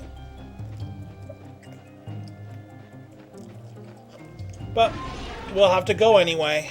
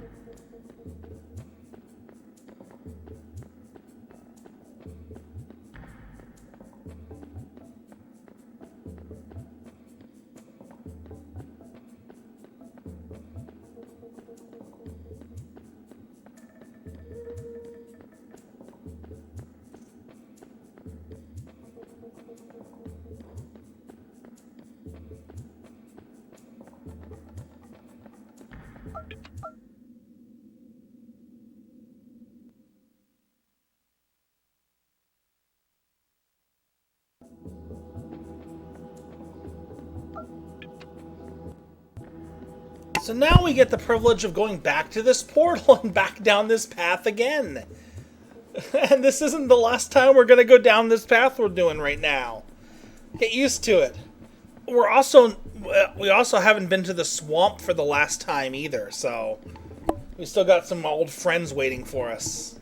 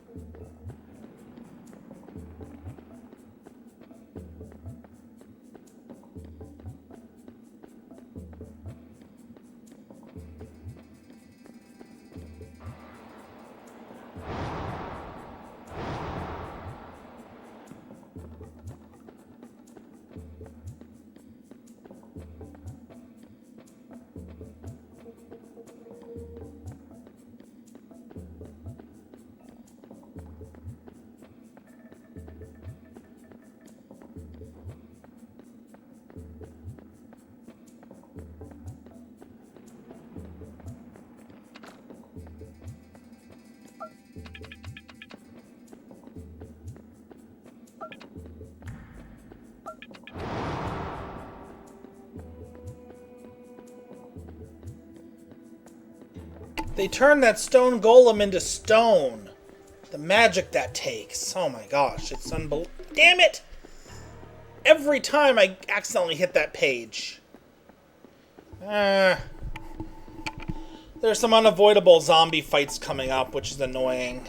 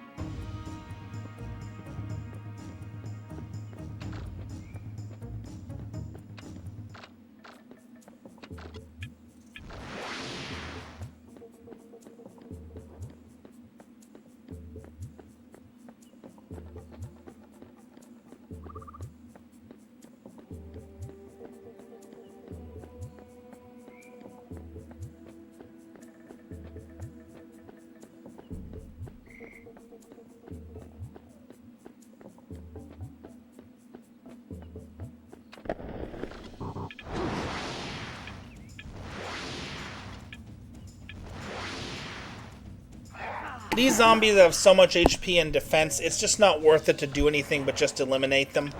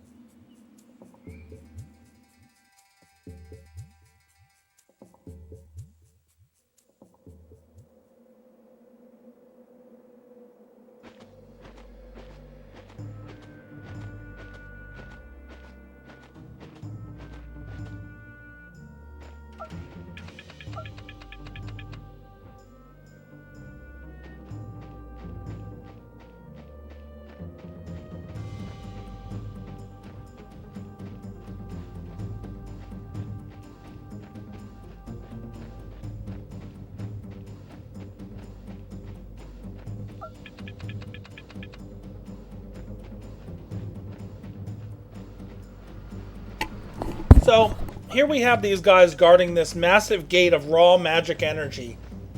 They're literally dying because the gate's stuck open because the lever is broken to close it. And two of these Isacars took up residence in the place where they have spare levers. So a wooden circle and like a lever is the only thing keeping them from untimely magic destruction. I mean, you can't make this stuff up. You really can't.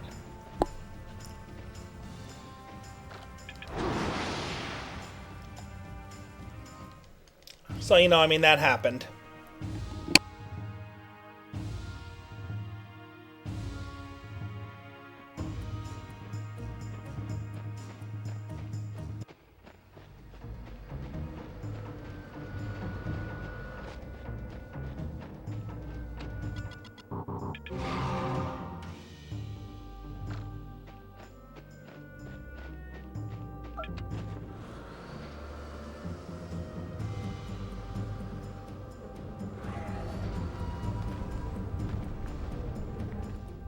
nothing about any of that should have worked.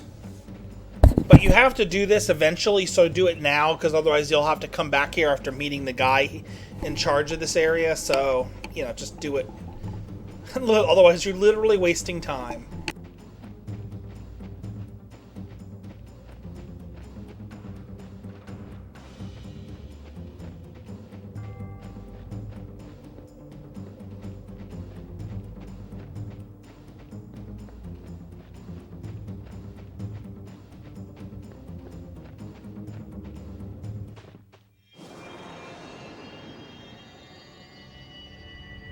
Let chaos reign.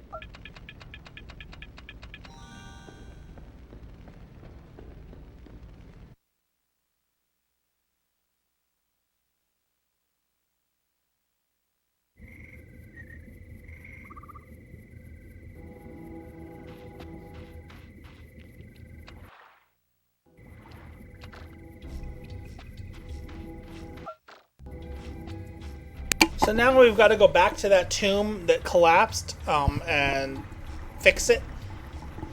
So now we get to, you know, have fun and go all the way back again and blah, blah, blah. And we'll see how many enemies we can avoid. We're getting close to the end, though. That's good.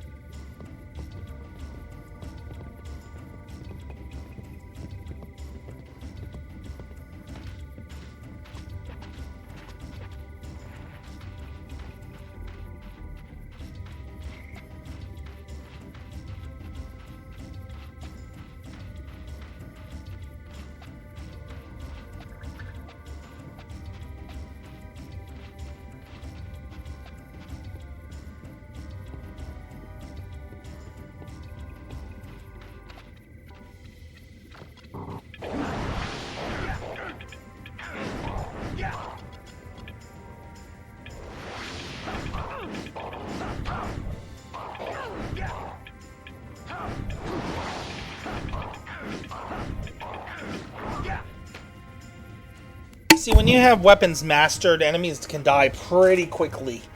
Like, when I didn't have these weapons mastered, those things were taking a lot longer.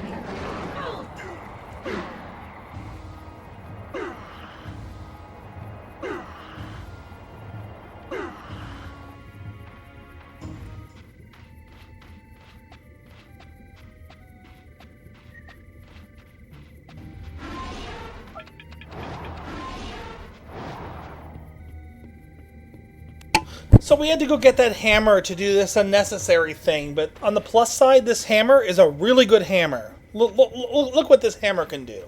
Just watch.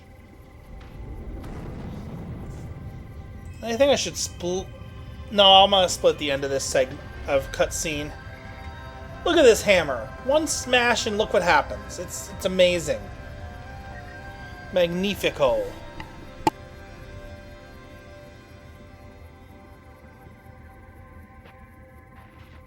You never said what it was you would find here. After all, Turak's been dead some 1,200 years. Something time cannot destroy. The last piece of Alandar's mortal frame. A finger bone. When I was Turak, this relic gave me great power. By the weird... Magnificent!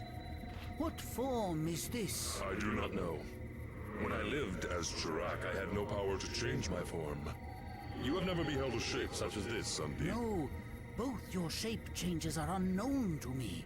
Perhaps this is another of the forms Alon that you used in combat. It looks powerful, sure enough.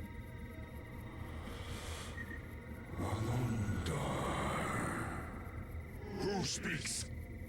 Show yourself!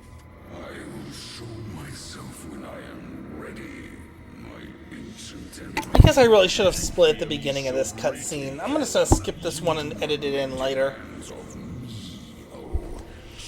This run is looking like it might just end up like under 7 hours, 10 minutes, and I would say it has the potential to go sub 7 at this point. With that experience route that apparently saves so much time. Far more time than I would expect, honestly. But it's apparently pretty awesome. So, speaking of experience, Sundeep's going to gain his one and only level he gains pretty soon. And then he'll be able to cast 3 Eliminates before running out of MP. But thing is, as powerful as Eliminate is, we haven't even actually gotten the thing that's truly broken in this game. And it's not this form that Jarek just got. This form is a terrible thing and a blight on the game. We are never going to willingly use it. One who called himself my ancient enemy and challenged me to meet him in Karanesh. Karanesh, once the most sacred city of the Chandarath, but how can we find what has been lost for eons? I know not how, but the path is clear in my mind. We must enter the tunnels of the Pagak. Where rivers of lava flow, we shall find the way to Karanesh.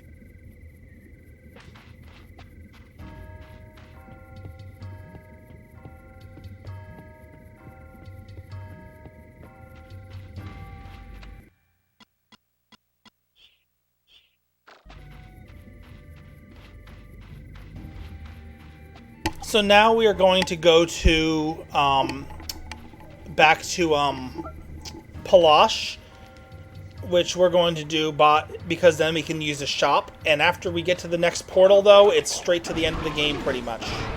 We're on the home stretch, people.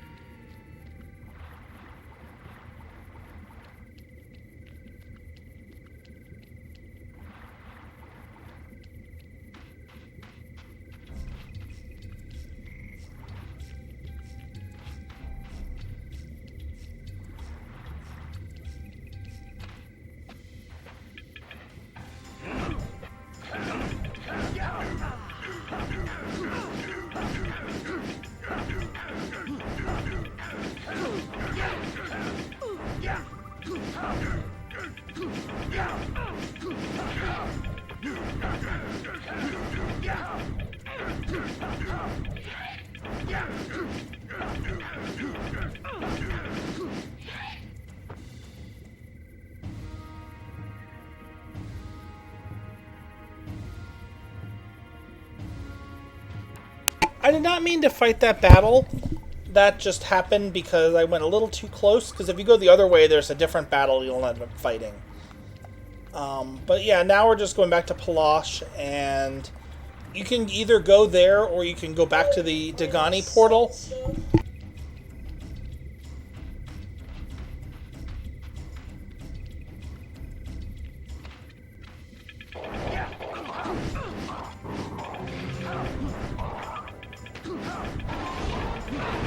Yeah, here's why Alondar sucks as a form. It is at the top of the morph menu now. So if you want to morph into Juggernaut, you have to actually select it, slowing down your menus. That's one of the reasons why it sucks. It doesn't do much more damage than Juggernaut, and it has a longer cooldown. It consumes MP, but its MP works the same way as like Juggernaut's HP does, so you're not actually spending like Jarek's MP on it. So that doesn't really matter. It's just not good. Fitting that the form that the game's name takes is takes its name from is pretty bad, right?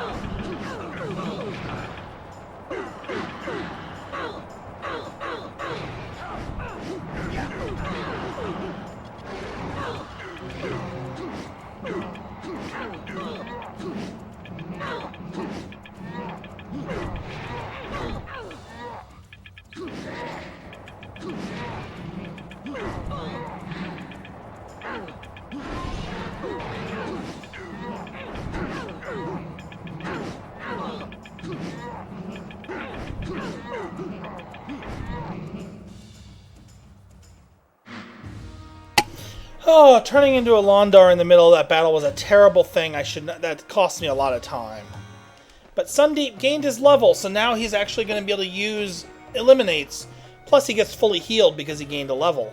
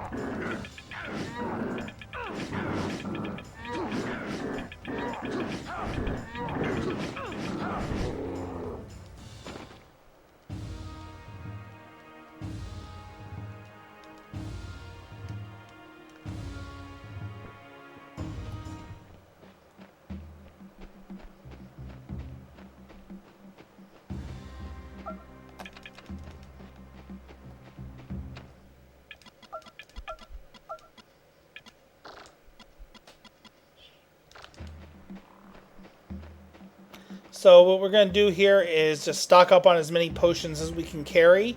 Hopefully it'll be a full inventory, but I'm not betting on it.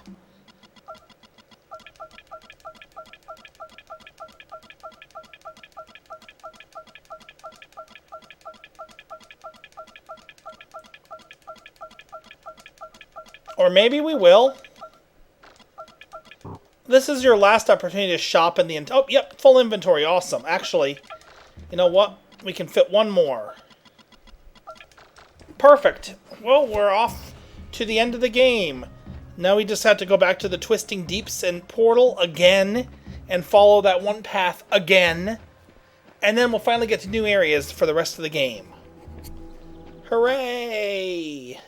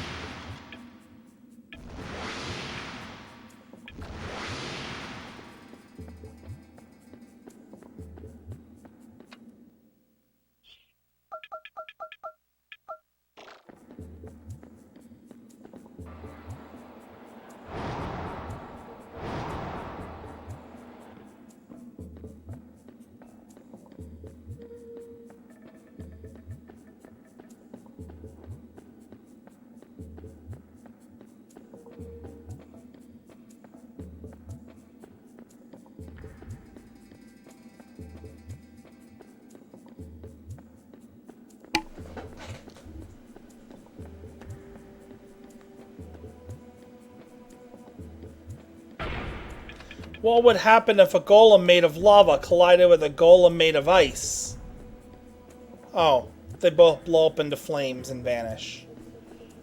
Oh well.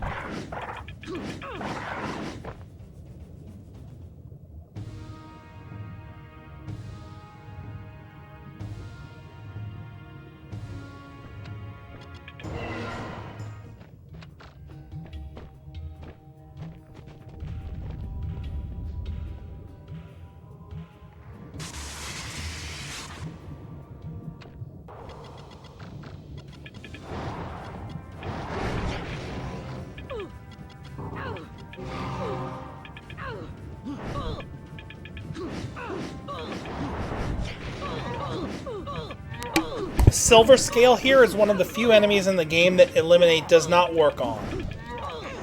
You'll have to kill him the old-fashioned way. Fortunately, that's not too hard.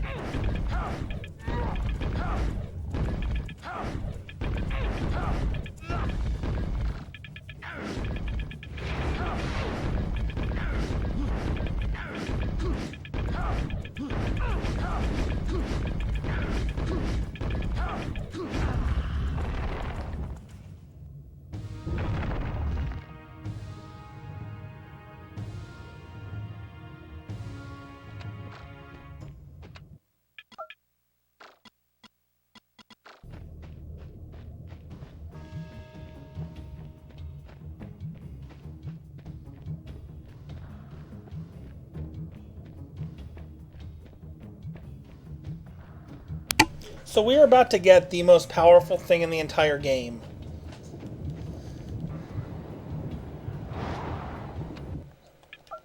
First, we are going to get rid of Jarek's sword. It is irrelevant at this point.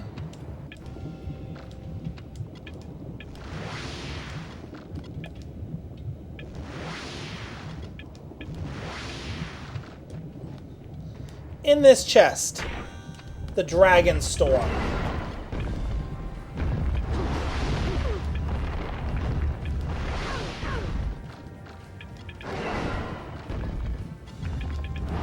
The power of the mighty dragon light. If you have Sword mastered, Dragon Light just destroys the enemies completely. They don't have a chance.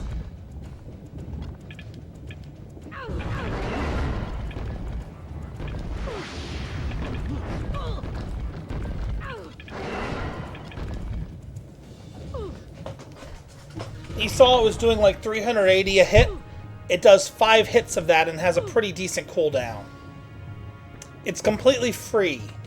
There's no penalty or cost to using it whatsoever.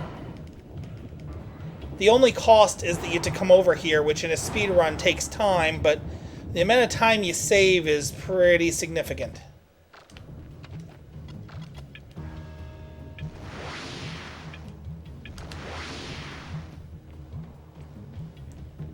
You get like, what, 3 extra battles, I think? The first one, the one we just did, and then now this one that's coming up in a moment. And of course you can use the Dragon Storm on 2 of them.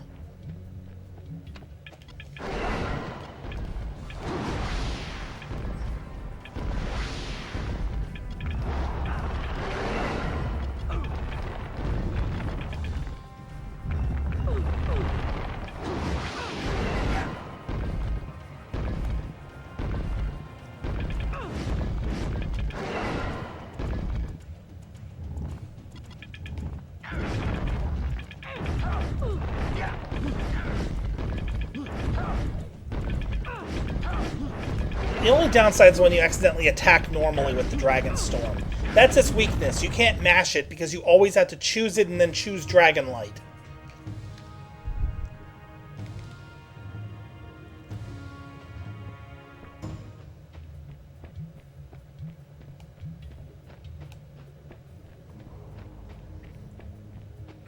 But we'll be seeing why it's so important in a little bit. So here we're going to enter the prison.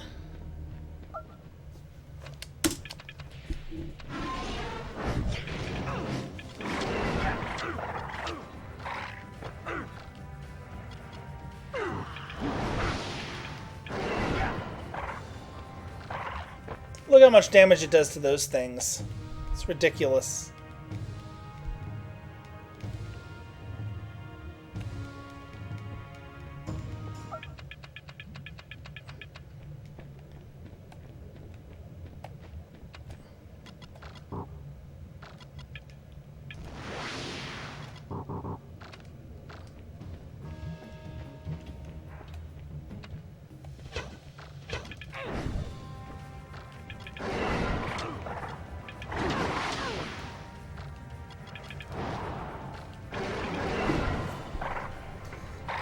Like, there's really the only reason to attack with the other characters, other than casting Eliminate, is to cause them to die in one fewer tick of Dragon Storm.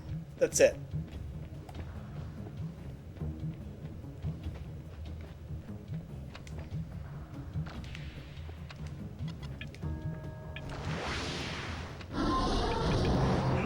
Oh, that's not good, actually. Ooh, that's... I did not mean to attack with that character.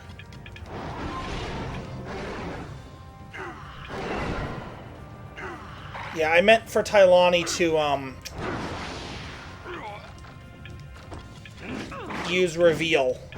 Because in there, if you don't reveal the changelings, then Dragon Storm's Dragon Light doesn't do as much damage.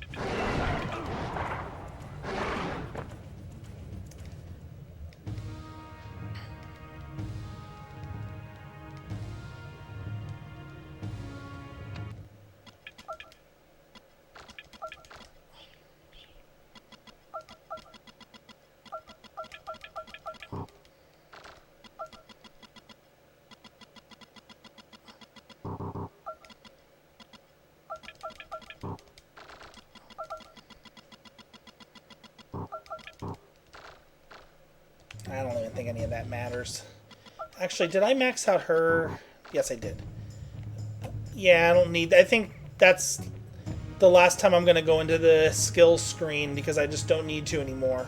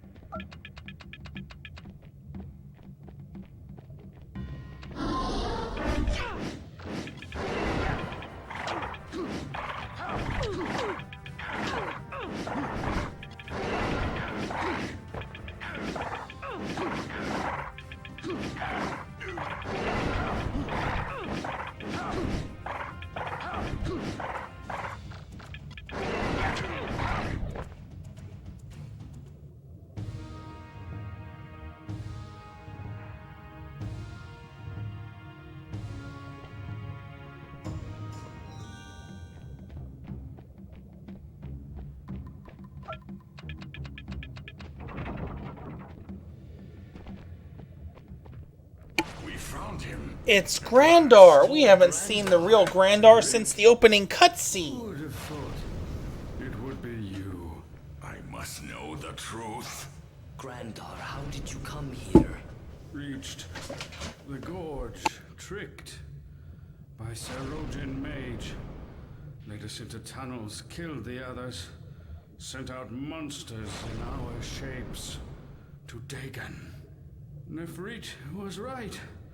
I die without honor, far from the lands I know. Not without honor, and not alone. I was wrong about you. You are a fine warrior. Forgive me. I forgive you, Grandar.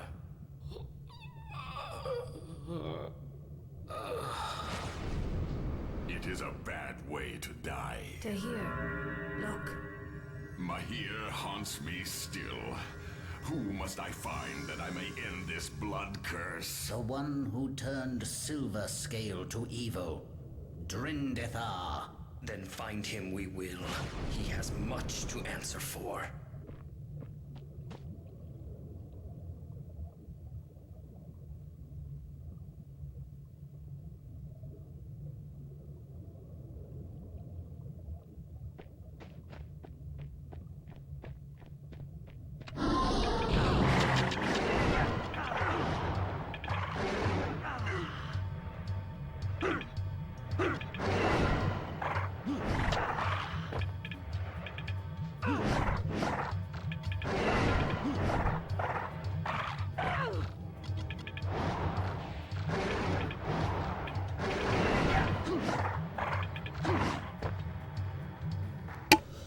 These enemies hit pretty hard when they cast Venom Cloud, so just be careful of your HP and everything.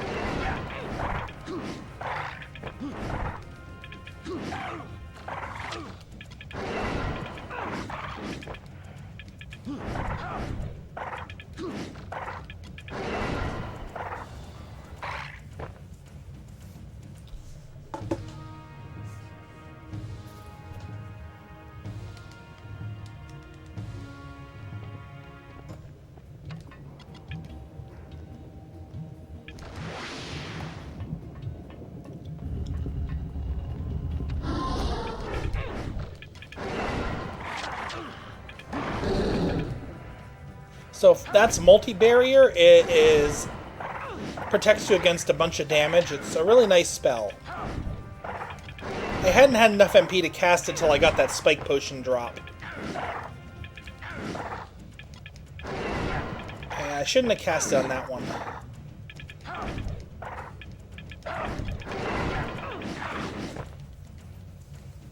See, and now we're just like bursting down the enemies and everything, and to try and get rid of them as quickly as possible.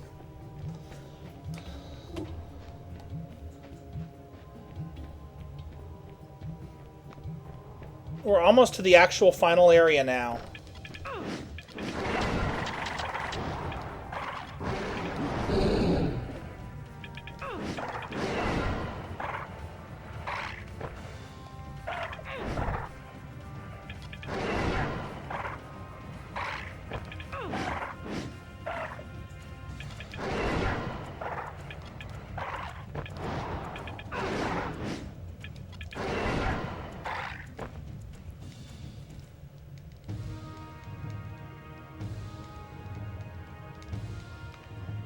So Dragonstorm is why we wanted to have Jarek master the sword, even though when we started training him in it, we didn't really have like, it's not like there was some amazing sword to be found at that point that we wanted to make use of. We were only training him in it because of what is happening here and now. with Dragon Light.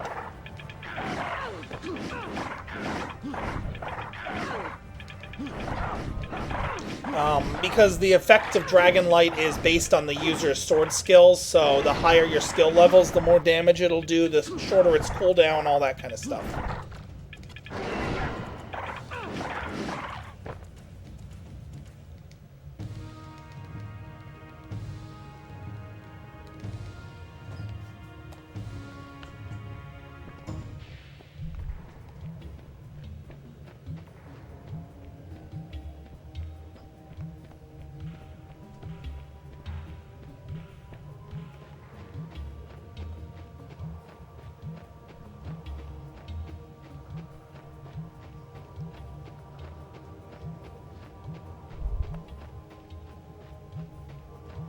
We're about a half an hour away from the end of the game. Now it's important. You must transform into Juggernaut here, not Alondar. Yet another reason why Alondar sucks so much. Juggernaut needs to punch these stones into the water. Alondar cannot do it.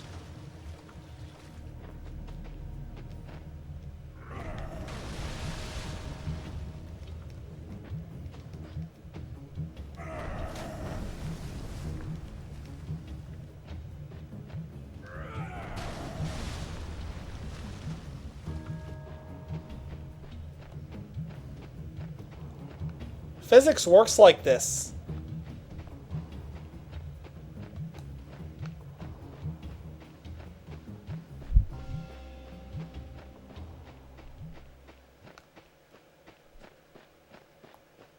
Yeah, I figured I'd be losing a little bit of time. That was kind of sloppy.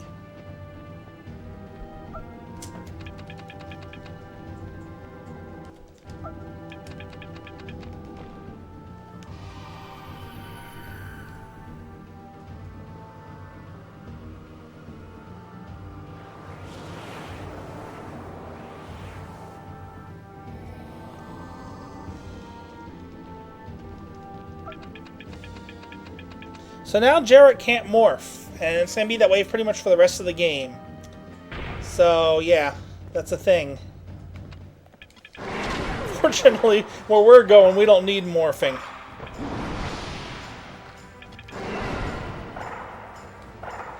Future's so bright, we don't need morph.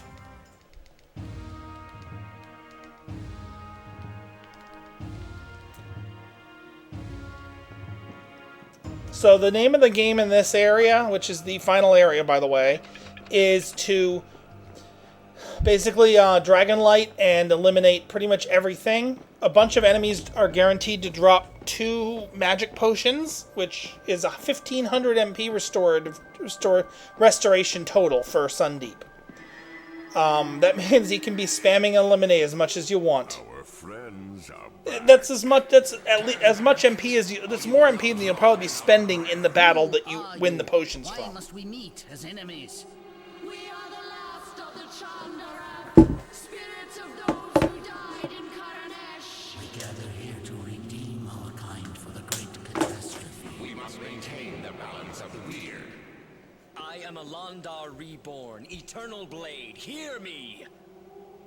The balance is already undone. The thread of weird unravels, but not by my hand. Stand with us and we will restore balance. Stand against us and it will be your doing, not mine, that brings a new cataclysm down upon this world. We know you, Alondar of old, maker of disaster. We will not hear your lies.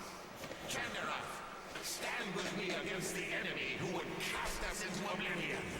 Destroy him!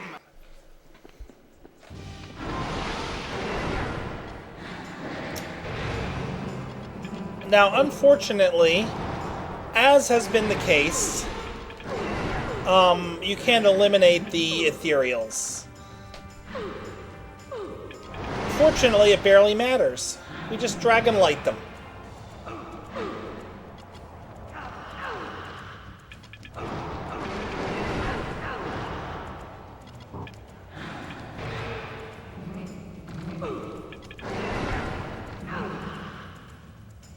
Like, how is this fair?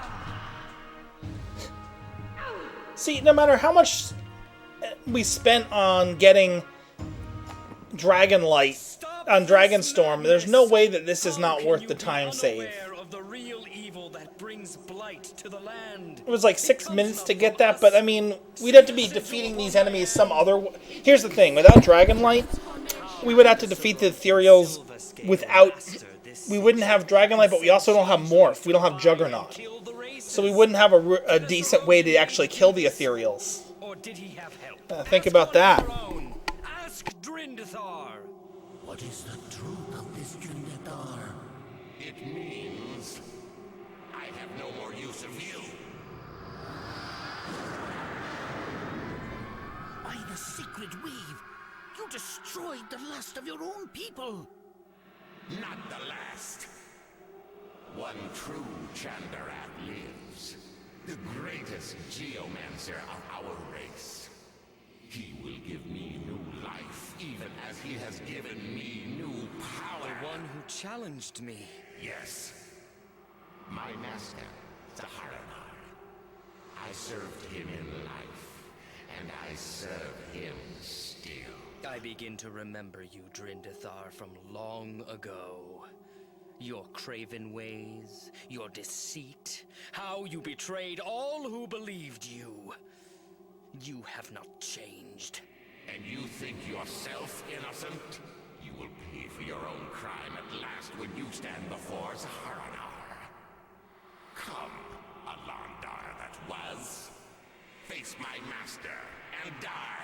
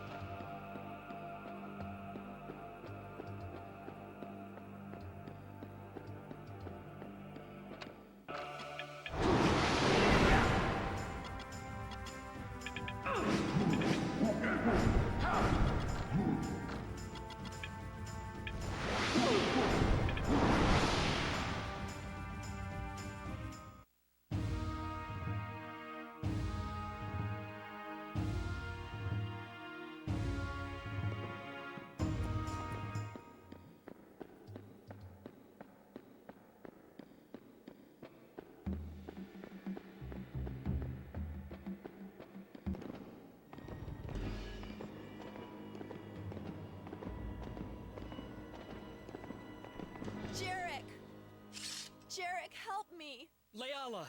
Jarek, be careful. Leala, get behind me. Grandar is dead. These are changelings. I know that. You know. But how could... Jarek, we are trapped! Leala, help us! Why should I? It's my trap! No. What are you saying? What have they done to No you? one has done anything. Shocked Pikachu face. You remember? I promised that when next we met, you would learn what is inside my heart. Well, here is what lies within my heart. Contempt. You are nothing to me, Jarek. Less than nothing. This is not your true self. You are a greater fool than my sister. And she was stupid enough to bear the blame for a murder I committed. She would have died in my place if Yil had not interfered. No! You said you were attacked and defended yourself. It was not your fault. You'd believe anything I told you, Tylani. The truth is, your friend discovered me plotting with Silverscale, so I had to kill her. I serve a higher master now, Drindathar. He will give me everything I want. I'll rule the Kamar and force the familiar to serve me. You cannot mean this. You kept escaping our traps. And now I have to deal with you myself, before I kill my sister and your useless friends. Finish him! You know, it's really a shame, you know, that she chose to confront me after I got Dragonlight. I mean, it's a real shame. I feel bad for her.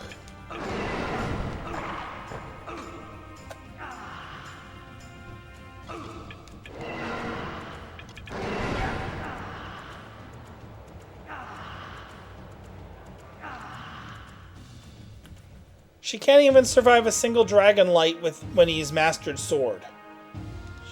I mean... shame. Why do you wait? Finish it! You will not die by my hand. I offer it to you, to forsake this treacherous path. Turn aside from evil, Leala. Too late. Find your true self. The Leala you were before jealousy and resentment of your sister blackened your soul. I can't. I've gone too far. You can, Leala.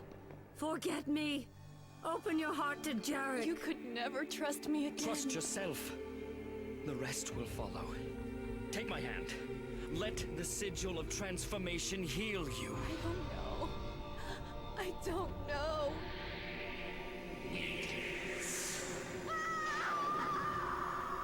No! Awaits you. I will destroy you, Drindathar. Saharanar is the master. He will pay for the evil done in his name. Reminder, after this cutscene, towards the camera is the way to proceed forward.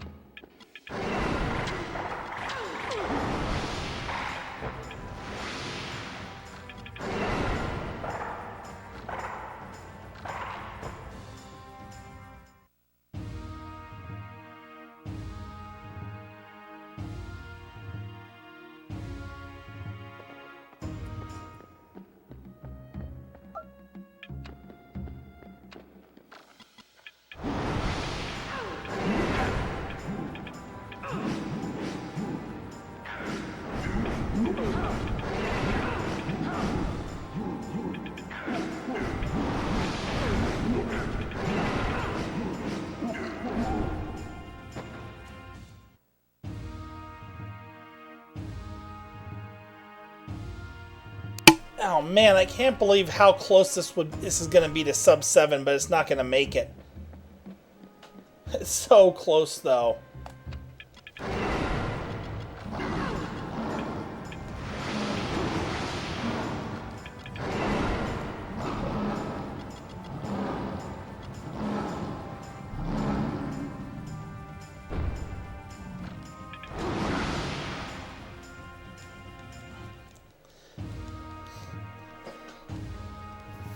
Now, after this, we're actually going to do something that sounds wacky. We are going to give the Dragon Storm to Sundeep.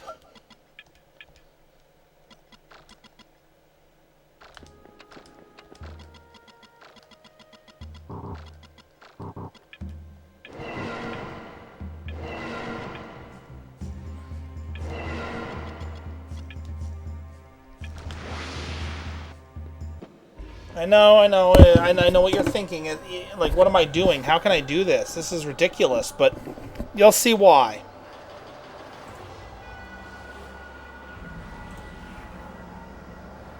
You will see why.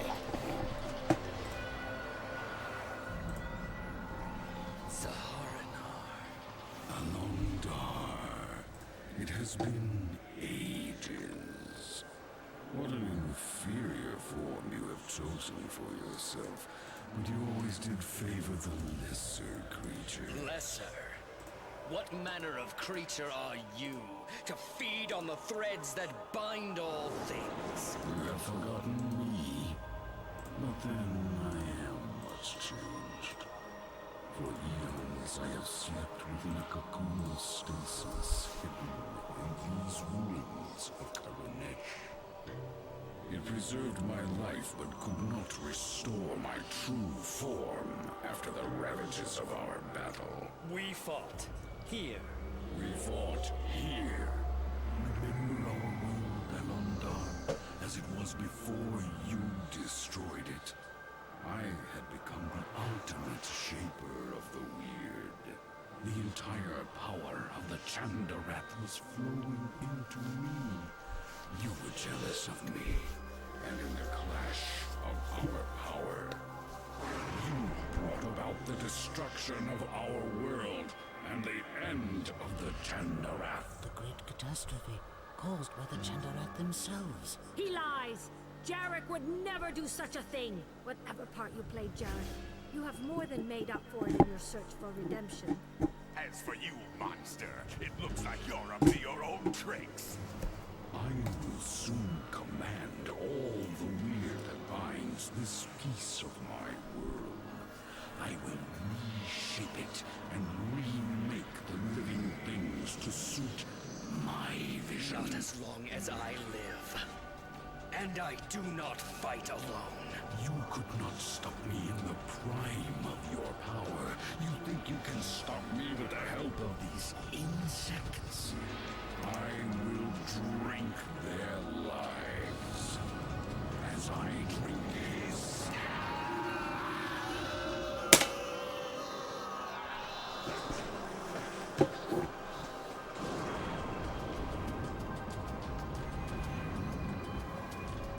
I shall complete what I began long ago. I shall destroy you utterly. Cast off this lesser shape, Alondar. Face me in your true form. Die as the Chandarath. Here I stand, Zahor. I mean, that's a good move, making him take the Alondar form. I mean, you know, basically make Jarek as weak as he possibly can. Fail.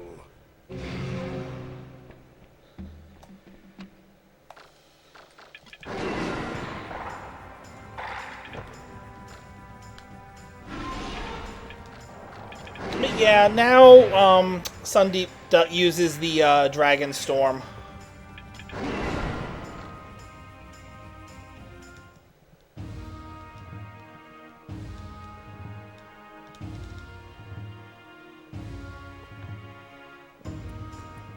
Now, if you need to change items off of Jarek here, you can do it in between battles, because the battles don't start again immediately.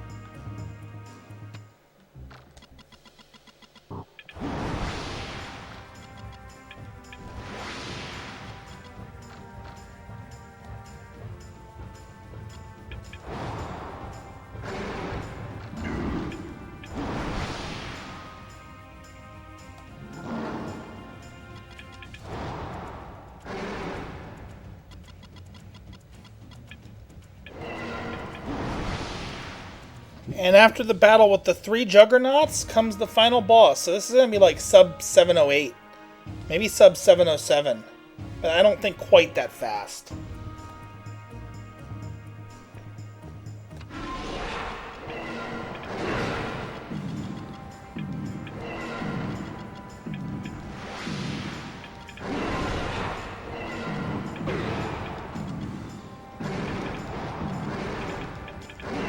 So basically, your priority is just casting Dragon Light on him. You can have Tahir and Tailani continually heal with Healing Mist. Jarrett can, or Alondar can just do whatever. It doesn't matter. Nothing he does won't really matter much. Just make sure you're casting Dragon Light as frequently as you possibly can. Inputting a Dragon Light command takes priority over everything else.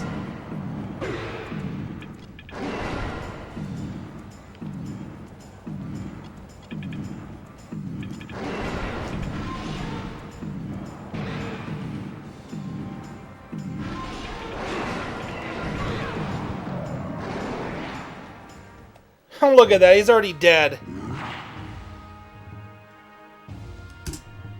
There we go. New world record. By, like, what? 722, so... By 15 minutes, pretty much. A little over 15 minutes. It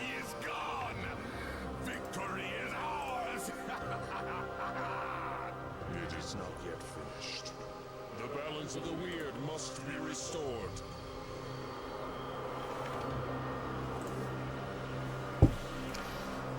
Based on how this run went, I'm gonna say that sub 7 is very possible with, if I tidy up menuing a little bit and don't get some of the... I forget some of the things that happened, but I know, like, I lost, like, probably over a minute in the or maybe 2 minutes in, like, the last hour because of accidentally turning into a Londar instead of Juggernaut. So, that's where some time save is. Thank you, Alon. What else? What else is... I mean, a lot more time save could happen in Frost Peaks if I get a magic potion or 2 to drop.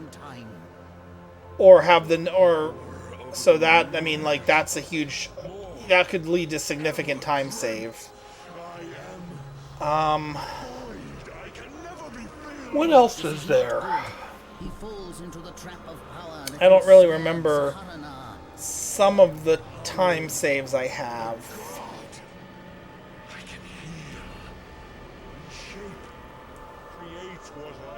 Yeah, there's probably at least 7 minutes worth of menuing optimization to add in. For the sake of your soul and all that lives, do not yield to this power. Jarrett, come back to yourself. Come back to us. Yes. I am Jarek. I am Dromar and Whiptail and Shirak and Zonra. I have learned from my failings and grown stronger because of them. Stand back. Hold my beer and watch this.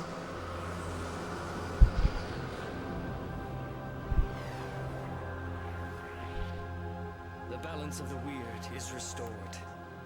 We have triumphed, my friends. You have achieved the redemption you sought for so long, Alondar. Let's be gone from this dismal place and return at once to Whitewater Gorge. What is so urgent there? Why, Riffin the storyteller, of course. I will not be content until our heroic tale is set to verse longer than Chirak's. And perhaps this time you might even bother to learn it.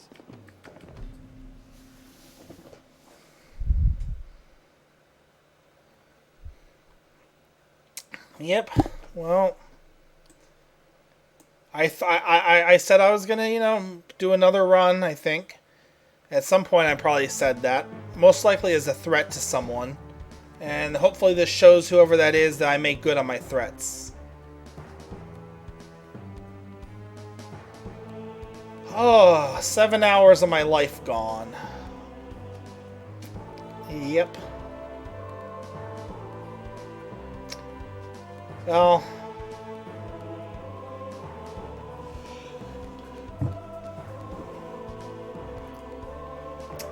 Man, that's like 3.5 runs that died at the Kamaran Highlands.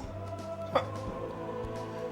But I don't know when I'm gonna do another run of this, because it just takes so much out of me to just dedicate this much of a block of time to it.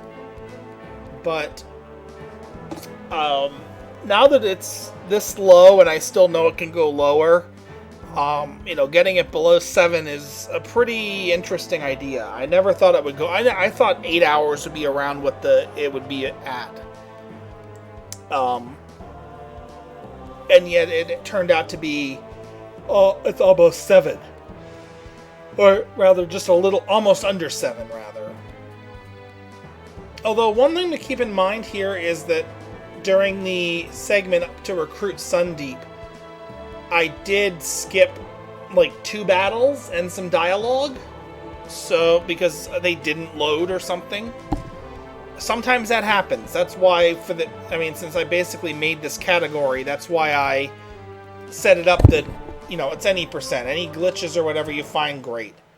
Because their glitches are going to happen, and the best you can hope for is that they're not bad glitches. Sometimes certain enemies just don't load in. Especially later in the game, so... Well, that's the world record for now. I'm gonna make a highlight and upload it, and everyone that cares can see the new record, which means that no one will be seeing the new record. I mean, it'll be there, just no one's gonna actually look at it, or listen to this. Except maybe me at some point in the future, so hi future me. Hope you didn't waste too much more time on this game. I know, I should know better than to hope.